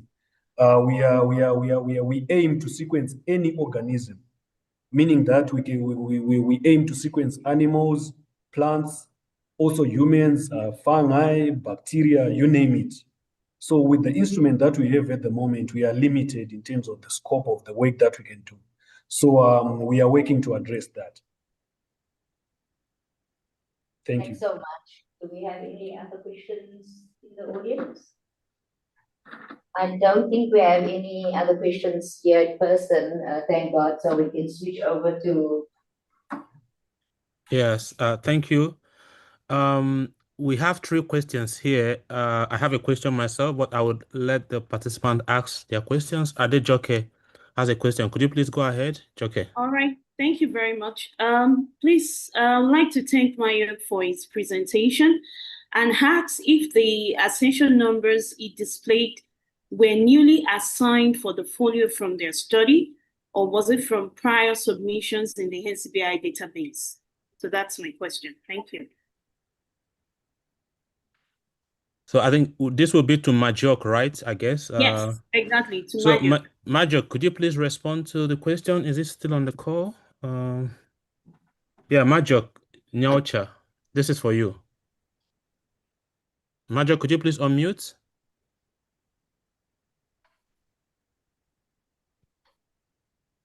You can unmute, Majok. You're a co-host. Okay. Yeah. All right. Thank you. The number that you see were assigned during the time of the earlier time of collection.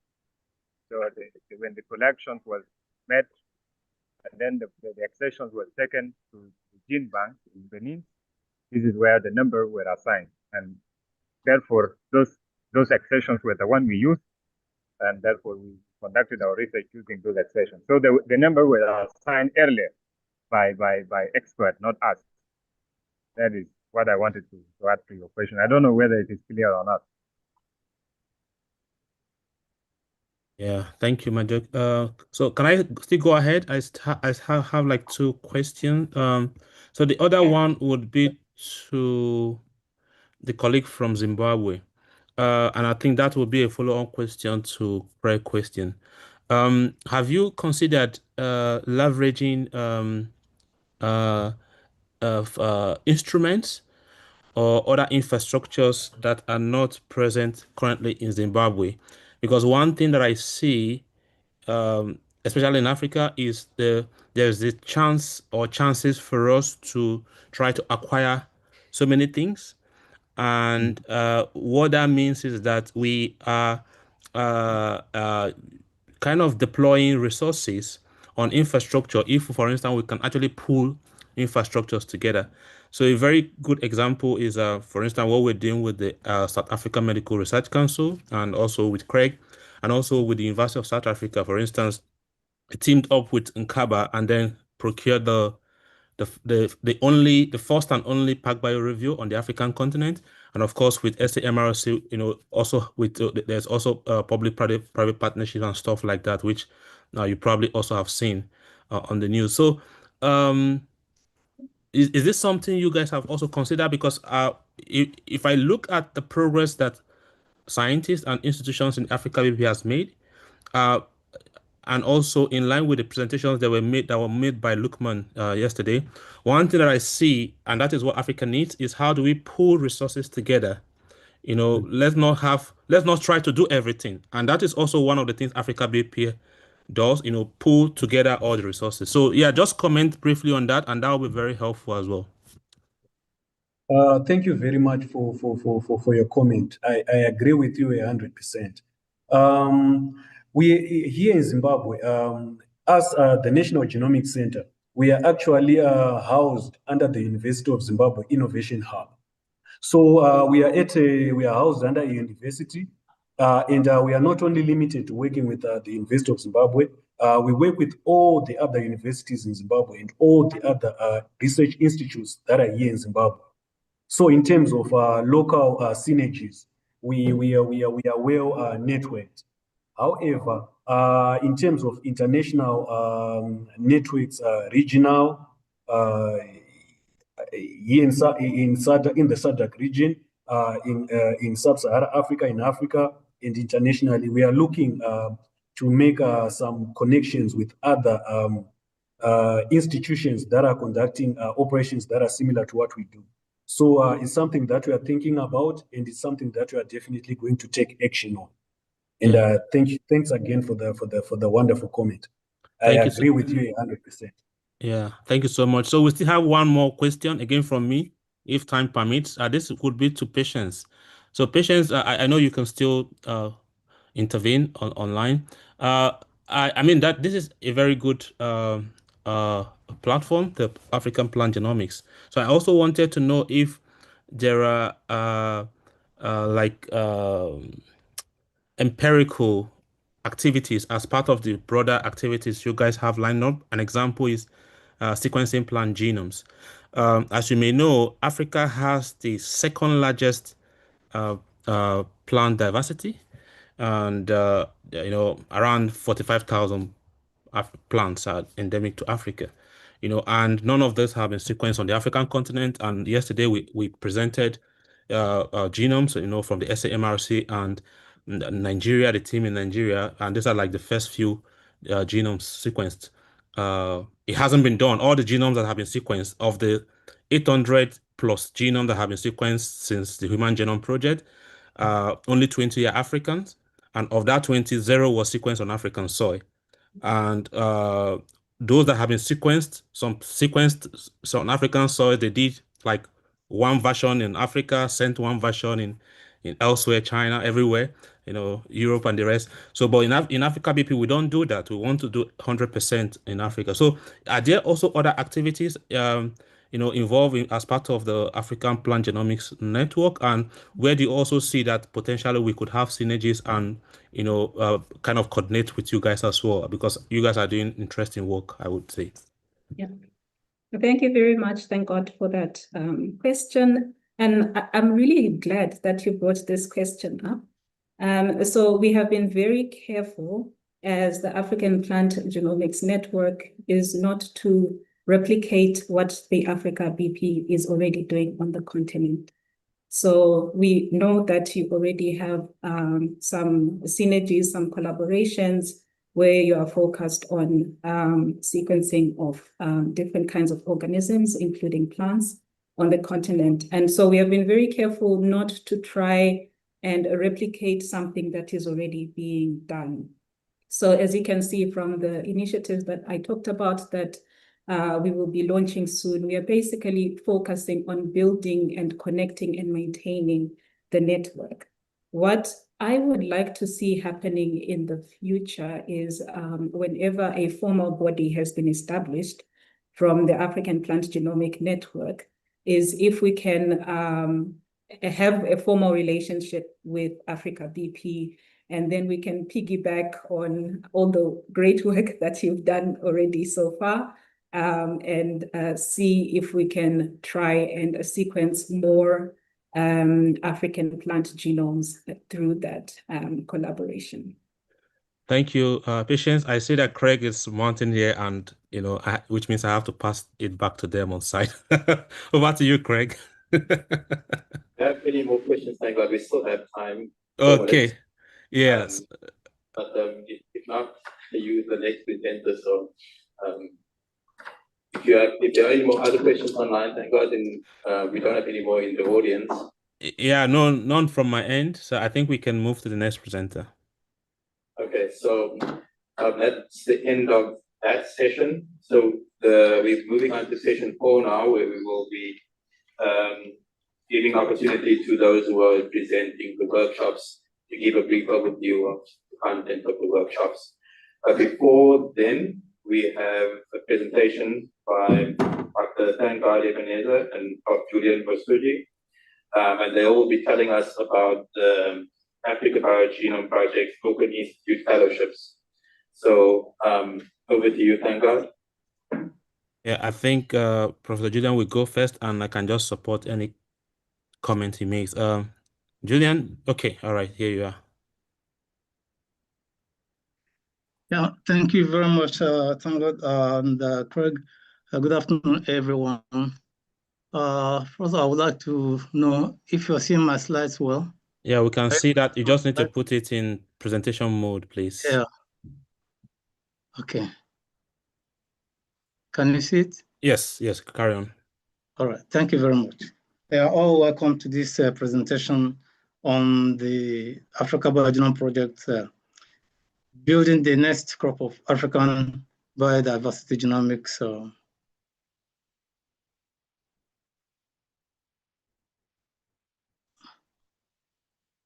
I'm bioinformatics scientist.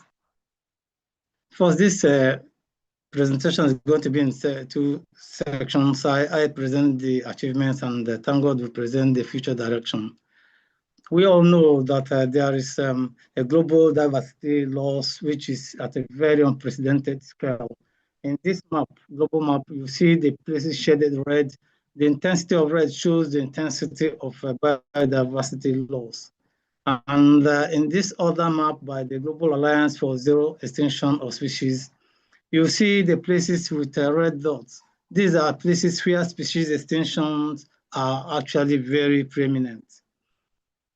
And to address this global crisis, there's this massive genome sequencing of unknown species, which is being spearheaded by the Earth BioGenome Project. And the Earth BioGenome Project also has different groups that are affiliated to it that are handling these genome sequencing programs in different parts of the world. Like we have Africa BioGenome Project here, and we have BioGenome Project Canada, we have European Reference Genome Atlas, etc. And each group is trying to handle the genome sequencing of eukaryotic species in their domains. For Africa BioGenome Project, conservation and restoration of biodiversity through genomics to minimize genetic erosion and safeguard genetic diversity of Africa's plants and animals is very important. And being launched in 2021, AfricaBP has the goal to sequence 100,000 genomes in 10 years, generating about 203,000 gigabytes of DNA data. And in each of the 5 sub-regions of Africa, we have specific and typical species and groups of species. And because of this, the species that are actually that have conservation value in one region may not be. And for this reason, AfricaBP considers as best approach the support of sequencing analysis efforts on ground in the continent. And for this reason, there is a need to develop capacity and empower African scientists to do this. Well, this is like the case of Nigeria. Here you have about 20 different forest and game reserves.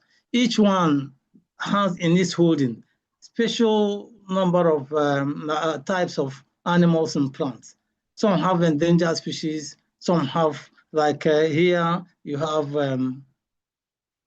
forest elephant, that is in Okomo National Park. So this way, it is easy to know which organism to sequence and where to find it. The same thing happens in East Africa. You also have places that are marked as current geography. This is the current geography of protected areas in East Africa. It doesn't include the forest reserves. The same thing happens in Northern and Southern Africa. AfricaBP and the quest of knowledge is actually, to address this issue, is anchored in the technology development knowledge and exchange and industry grand challenge. In this grand challenge, the Open Institute for Genomics and Bioinformatics is used capacity building to address this need to sequence these organisms. And the Open Institute has to address, establish a fellowship program for graduate students, for young genomic scientists, and even to upgrade the senior scientific know-how. And all this is packaged in international exchange fellowship. The idea of this fellowship is to create capacity of Africans who will handle the sequencing of the Africa's wide diversity of plants and animals. And the fellowship goes through has a partnership structure, which is tripartite. You have AfricaBP at the coordination point. You have African institutes that actually supply the potential fellowship candidates. And you have partners, which are institutions and the corporate bodies that have the competence, the capacity in terms of the technology and facilities to make this work. And under this structure, then we have advertisements and all of that. Each group have what they do. For instance, AfricaBP remains the coordinated Pan-African effort to build capacity, generate, analyze, and deploy genomics data for the improvement and sustainable use of biodiversity and agriculture across Africa.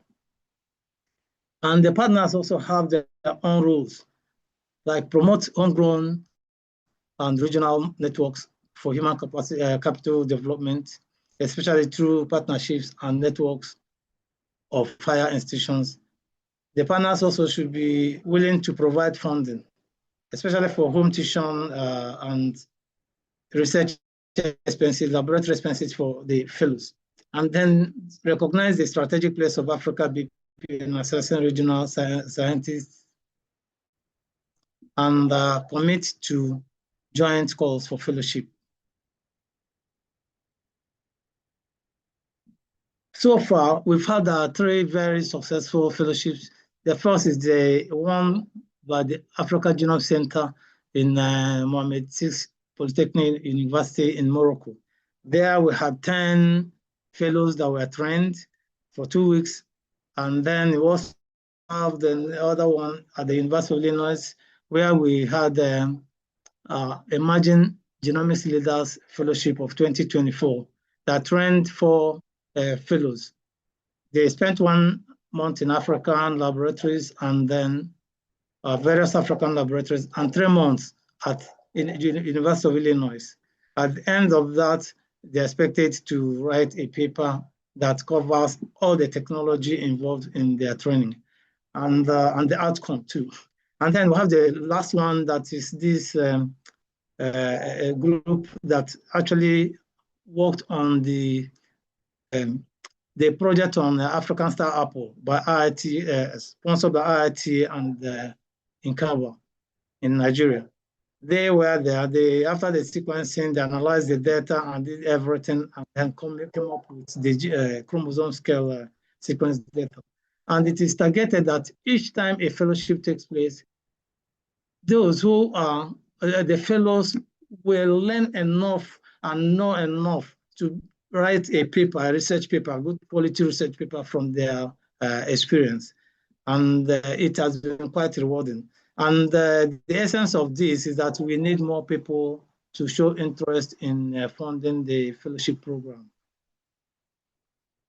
Each fellowship has its own criteria and as agreed by the parties.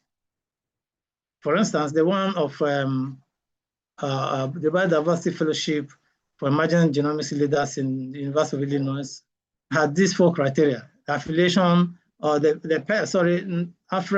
person must be an African national from any of the 5 regions, must be affiliated to any African organization or institution, should have relevant background experience that can make the person benefit maximally from this fellowship. And the person should be at any stage of their career. Could be graduate students, could be assistant professor, associate professor, or from the industry, provided the person has the other qualities or meet up with other criteria. And to justify the fellowship program, the fellows should be able to contribute knowledge, and the fellowship should be able to contribute knowledge and technology transfer, provide support for bioinformatics and genomics capabilities, leverage on existing established partnerships, and generate sequence data. Each fellowship has its objectives. For this time around, we are targeting to have at least 200 beneficiaries. Out of these 200 beneficiaries will actually have their interests covered, or the fellowship interests covered in biodiversity, genomics, and bioinformatics, agricultural, medicinal, industrial, raw materials, genomics, ethics, policy, and social issues, and biodiversity science communication, sampling, and biobanking. These are different areas the fellowships cover. And we are still waiting for people who are ready to, new proponents that will be interested in sponsoring new fellowships so that we're able to meet with our set objective for this period. And in the fellowship program, there are responsibilities. The home institution should have a possibility, a responsibility of releasing the candidate or the potential fellow, and possibly also helping in funding to any extent or supporting the candidate to any extent they can, and cover visa processing fees for the fellows, the other ones. And then the prospective fellow should also have his own responsibilities, like for instance, should apply for the fellowship on AfricaBP website, arrange for their home institution with their home institution for nomination and provide letter of support, identify an African organization for residency or internship as the case may be, and then design and employ curriculum or research programs in their home institutions. But those who are successful, the selected fellows, also have their own responsibilities. Apply for visa, for instance, arrange with any of the African genome centers for interim laboratory experience, commit to implementing the development of curriculum and research programs at the end of the fellowship, and possibly also herself cover some of the costs. AfricaBP and partner entities also have their own responsibilities, like provide scientific directions, call for applications and advertise, shortlist the successful candidates, and seek additional funding where necessary. The funding structure also is defined. The home institutions or centers of excellence would contribute to home tuition fees while in the country yet, and accommodation, research, and living expenses.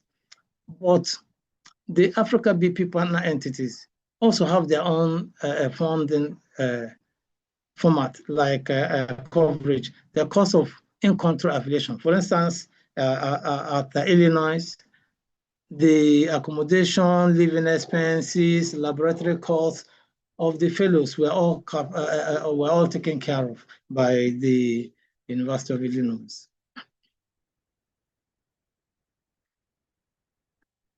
At the end of each fellowship, we have expectations.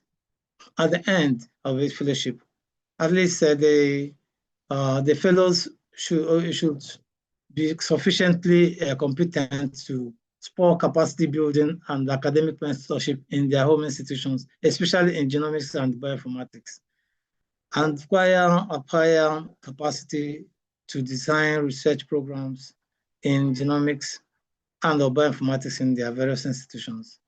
They should also be able to develop leadership qualities in genomics and bioinformatics needed to set up and drive the proposed AfricaBP Open Institute Centers of Excellence, and generate more biodiversity, should also have the capacity to generate more biodiversity data for agri-conservation and biodiversity genomics.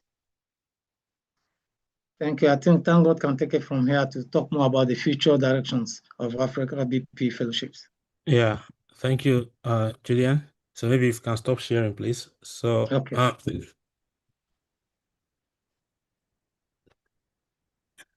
Yeah, just if you can stop sharing. Yeah, that's what I wanted to. Okay, thank you. Yeah.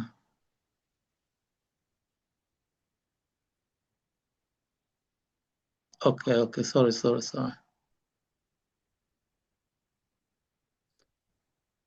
yeah, thanks. Thank you, Julian. So let me see. So I will not be making presentation per se. Craig, how many minutes have we got? We can't hear you. You're on mute. You need to unmute.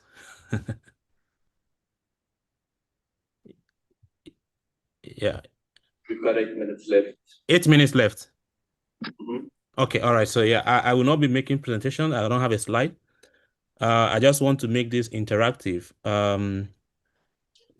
basically looking at two things.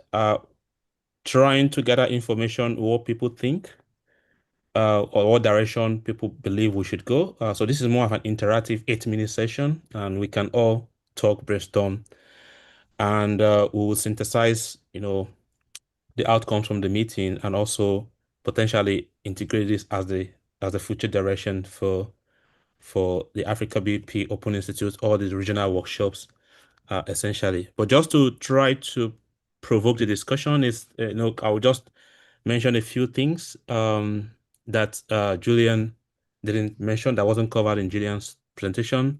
As some of us have learned, there are a few papers currently ongoing within the AfricaBP and by its partners. These include research papers, as we've seen, mainly genomics, and also non-research papers, which are currently under review. And as part of the AfricaBP workshops, one of the things we do is that we kind of report progress yearly through a report, and also kind of, again, define what direction we are going to. So next year, we are planning to integrate a few things in the workshop, mainly, in line with our roadmap documents that we published recently.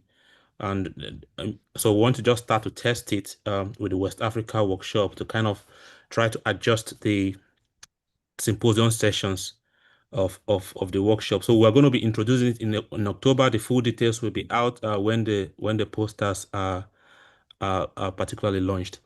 Then we're also working with some other partners to see if we can bring in more fellowships, and this include both industry partners and other institutions. For instance, as we've seen from Julian's presentation, we don't only organize, have like knowledge exchange, we also transform it into, say, research and publication, and more importantly, connect it to policy making. For instance, whether it be influencing, for instance, discussions when it comes to digital sequence information at the Food and Agriculture Organization, for instance, or providing a document that allows African policymakers or inform decisions or inform insight in terms of the discussions, essentially. But the discussion yesterday also highlighted the need for us to be much more intentional. We're already intentional, but it's just how do we heighten that? And I think that is the presentation from Sally. So as we move into the workshops from next year series, we'll begin to integrate all of those things fully. So we already have the roadmap in place, but we're just kind of waiting for a few administrative procedures. So I think with this, I would just open up the floor, kind of make it interactive for people to comment, contribute, and say, okay, this is the direction they feel we could go, or these are the things that we could be doing alongside other things we've already talked about in papers, or they're already under review in journals. Yeah, just comment on the chat, or you can, those on site could also talk. And I think, Craig, we have like 5 more minutes, so people to.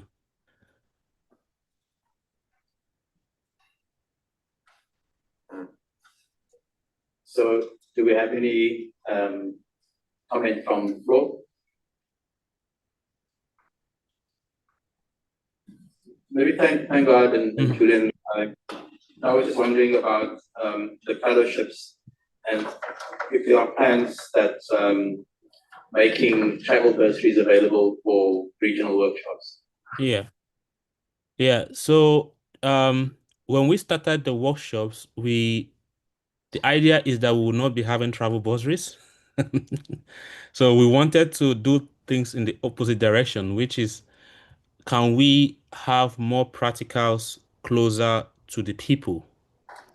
That means is, can we bring the practicals closer to those in the cities and closer to them? So instead of having more bursaries, can we have more practical locations, right? So, but quite recently, again, we also feel that, okay, there might be need to begin to integrate or include bursaries, particularly because that would also help in terms of that, and also given that we already moved the workshop from one region to the other, because now we are finishing up in Southern Africa this month or this week. In October, at the end of October, we'll be having the same workshop in North Africa. So that means that someone in North Africa does not necessarily need to attend this workshop, because we are coming to North Africa and we are going to Morocco, and then there's the hub and spoke model. So yeah, this is something we would consider in the future on how to actually, of course, we can do both. We can increase the number of practicals, and at the same time also have more travel awards or bursaries for the participants. So I don't know, Julian, what do you think as well? Sorry, I didn't get you. I was just trying to talking about including travel bursaries for the regional workshops, because when we started, our idea was that we would mainly focus on, instead of funding travel bursaries, we could use that to fund practicals more. So as you could see, there are more practicals now in several of the locations, but I mean, we could do both of them. We could increase the travel award or do that, or also at the same time also increase the locations where the practicals are held. So if you want to comment? Thank you. Thank you very much. I think that would be a very beautiful development, actually, because in Africa it looks like practically everything, most things have to be sponsored to have good level of success. As we all know, in Africa, this period so far, our experience is that people have to struggle out, with personal income to attend these programs. But on the side of AfricaBP, we also depend on people who are willing to fund, who are ready to handle any of these things. So far, the practicals are coordinated by those who fund them, and everything that happens there is on the people who are hosting the practicals. The same way, like in this present sitting, you find out that it is mostly for SAMRC to find ways of actually hosting this. They fund it. If we have the dedicated funds coming from many sources to take care of transportation to improve participation, or to take care of accommodation, feeding, and other expenses, other expenditure involved in attending these programs. It will be very helpful, because it will enable a lot of people to come. Presently, we don't have the financial base to sponsor speakers to attend, or to sponsor people to attend, but within the limits of what we are able to do, our capabilities at the moment, we try as much as possible to cover the programs in a way that a lot, of course, is a bit is sort of taken care of. Yeah, we manage the programming, we manage a lot of things, and that way the hosting institution, for instance, SMRC, is helped, is supported. That's the much we can do at the moment. Yeah. But we are calling for people who are ready to commit funds for this. And once such funds are committed, we operate openly. They'll be happy with the way their funds are deployed, and more people will benefit. That's just what I think I can say. Yeah, thank you, Julian. So I think in response to Craig's question, if there are, just like in other aspects of the programming where several sponsors take some bits, like the practicals, like the day 1, day 2 and stuff, if such opportunities exist, for instance, in Southern Africa alone, this is also something the AfricaBP will be interested in. So it's going to be at a regional level where, each region supports the travel award for their participation at that level, particularly. Please, let me just also quickly address one comment on the chat box. I think Julian, there's time because of time, right? Okay. Just 30 seconds. Just 30 seconds. What I would say is we are open to more participation, more partnerships. Whoever is interested should approach us. We are very open to that. Thank you very much. Thank you, Julian. Thank you. Thank God. So I'm going to move over to our next presenter, who is Dr. Kritika Ramarak. She's a specialist scientist at the SAMRC, and she'll be discussing the cheminformatics in drug discovery workshop. So she's here in person.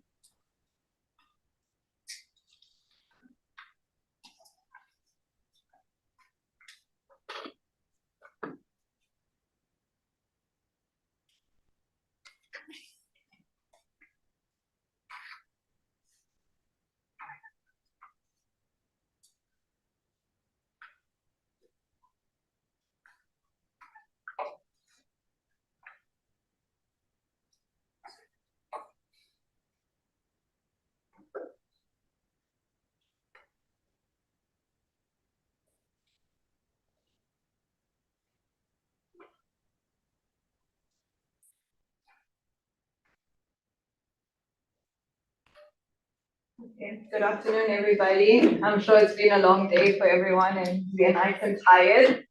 I promise to be short. It's just a little introduction to the workshop that we're holding from tomorrow till Friday at the SAMRC. So other than being funders, the SAMRC also has units where research is being done. And part of the research that we do at the Biomedical Research and Innovation Platform is cheminformatics, and we have a research group for this. So cheminformatics, for those of you that I haven't spelled it wrong, I swear I haven't termed this myself either, it's actually a real thing.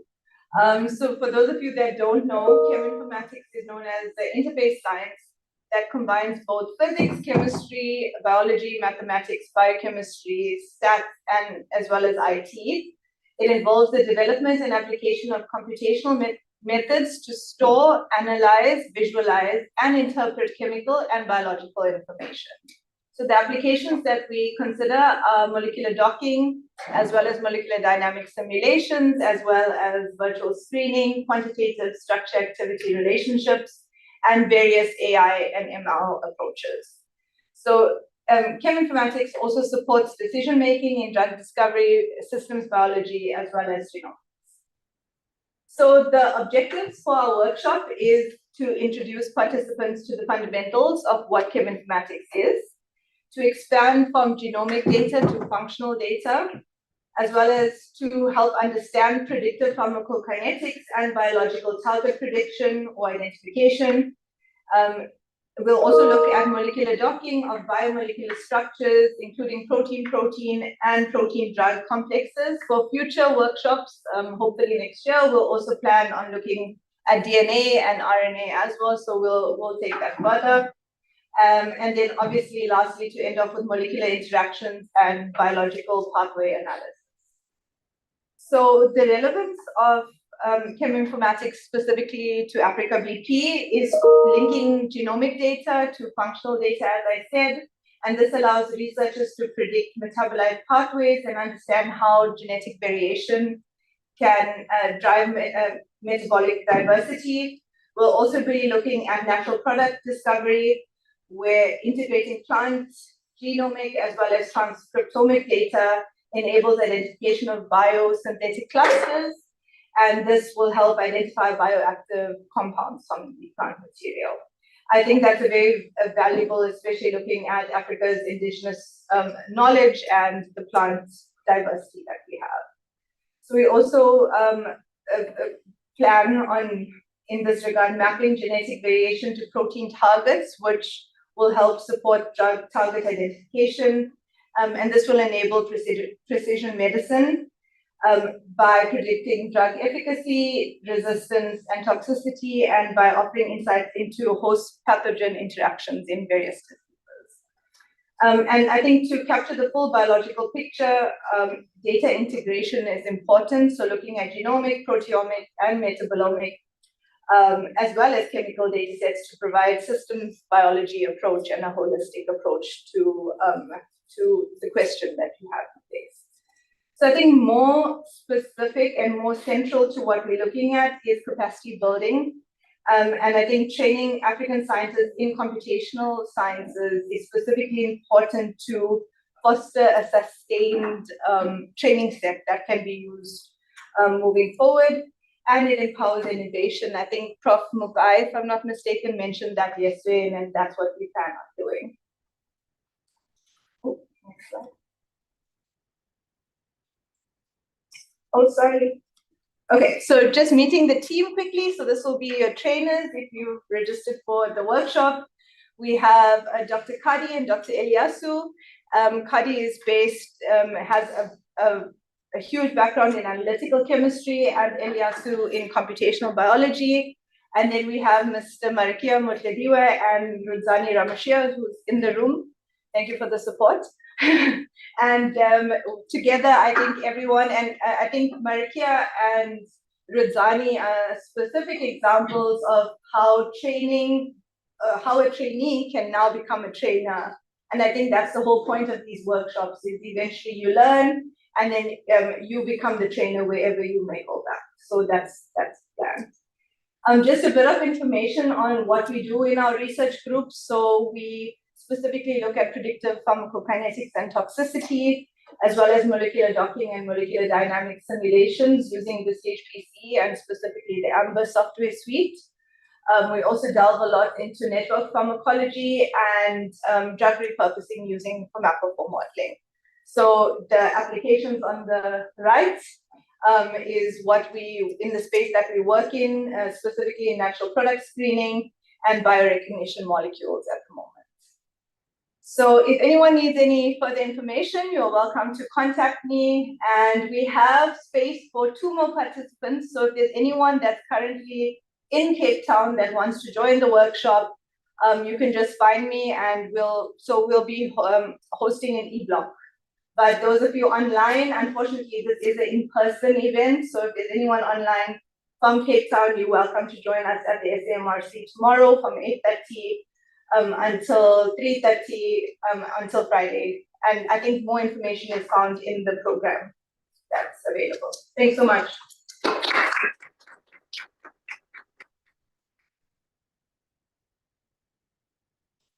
Our next presenter is Nishish Bangu, who is a field application specialist for MGI-Tech, and she's going to be talking about the workshop being held at the SAMRC WCS DND CMT7.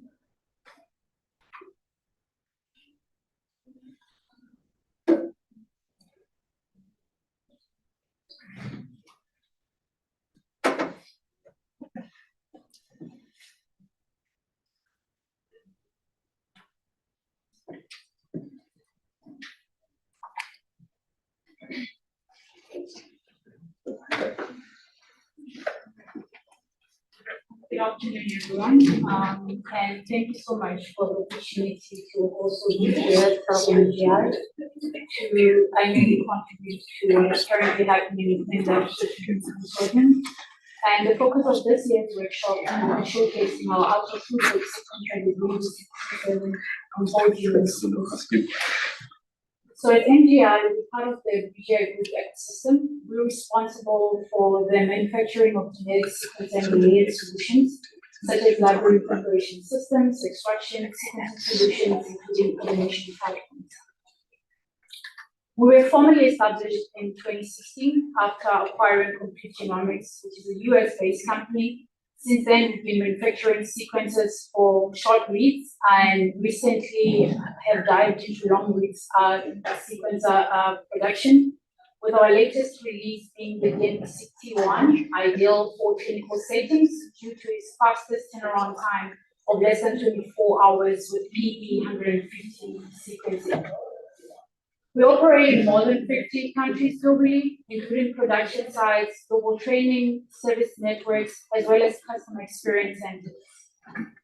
Our solution supports applications in various areas, including reproductive health, biodiversity, forensics, and many others.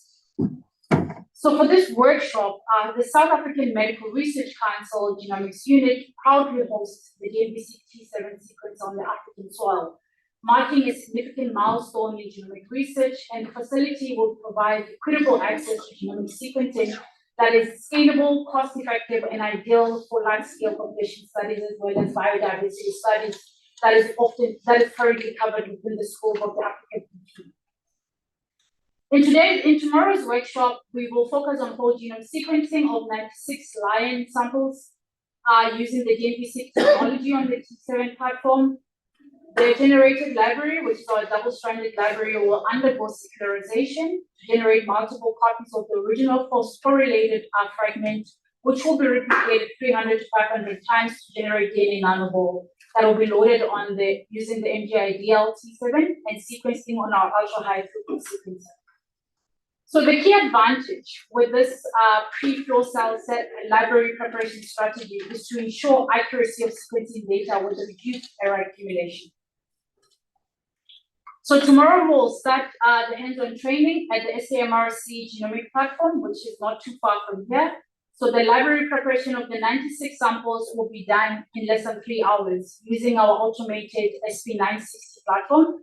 And on the 4th day, we will pull the secularized libraries to generate, we'll pull the double-stranded libraries to generate secularized code strands, followed by thawing of cartridges, and obviously having a session around the pooling methods that we use to ensure accurate pooling of the samples that we have. Then the day after that, we'll generate our DNA nanoball, do the QC, followed by sequencing, and we'll also review the data, looking at the specific matrix that the sequencer produces. So this milestone of the SAMRC acquiring the DNP-seq T7 is not merely about technological advancement. It's not just about knowledge exchange, but it's a bold step towards equitable access of genomics on the African continent. And by hosting the DNP-seq T7, SAMRC has democratized high-throughput sequencing at a fraction of the traditional cost. So I would like to acknowledge my co-trainer, Mr. Naker, at the SAMRC genomic platform, who will co-facilitate the training with me.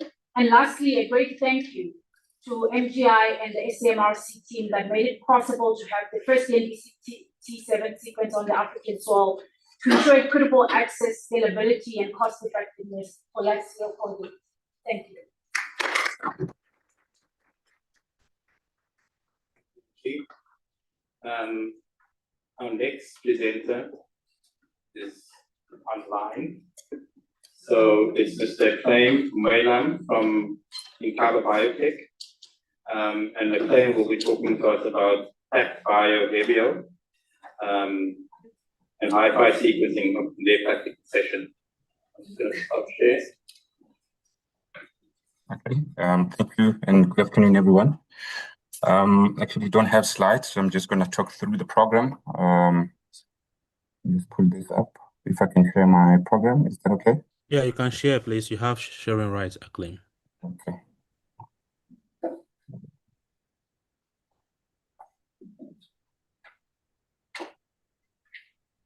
Okay.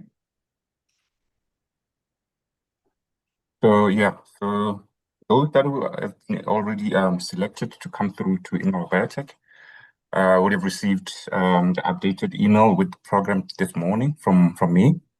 So basically what we're going to be doing from tomorrow until Friday is that I expect the arrival of participants until 8 o'clock at our offices, and we will start with a bit of a presentation to take you through the technology, the hi-fi technology, sequencing technology, how it works, and we look at the protocol that we will be using. And then from there, we move into the lab. So each and every participant will have their sample. In this case, we're going to do bacterial or microbiome whole genome sequencing. So each and every participant, I think we have about 10, will have their own genome. To do all this step, we'll start with QC, where we run qubit and fragment analyzer. If required, we can do megaraptor sharing, but this is not necessarily a required for microbial genomes. And then, of course, we do the QC after that. And then the library prep will take us throughout the entire day. I expect to be a little bit slow because obviously you will monitor each and every one participant. And this creating the library and having it ready for sequencing should take us about 2 days or 1.5 days. And if time permit, we can load the samples on the sequencer. It runs for about 30 hours. The review runs for 30 hours, which I don't think we'll have time to look at that run data specifically, but we can do that online with our bioinformatics team. But just for the purpose of the workshop on Friday, we will look at the similar data. And then once the data that comes out of the machine it's done, then we will arrange an online meeting to go through the actual data so that we can see how each and every sample from each participant performed. So yeah, in a nutshell, that's our 3 days, and I look forward to receiving each and every one of you here at in our HQ here in Pretoria. Yeah, and thank you. See you all tomorrow.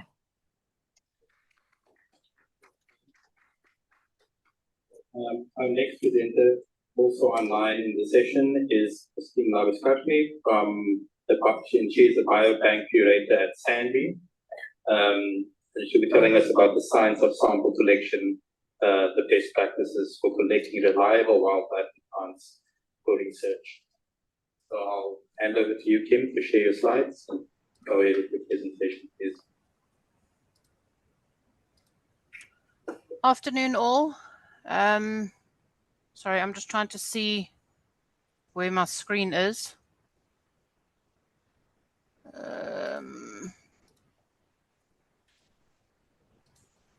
There we go.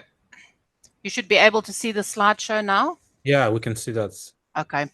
Thanks very much for the little introduction to our sampling workshop that we're holding here at the South African National Biodiversity Institute here in Pretoria. So we're actually hosting it at the National Zoo. So that's at 232 Boom Street, but that has been communicated to the participants. So between our biobank team here and zoological research, and then also the science collections in SANBI, the workshop program is going to have quite a few sessions dedicated to some really good presentations, but then also a bit of sampling practicals on how to take good quality samples as well. So we're going to do value of biodiversity biobanks and collections, sampling for genetic analysis. So this will be both plants and animals. We'll also introduce you to forensic sampling, how best to implement forensic sampling, and also chain of custody approaches. We'll discuss ethics and compliance, because now you're dealing with a lot of wildlife and fauna species, or fauna and flora species, sorry, and especially with the regulations, the TOPS regulations, and then also CITES. So we'll go into a little bit more information there. We'll talk to you about the introduction to different taxonomy sampling, bearing in mind that we've got mammals, birds, reptiles, all of them are very different. Some have hair, some have feathers, so how best to take samples. Also addressing the Biodiversity Biobank South Africa project, where it's quite astounding how many biodiversity collections are actually situated in South Africa without people even realizing it, and how to actually tap into these collections as well for research projects. And then endo and ectoparasite sampling, because it's not just about the animal, it's also about the little animals on these bigger animals. So your ticks, your parasites, your fleas, your internal parasites. We've got a nice session on that. An introduction to biodiversity data. So what is the best way to collect your data? What data do you need? And then also your minimum data standards. What is the best way to have all of your different fields so that they're easily uploadable to all of the databases that are now used in big data reference libraries. Then also the efficacy of eDNA sampling, which is becoming more prevalent these days, and quite you can take samples from just water and you can see which animals occurred there. Good lab practice, that's an important one, because a lot of people don't know how to even work in a lab, so starting right at the beginning. And then also the Barcode of Wildlife and Jeff7 project, and that's reference databases of for legal and illegal wildlife trade. wildlife and plants. Bold database management, so that's uploading onto Bold and how you can do it. And then plant sampling for DNA and herbarium collections. So it's not just the little piece of tissue that you take for your DNA extractions, how you actually press your samples as well. And then, of course, the practicals. And here we'll show you how to take a voucher photograph and add value to a sample. So this is part of the chain of custody approach. How to sample from an animal. So these are birds, mammals, reptiles as examples. And then the plant sampling for biobanking and an herbarium as well. So just thanks very much to the SANBI team. This is the third year that we're offering such a workshop. It's always great to have the youngsters come through and the research community, students, researchers as well. So we're looking forward to hosting you for the next 3 days. Thank you.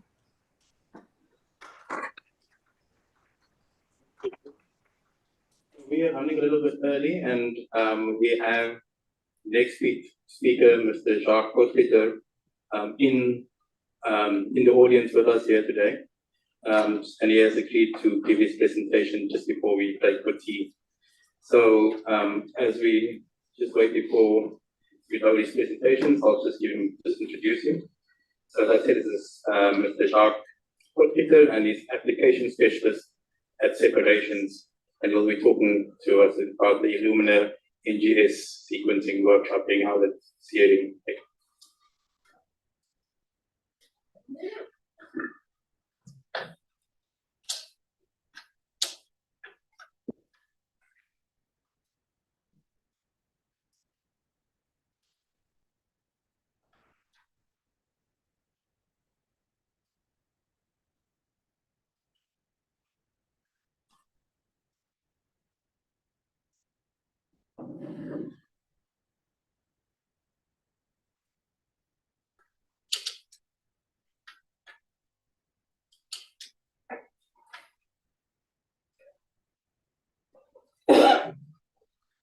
Good afternoon, everyone. So my name is Jacques Potgieter, like Rachel said, field application specialist at Separations.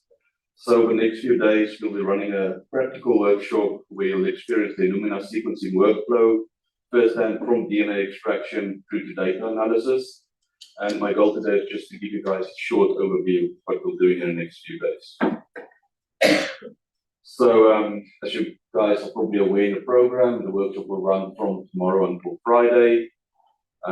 We'll have a detailed agenda presented to those of you who will join us tomorrow, but like I said, it will entail the full workflow. Bar actually running the sequencing, I'll explain that a bit later. And the venue will be at Surrey. And just important for those who will join, please come dressed in appropriate laboratory attire. We will be working with chemicals doing DNA extraction, so normal laboratory rules apply, wearing closed shoes, etc. And then day 3, when we'll do the analysis component, we have communicated this beforehand. For those who will join, please bring your own laptop so you can do some bioinformatics analysis. So during this workshop, you'll be guided by myself and my colleague Natasha Kitchen. Unfortunately, she can't be here today, but she'll join us for the workshop, and we'll take you through the workflow step by step. So this slide just shows the overall workflow that we'll be following. So we'll start with DNA extraction, check its quality, quantity, prepare sequencing libraries, and then move all the way through data analysis. So due to time constraints, we won't actually run the sequencing ourselves, but for those of you who join, you'll do everything up to that point, and then we'll use dummy data for the analysis. So we'll still quantify our actual library, so to see that the libraries that we will prepare are fully sequenceable, but as I mentioned, just due to time constraints, it's a bit difficult to load the sequence, wait for the sequencing result to finish, and then still get time to do the data analysis component. For our input samples, what we'll be using for DNA extraction, so we'll be using whole wheat, so not to be confused with weed. So just in case my pronunciation is a bit weird, it'll be quite interesting to source that, and that will of course involve a lot of paperwork. And the reason we chose this sample material is just really easy to use in the lab. It's safe. we could have used other sample materials such as blood or any other tissue, but again, that requires quite a lot of paperwork. We need to have a few things in place. So this is just easy, it's safe, and it's commercially available at basically any supermarket. So the first step we'll be doing is DNA extraction. So our aim here is to obtain DNA that is pure, free of contaminants. And this is the foundation of the workflow. Whether it's for sequencing, PCR, good quality DNA gives you good quality results. So for this, we'll be using a high quality microrenatal extraction kit that's designed for extraction of DNA from plant material. And we'll go over some theoretical components about DNA/nucleic acid extraction, why there's different kits, why you would want to consider different kits. But yeah, we are going to use a kit specifically designed for extraction from plant material.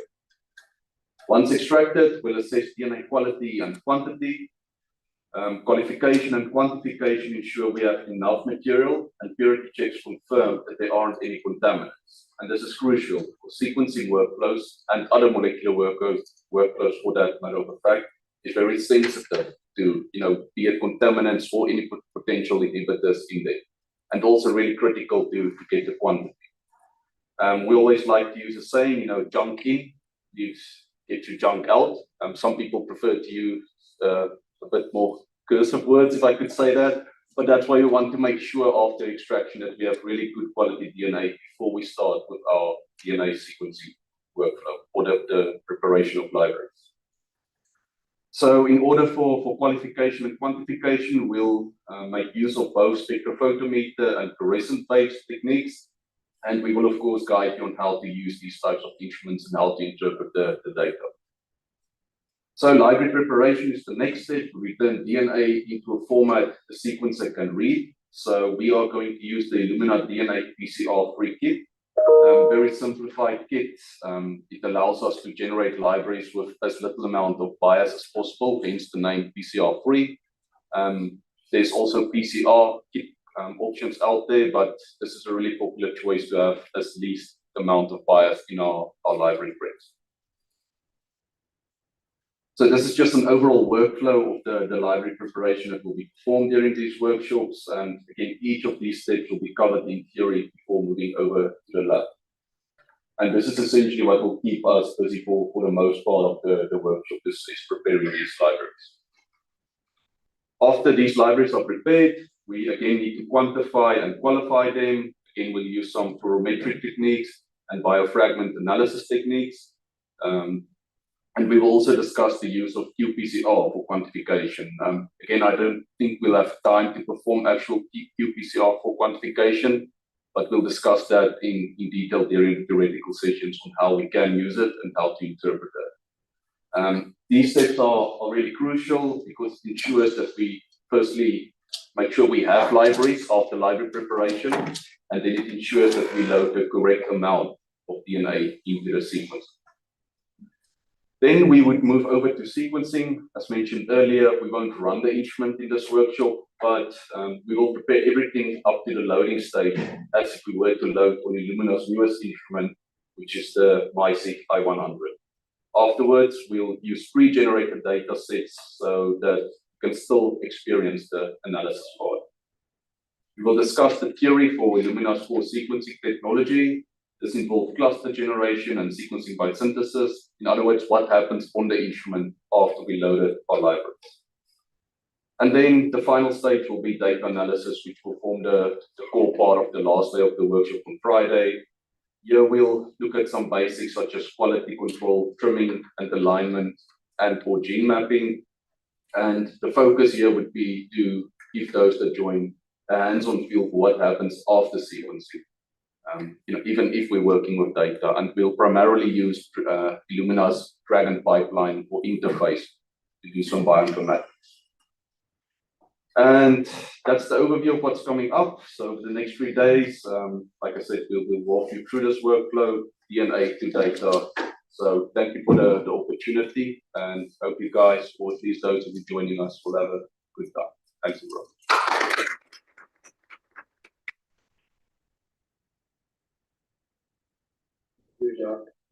There are places you can get the read about permits and things as well. So We're going to break for tea, and then we'll be back for the final session of the day.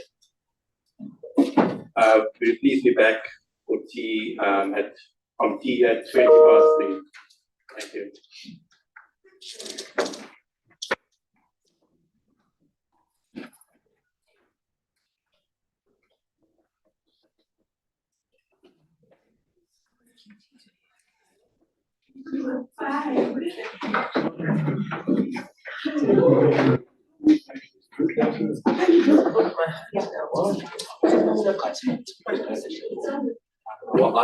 You're cutting out two article sessions. Cutting out two of them.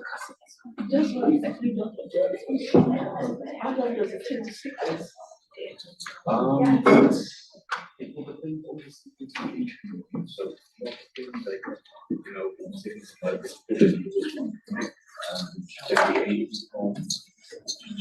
hours, but that is so,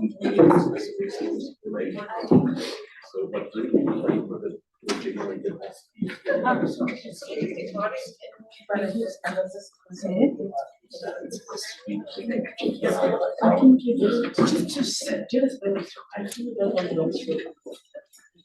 so we can.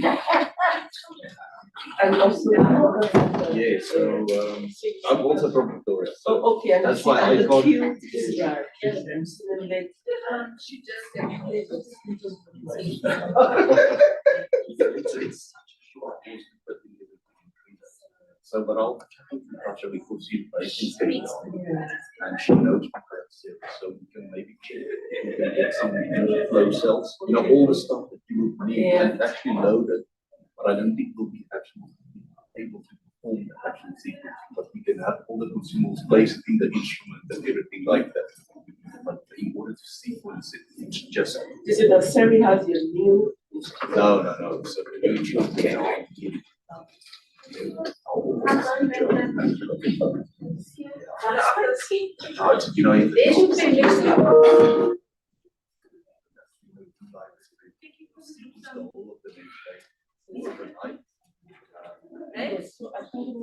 I don't know.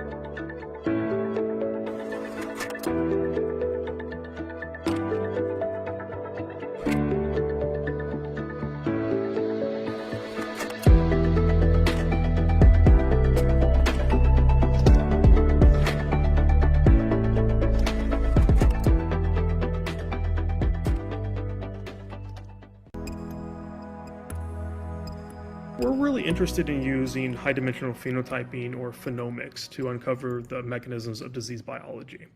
And particularly, we're really interested in the biological mechanisms of genetic variants and mutations that are associated with both neuropsychiatric and neurodegenerative disorders. And we've been really interested in working with Element on their new technology because morphology is only one measurement. We have recently published this work on what we call neural painting, which is simply taking cell painting and then applying this to neural cell types. It's really easy in the lab, but the processing and analysis can really take a long time, and that feature interpretation that you get from that always requires follow-up experiments.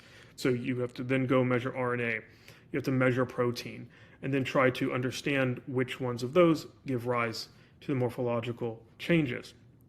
And so the AVD24 platform allows us to capture all three of these simultaneously. And so we set up a pilot experiment with the AVD24 team where we took iPSCs from our lab, we differentiated these into both astrocytes and excitatory neurons. We grew these cells on the Teton flow cells. We would fix them, and then we sent them to Element for processing, part of the technology access program. Firstly, we're able to take the single cells and cluster them using the RNA expression transcripts with the AVD Neuro panel. But here, we actually get better accuracy, and we get the added information of kind of the RNA expression. So here again, we're just taking these clusters that we found using the gene expression information, but then layering on here values for the morphology features that seem to discriminate our cells.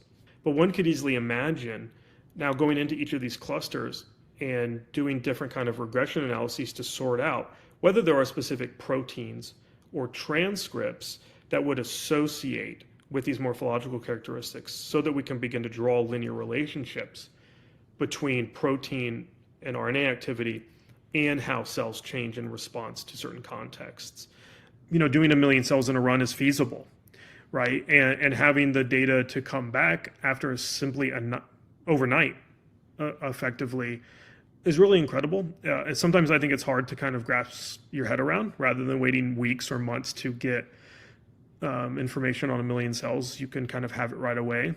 The actual experimental part of it is incredibly easy.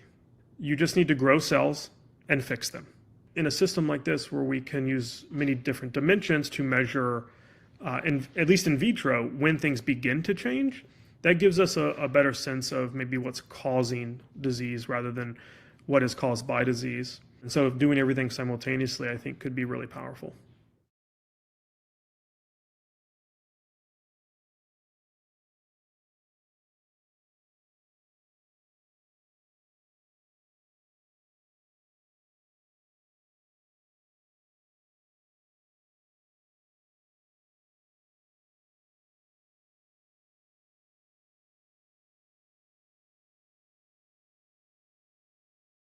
Welcome to the 20-year anniversary video of AfricaBP, Africa's genomics company, here from our headquarters in Makelnek, Pretoria in South Africa.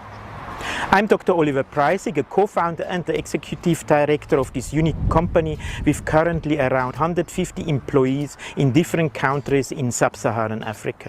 The idea of AfricaBP emerged not far from here in Pretoria in the year 2000 while I was doing research at the University of Pretoria and saw the need for this specific type of company in South Africa. It took 2 years for the venture team of 5 to officially start the business in August 2002, as it was a major struggle to find the funds to do so. The startup was only possible with the substantial direct foreign investments, mainly from shareholders from Germany and Switzerland, as well as the startup loan from the State Secretariat for Economic Affairs of Switzerland. So what was actually our idea in 2000 to start a biotechnology company in South Africa? The aim was to locally produce oligonucleotides which need to be custom made, and therefore by local production the turnaround time dropped from 2 to 3 weeks for imported oligos at that time to 1 or 2 days.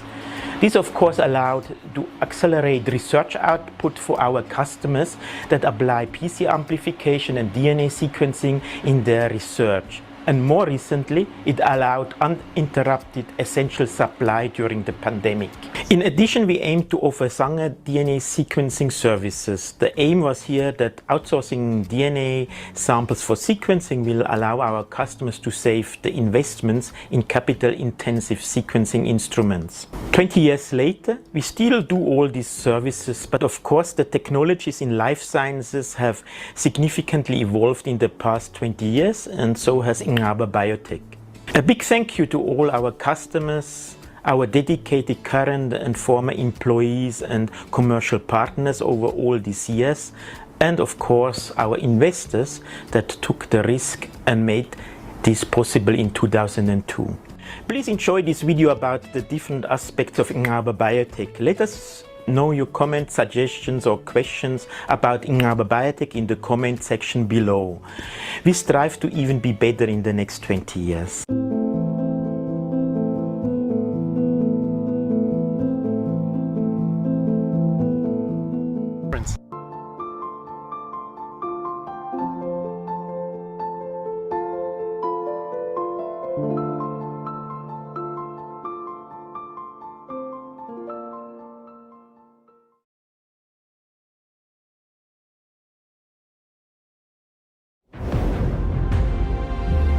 Human beings have been using astronomical tools to adventure into the infinite universe, to explore the infinitesimal by making use of life science tools and technology. Founded in 2016, headquartered in Shenzhen, China, MGI is committed to building core tools and technology to lead life science through intelligent innovation. MGI has established 7 international R&D and production centers and is mainly involved in 3 key business segments, including genetic sequencers, laboratory automation, and new business. Continuing heavy investment in R&D, MGI has developed a full range of patented technologies, including DNB-seq sequencing technology, patent array technology, and sequencer optoelectromechanical system technology. Gene sequencing has a very high barrier to entry as it involves multiple fields, including optics, mechanics, electronics, fluid dynamics, molecular biology, chemistry, nanoscience, and other disciplines. MGI is one of few companies in the world that have the ability to develop and mass-produce low, medium, and high-throughput clinical gene sequencers from GB to TB. Besides gene sequencing, MGI has also developed a series of core technologies, including library preparation and automated sample processing. Expanding into new business, MGI has developed multiple innovative life science tools and technology, including portable single-cell systems, remote robotic ultrasound systems, BIT products, and low-temperature storage products, with a strong focus on the upstream of the industry. MGI operates in more than 100 countries and regions, serving more than 2,800 customers to date, empowering the downstream customers in reproductive health, precision cancer diagnosis and treatment, infectious diseases, food security, agriculture, forestry, fishing, and consumer genomics. Since the establishment, MGI is driven to disrupt the status quo and accelerate the industry innovation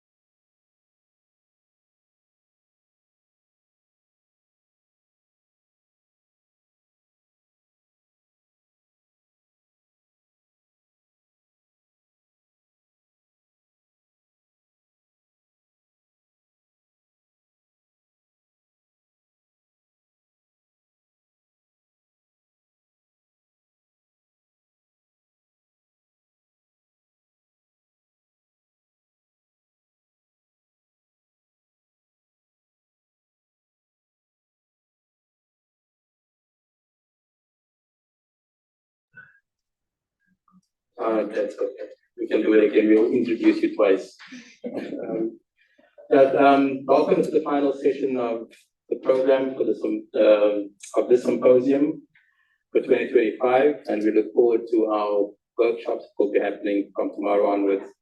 So our first speaker in this final session is Ms. Sally Katie from the International Livestock Research Institute in Kenya, and there she is the Research Officer, Science, Policy and Engagement, and she'll be telling us about the ALSI workshop that will be happening from tomorrow onwards. I'll hand over to you.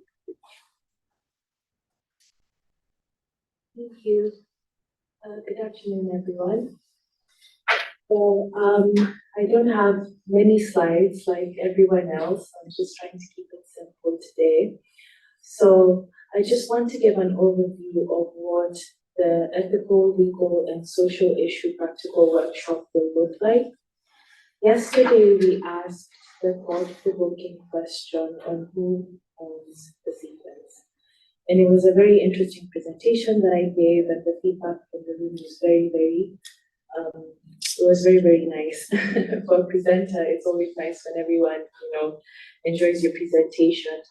And as we talked about how, Africa's biodiversity is used in many contexts, and very rarely do we see the benefits trickling back into Africa. Now it's time for us from tomorrow to move to how do we actually safeguard this data, safeguard our resources, and make sure everything sort of works in a practical context. So I tried to map every day to a learning outcome so that it's simple for us to synthesize. When you're having ethical workshops, it's very easy for you to get derailed and sort of have an overloaded, overbearing kind of workshop. So how I'm looking at this, it's basically an introduction kind of format, because we can't cover everything. There's just too much to cover.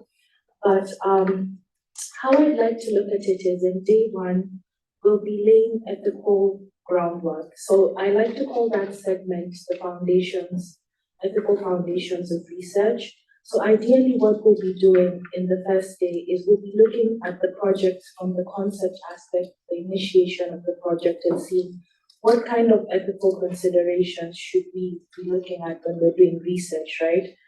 How I look at it is, how do you involve ethics and communities from the beginning of research? It's not just at the end or at the publication stage that you're involving the communities that you research with. Because I like to think that if you can't build trust from the beginning, then you can't have science that sort of lasts. So that's what we're going to be looking at. And one of the things we discussed in yesterday's presentation, for example, was the Sun Media case. So we'll be looking at that again, and I will want to know from the participants what they think were the ethical failures. So we'll be looking at that kind of stuff in the workshop. We're also going to be looking at different ethical agreements and protocols that are involved in research, basically trying to get an appreciation sort of access and benefit sharing and all the ethical, legal, social elements that come into play when we're doing research. And then in day two, we're going to be looking at the law and governance aspects of the research. So in this segment, I would hope that we'll be able to have navigation of the policy landscape. So we're going to do a deep dive looking into negotiation agreements. For example, if you're talking prior informed consent, the material transfer agreements, the data sharing agreements, what do they look like? What, are the terms of these agreements? So we're going to try and poke at them and just, see what we should be considering when we're having these kinds of agreements. We're going to be looking at ethical protocols for research. In this segment, we're also going to look at there's something we normally have with the Africa BioGenome Project. I also happen to chair the ethics subcommittee. And one of the things that we've been trying to do, even with the publications, for those who we've had the privilege of interacting with, is there's a checklist. So we're going to be looking at those kind of things. What do ethics checklists look like when you're doing research before you go into publication? What should you have? What should go into your ethics statement? And what have you? So those are the kind of things we'll be looking at. And the idea here is for us to not sort of stop looking at law as an obstacle, but as a tool for research, as a tool for accountability and a tool for equity. So those are some of the things we'll be looking at. So at day 3, which is going to be the last day, unfortunately, of the workshop, what I'm going to be trying to look at with the participants is benefits and beyond. So we're going to look at how does the research that we're doing move from the pipeline, as we mentioned in the presentation yesterday, and actually have impact in the real world, impact that's meaningful, right? So we're going to be looking at accountability, we're going to be looking at the balance between commercialization and indigenous knowledge.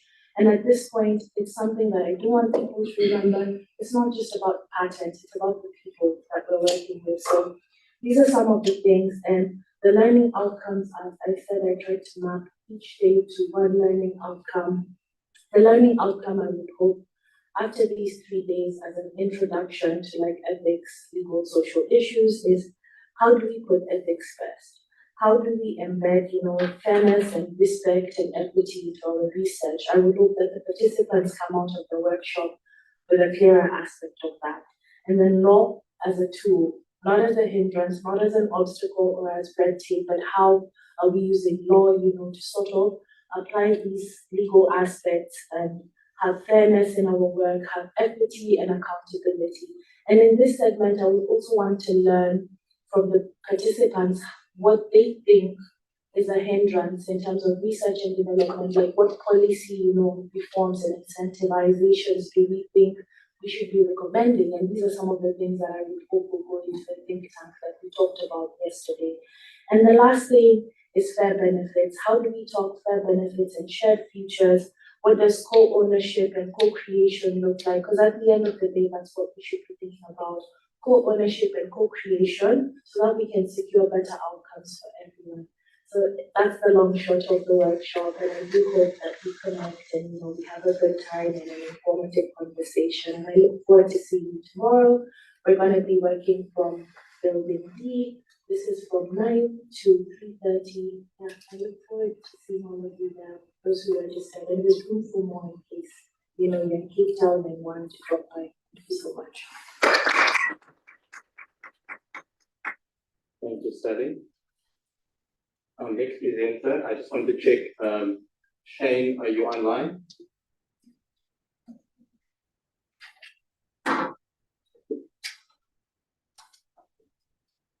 Thank God, can you check if this is Shane online? Can you see Yeah, online? Shane messaged that she will be late by 25 minutes.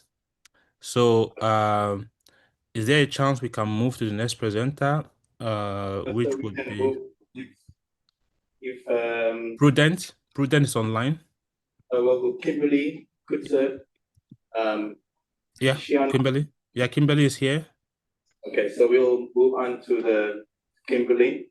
So Kimberly Kutzer is a PhD candidate in bioinformatics and computational biology at Stellenbosch University.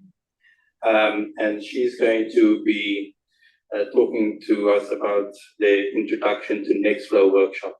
And she's online. Thank you, Kimberly. You can share your screen. Okay. Let me see if I can get the actual PowerPoint here. Can you see it properly, or is it gone to presentation mode? Look, Kimberly, do you want to just, you can only see your slide, your presenter view. So go to the top. No, go to the top where you have display settings. Click it, then click swap presenter slideshow. Is it fine now? Yeah. Okay, great. Okay, so I'm going to be facilitating the Introduction to Nextflow workshop from Wednesday to Friday. So I'll start by giving kind of my own background and motivation for getting involved in Nextflow. And one of those main issues is the reproducibility of bioinformatics. So as someone that didn't have a lot of experience in it, I had difficulty with a lot of aspects of bioinformatics and how to do it in the best way possible. And one of those issues was learning about reproducibility, why it's important, the best practices behind it. So that's sort of where Nextflow then comes in, is that it attempts to increase reproducible bioinformatics by being a sort of workflow manager or a workflow package that sort of controls everything. It controls how you develop the pipeline, how you run the pipeline, and how you share the pipeline in essence. And with that comes NF Core, which is a repository of where all these pipelines are hosted using the Nextflow workflow management system. So for the workshop itself, I sort of wanted to focus on giving a training on how to get started with Nextflow, but also got up to the point of being independent enough to run Nextflow pipelines by themselves. So there are some introductory sessions and also intermediate and then advanced sessions on the last day. So they'll learn how to install and run their own pipeline as a test, or with their actual data, they'll learn how to configure it to run on CHPC, a server, Ilifu, their personal laptop, and so on. And then they will learn also how to collaborate and how to use these best practices to their own advantage and how to share their knowledge. And so from this, hopefully a lot more outcomes than just these few. But as I said previously, hopefully the participants after the workshop will leave knowing how to independently run and contribute to Nextflow, the Nextflow community.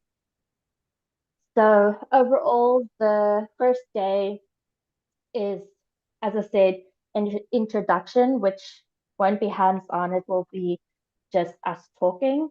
And then we will move on to actually setting up whatever the participants will use to run pipelines and immediately start running them so that they can kind of get a feeling for it before stepping back and getting overwhelmed with information, because there is a lot.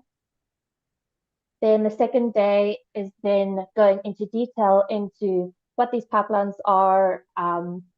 I like to think of it as the anatomy, or probably building blocks is a better way of thinking of it.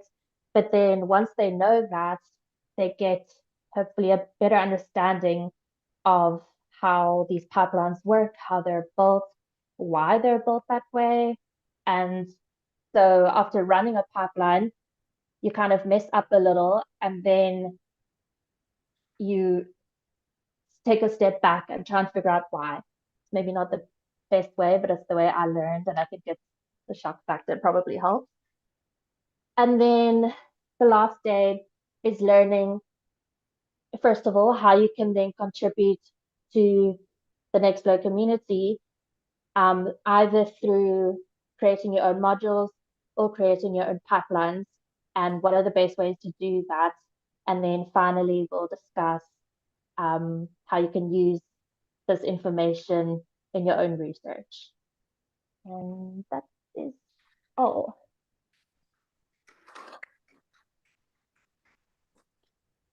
Thank you, Kimberly. Next presenter is the students, Mok and she's the NGS facility manager and lecturer at Northwest University, and she'll be talking about the ONT workshop. So I invite her to please share her screen. Good afternoon. Can you see my screen? Yes, please go ahead. You need to put it in a slideshow, please. I think it's coming up now. Is it in presenter mode? Or? Not yet. Just click that. Yeah, click that. Is that by now? Perfect. Yeah. Okay. Good afternoon, everyone. My name is Prudent. I'm the sequencing facility manager at the NW sequencing facility. And we will be providing training on the ONT workflow for over 12 participants for this year.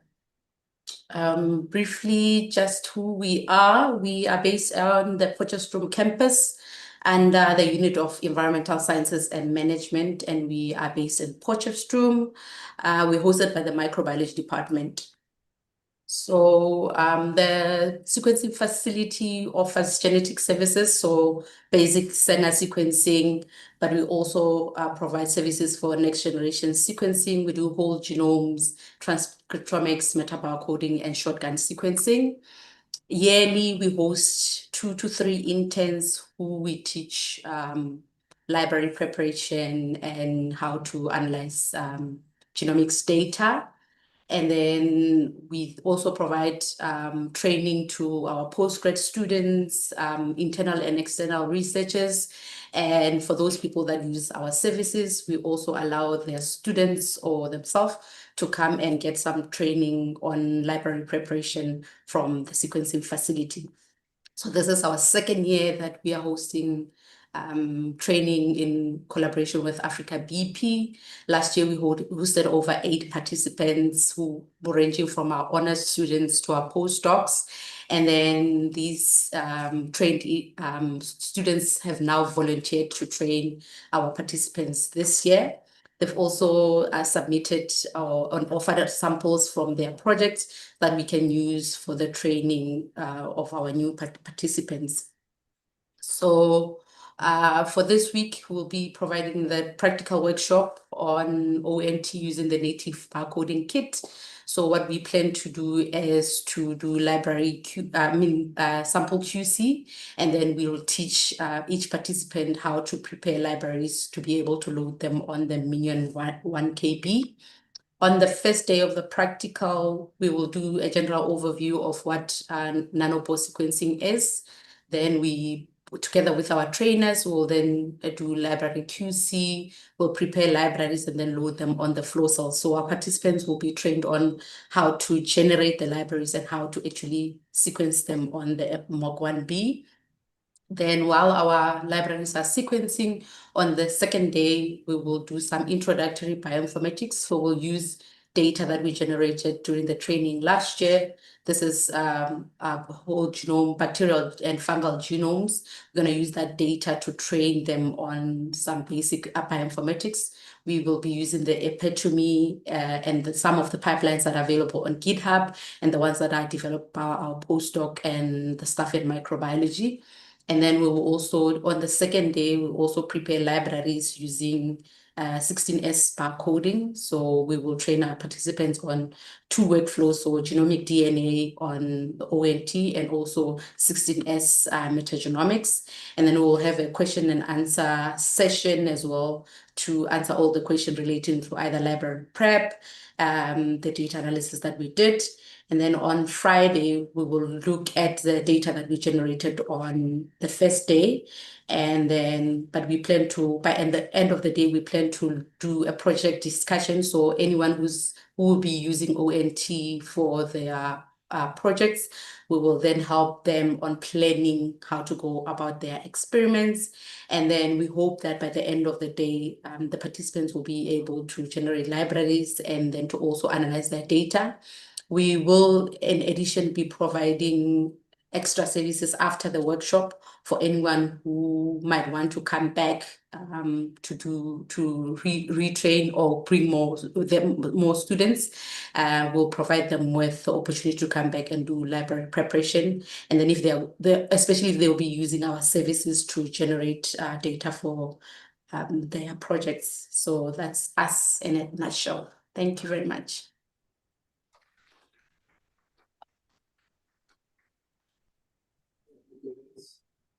Our next presenter, I see it online already. So we're going to ask Ms. Elizabeth Wessels, who is the project lead at Sengen, to talk about the extraction of high molecular weight plant DNA for RNA sequencing. Elizabeth, you're welcome to share your screen. Thank you.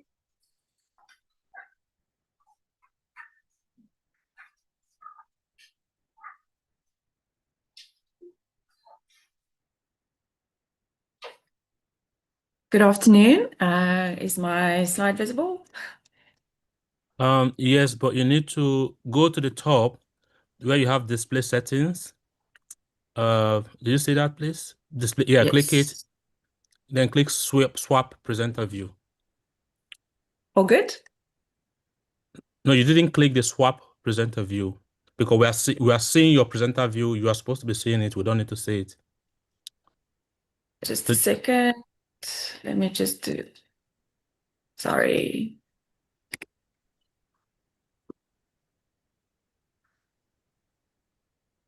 Yes, then click it.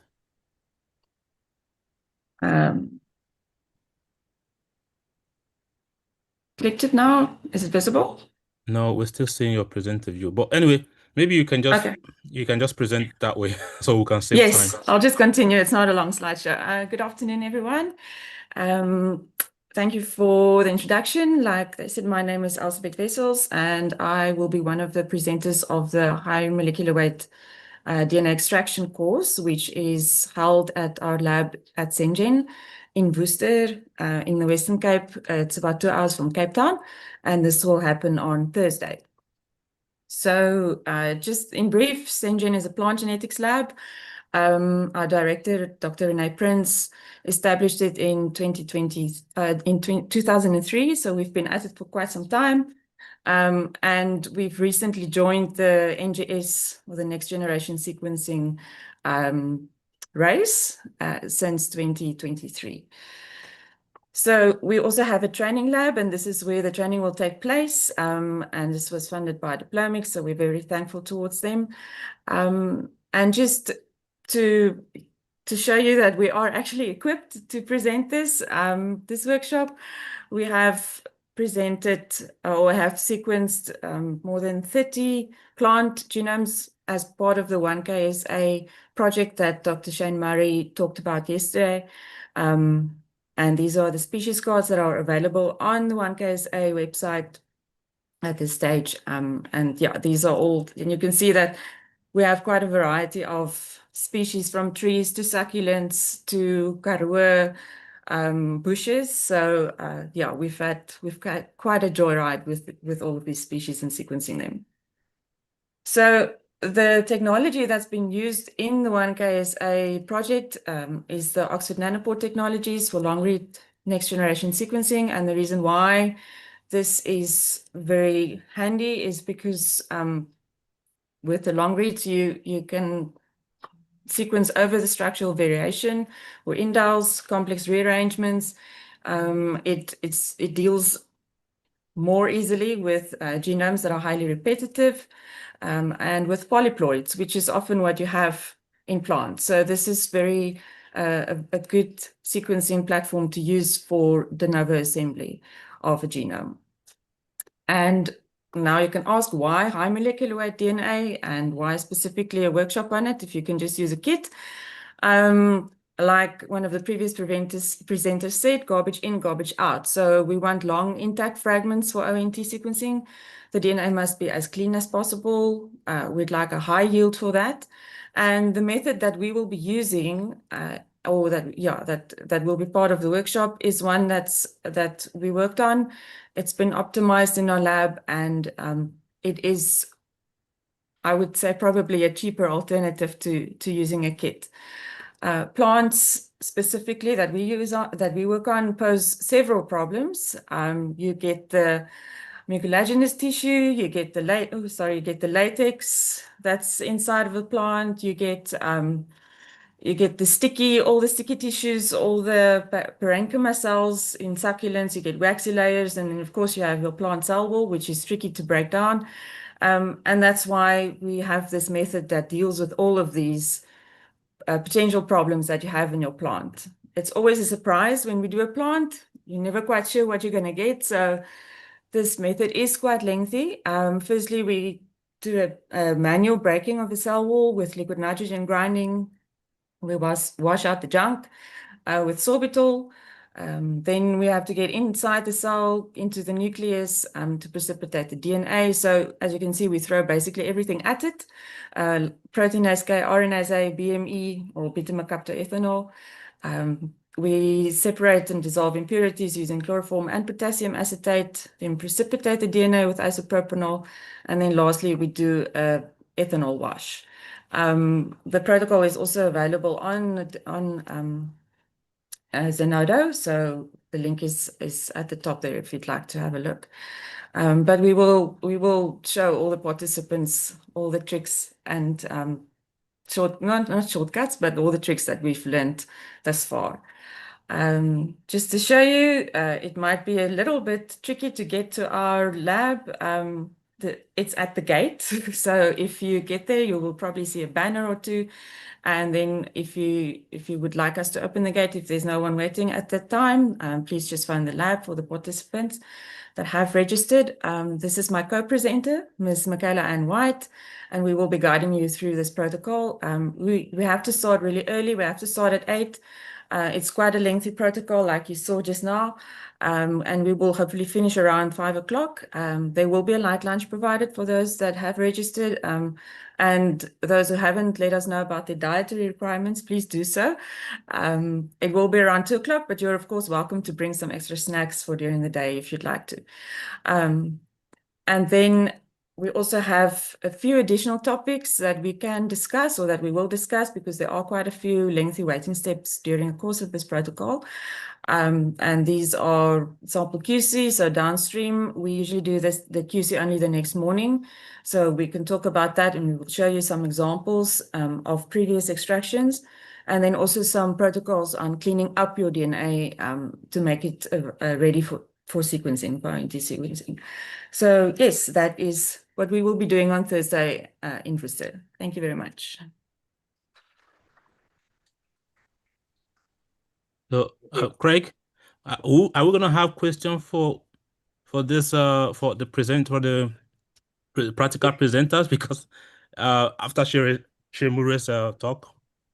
Yeah, is Shane online? Yeah, she's online.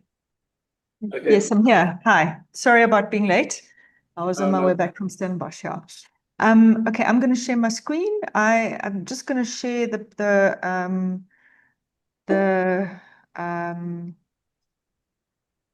protocol. So it's a PDF, and hopefully we won't have any. Can everyone see it? See it? Yes, hopefully yes. it's all fine. Okay, so thanks to Prudence and Elsabet, who've already done a great job at introducing Oxford Nanopore sequencing. We, as the 1K SA initiative, are offering 2 workshops. One is the library prep and sequencing workshop, which I'm going to introduce now. And then my colleague, Christina, is going to be introducing the draft genome assembly workshop after me. She's going to be running that workshop next week on Monday and Tuesday. So the library prep and sequencing workshop is running in the Diplomics training lab from tomorrow, and it's for 3 days. And it's being offered by Diplomics staff, and we're also being very ably assisted by the UPGL staff. So that's Nikki Olivier and Renata Zipfel. They've come from Pretoria to help us with this workshop, and they have run a similar workshop at the University of Pretoria for the AfricaBP Open Science Workshop over the last 2 years. So this is sort of a high-level program of what we will be following. There will be an introduction to 1KSA, which will be a summary of what I presented yesterday. Nikki will talk a little bit about Oxford Nanopore Technology, and then Nikki and Renata will talk about library building and protocols. For this workshop, we will be using the ligation kit. So then after lunch, and a light lunch will be provided, the participants will go into the training lab to carry out the library prep steps. There are going to be 4 samples available for the workshop, a bird DNA sample, 2 plant samples, and a fish sample as well. So across all the participants, everyone will be able to see how different types of samples behave. Then on the following day, on the Thursday, there will be the flow cell demonstration will take place, and there will be some more discussions around DNA and library prep and an introduction to the software, the MinR software. And then Rian Pierneef, who also gave an overview yesterday, is going to go a little bit deeper and give a half-an-hour overview about some of the considerations for planning an NGS experiment. And then we'll have an overview of the 1KSA bioinformatics workflow after that I briefly introduced yesterday. And then after that, Nikki and Renata and Anya will then talk about other library prep methods as listed here.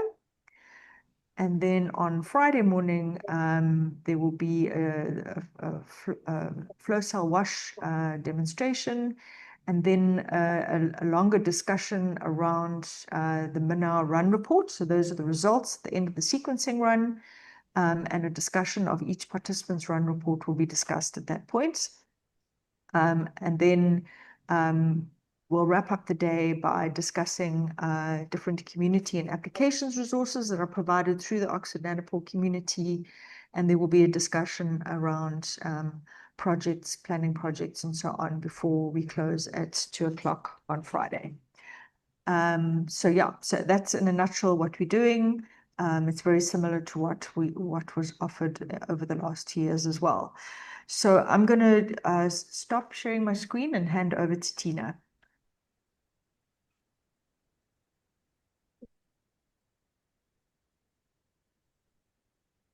Yeah. Okay. Do you want to stop sharing, Shane? Yes. Okay. I don't know what's going on now.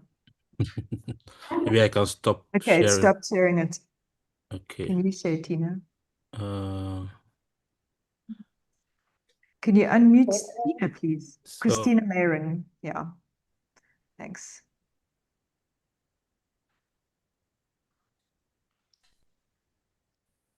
Christina, you can share your screen now, please.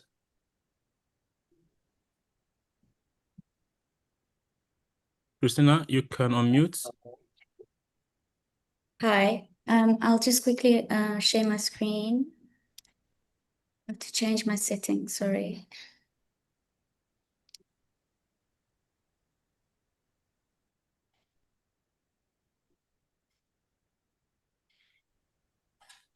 Let's see if I can share it now. Okay. Can you see? Yes, please carry on.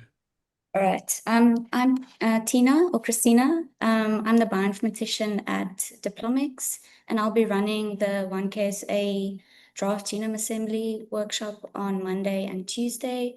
We will be doing a de novo genome assembly using ONT reads, and we will do a comparison between the fly and HiFiism assemblers, and we'll do all of this on the CHPC. So what we'll learn is navigating the command line. We'll do some Linux refresher exercises, and then we'll learn more about the fundamentals of genome assembly, accessing and using the CHPC, and also running 2 different assemblers, evaluating assembly quality, and also troubleshooting common issues. So on day 1, we'll focus on computer setup and just refreshing the command line exercises, loading all the necessary modules, and understanding the PBS scheduler on the CHPC and how to request the necessary resources that you would need to run all these analyses. I'll go over the pipeline before we start with that. We'll also learn how to clone repositories from GitHub, and then we will do the steps individually for the assembly. So all the QC evaluations we'll do separately for fly and HiFiism, and then do the quality assessments. And I'm on day 2 already. The next day we'll also do how to run the pipeline with just 1 step as well. So we'll do everything twice, and then we'll also learn how to produce a report with all the assembly statistics and generate snail plots, which is quite fun and interesting. And then we'll also go through troubleshooting common issues, like when you don't get a peak, when you're doing the K-mean analysis, diagnosing poor assembly results, etc.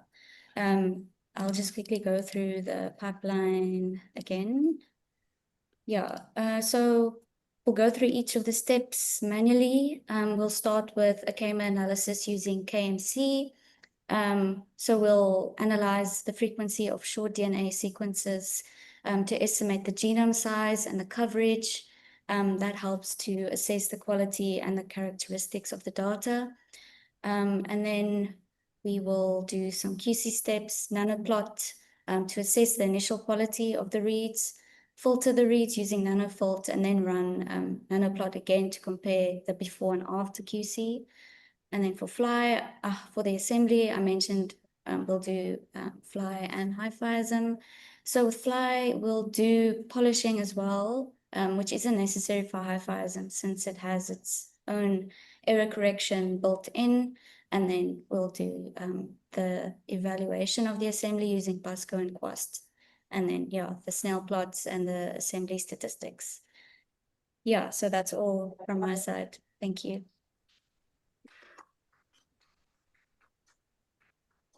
Thank you, Tina and Shane. So that brings us to the end of the presentations for this session. I'm going to open up the floor for a few burning questions to any of the presenters of the workshops. If there's anything that is unclear, now it's the opportunity to ask a few questions. We will start in the room. Is anybody in the room that has any burning questions? We've got one up there. Dennis. Thank you for the presentation. Hope you can hear me. So my question is to Christina. How can a person get involved if they were not able to sign up for the practical? Sorry, can you speak up? I can't really hear what you say. Do you want to get involved? Is that what you said? Yes, yes. How can a person get involved if they didn't register? So have an opportunity now. Yeah, I think Tina, you wants to know whether there's still space for a participant who hasn't registered to join the workshop. Unfortunately, not for this round, but we will be presenting it again early next year. So be sure to keep an eye on our LinkedIn page. We always advertise all our trainings on there, and on the Diplomics website, all our upcoming training is on there. So just keep your eye out for that. So sorry that you can't join for this one, but we will do it again. Any other questions in the room? Otherwise, we'll move online. Vanguard? Yes, thank you. I think the speaker from Shenzhen, Elizabeth, what's up? I wanted, and also all the speakers and Shane, I wanted to ask Isabel, you mentioned that you sequenced 50 genomes, right? So this may not be directly related to the practical per se. Well, I wanted to ask if the genomes are, are they in public domain yet, and are they chromosome scale, or yeah, it would be nice to know. No, they are draft genome assemblies. Okay. Yes, and all the different accessions that we sequenced were contributed by specific sample contributors of 1KSA. Yeah. So we were the lab that was nominated by them to sequence it.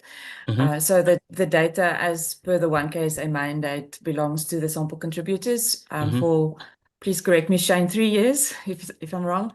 And it's theirs to do what they want to with it. And then after that, it will become in public. Okay, so the idea is not to make it public yet, but much later, right? Yeah, Yes. yeah. Just So to because confirm, just to confirm that, sorry, thank God. Yeah. So the conditions, the terms of use of the 1KSA project is that the sample contributor receives the data and can reanalyze it non-exclusively for up to 3 years. But at that time, or when they're ready to publish it, then it will be released into the public domain, unless they specifically request an embargo. If there is potential IP associated with it, for example. Yeah. Okay. Yeah. Yes. And the data is just ONT, I guess, because for plants that are polyploid, do you still also do just ONT? Because I see opportunity here for us to kind of sequence once and for all, Shane? I know we've been having this conversation. Yeah. Right. So yeah. Yeah, it's just ONT.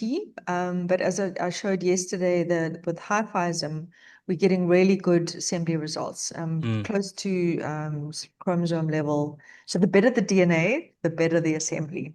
Which is why Yes. it's great that Sengen are running this workshop to really illustrate how high quality, high molecular weight DNA can be extracted from plants. Yeah. And have you done anyone with the hi-fi? Any of this sequenced plant? Have you done? No, All right. we haven't included hi-fi in the 1K essay project. It is the prerogative of each sample contributor to do hi-fi should they wish to do so. But that will be up to them. There are labs in South Africa that offer that as a service. Yes. So maybe perhaps we need to. I see opportunities for more awareness or sensitization that can we sequence once and for all and have full scale, and then we don't need to go back to the wild or to the sample any longer, right? So maybe perhaps the discussion we need to have at some point. Yeah. Shane. So we elected to not do that for 1KSA Okay. specifically because we have a limited budget and we would rather sequence more species to draft genome assembly level than to only focus on a few and get them to reference genome. Okay. So Yeah. that was our thinking.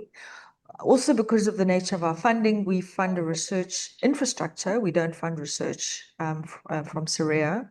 Okay. And so we need to partner with the sample contributors. So if they want to do research on a reference genome, then we're asking that they do that extra step themselves. Yeah. Okay. That's fair enough. I don't know if we have any further. Thank you, Elsa, Elizabeth, and Shane. I can maybe just add that the first genome that we sequenced was the speckworm genome, and that paper is now out. So that one we were the sample contributor and we took it further. So well, not us, but our collaborators. So that paper is out. Yes. Perfect. Thank you.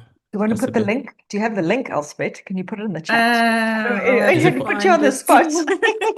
Or we can do it another time. Just put it in the link so that we can have a look at it. If I can find it quickly, then I'll okay, put it in. Thank you. Yeah. Awesome. Thanks. So I think we still have some time. Craig, do we still have any question on? Are there any more other questions online? We don't have any more questions in the room. Yeah, I'm just going through it. I don't think we have any more questions. Craig. Yeah, I mean, we don't have to take up all the time. So if there are no more questions, I would like to bring this symposium of the 2025 Africa BioGenome Open Institute for Genomic and Bioinformatics Southern African Regional Workshop to a close. And I'd like to thank all the presenters who presented some excellent work here during the course of the past 2 days. Thank you to all the participants, those who are here in the room and those who are online. Thank you for supporting us. Thank you also to timekeeper. I see Johan was quite sick at some point. And then also to our IT. I think we managed to get through this hybrid session. There were a few glitches, but we're grateful that you guys are here to have assisted us to make this run as smoothly as possible. Yeah, and with that, thank you very much for your attention, and we look forward to the workshops that will be happening in the next couple of days. Thank God. I don't know if you have any closing remarks, otherwise we will. Yeah, I just want to thank everyone, the local organizing committee for putting this together. Samira did quite a lot of work, so she's been on this together with Craig, and I also believe together with the LOCs since March. So it takes up to 6 months, 6 to 8 months to plan this.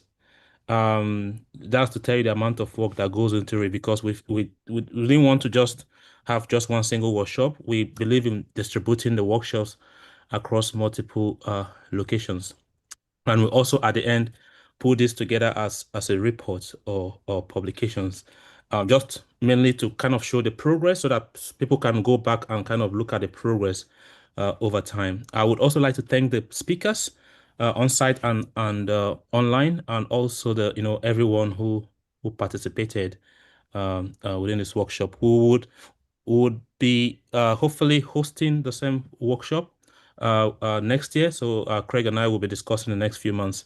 So this is the first one, and we're gonna bring the 2026 version or series to SAMRC hopefully next year, September. And next year we'll focus on artificial intelligence, and we're going to have a little bit of a new model incorporated in the workshop. So we'll start off that model with the West Africa workshop next year and kind of experiment it. Hopefully by the time it gets to Southern Africa workshop, we'd have been able to understand all the whole engineering that goes into it. So with this, I would pass this back to Craig. Yeah, thank you. Thank God. And yeah, we've got nothing further in the audience. And so thank you very much for your attention. And yeah, have a good rest of the day. We'll be back right early tomorrow for your workshops. Thank you.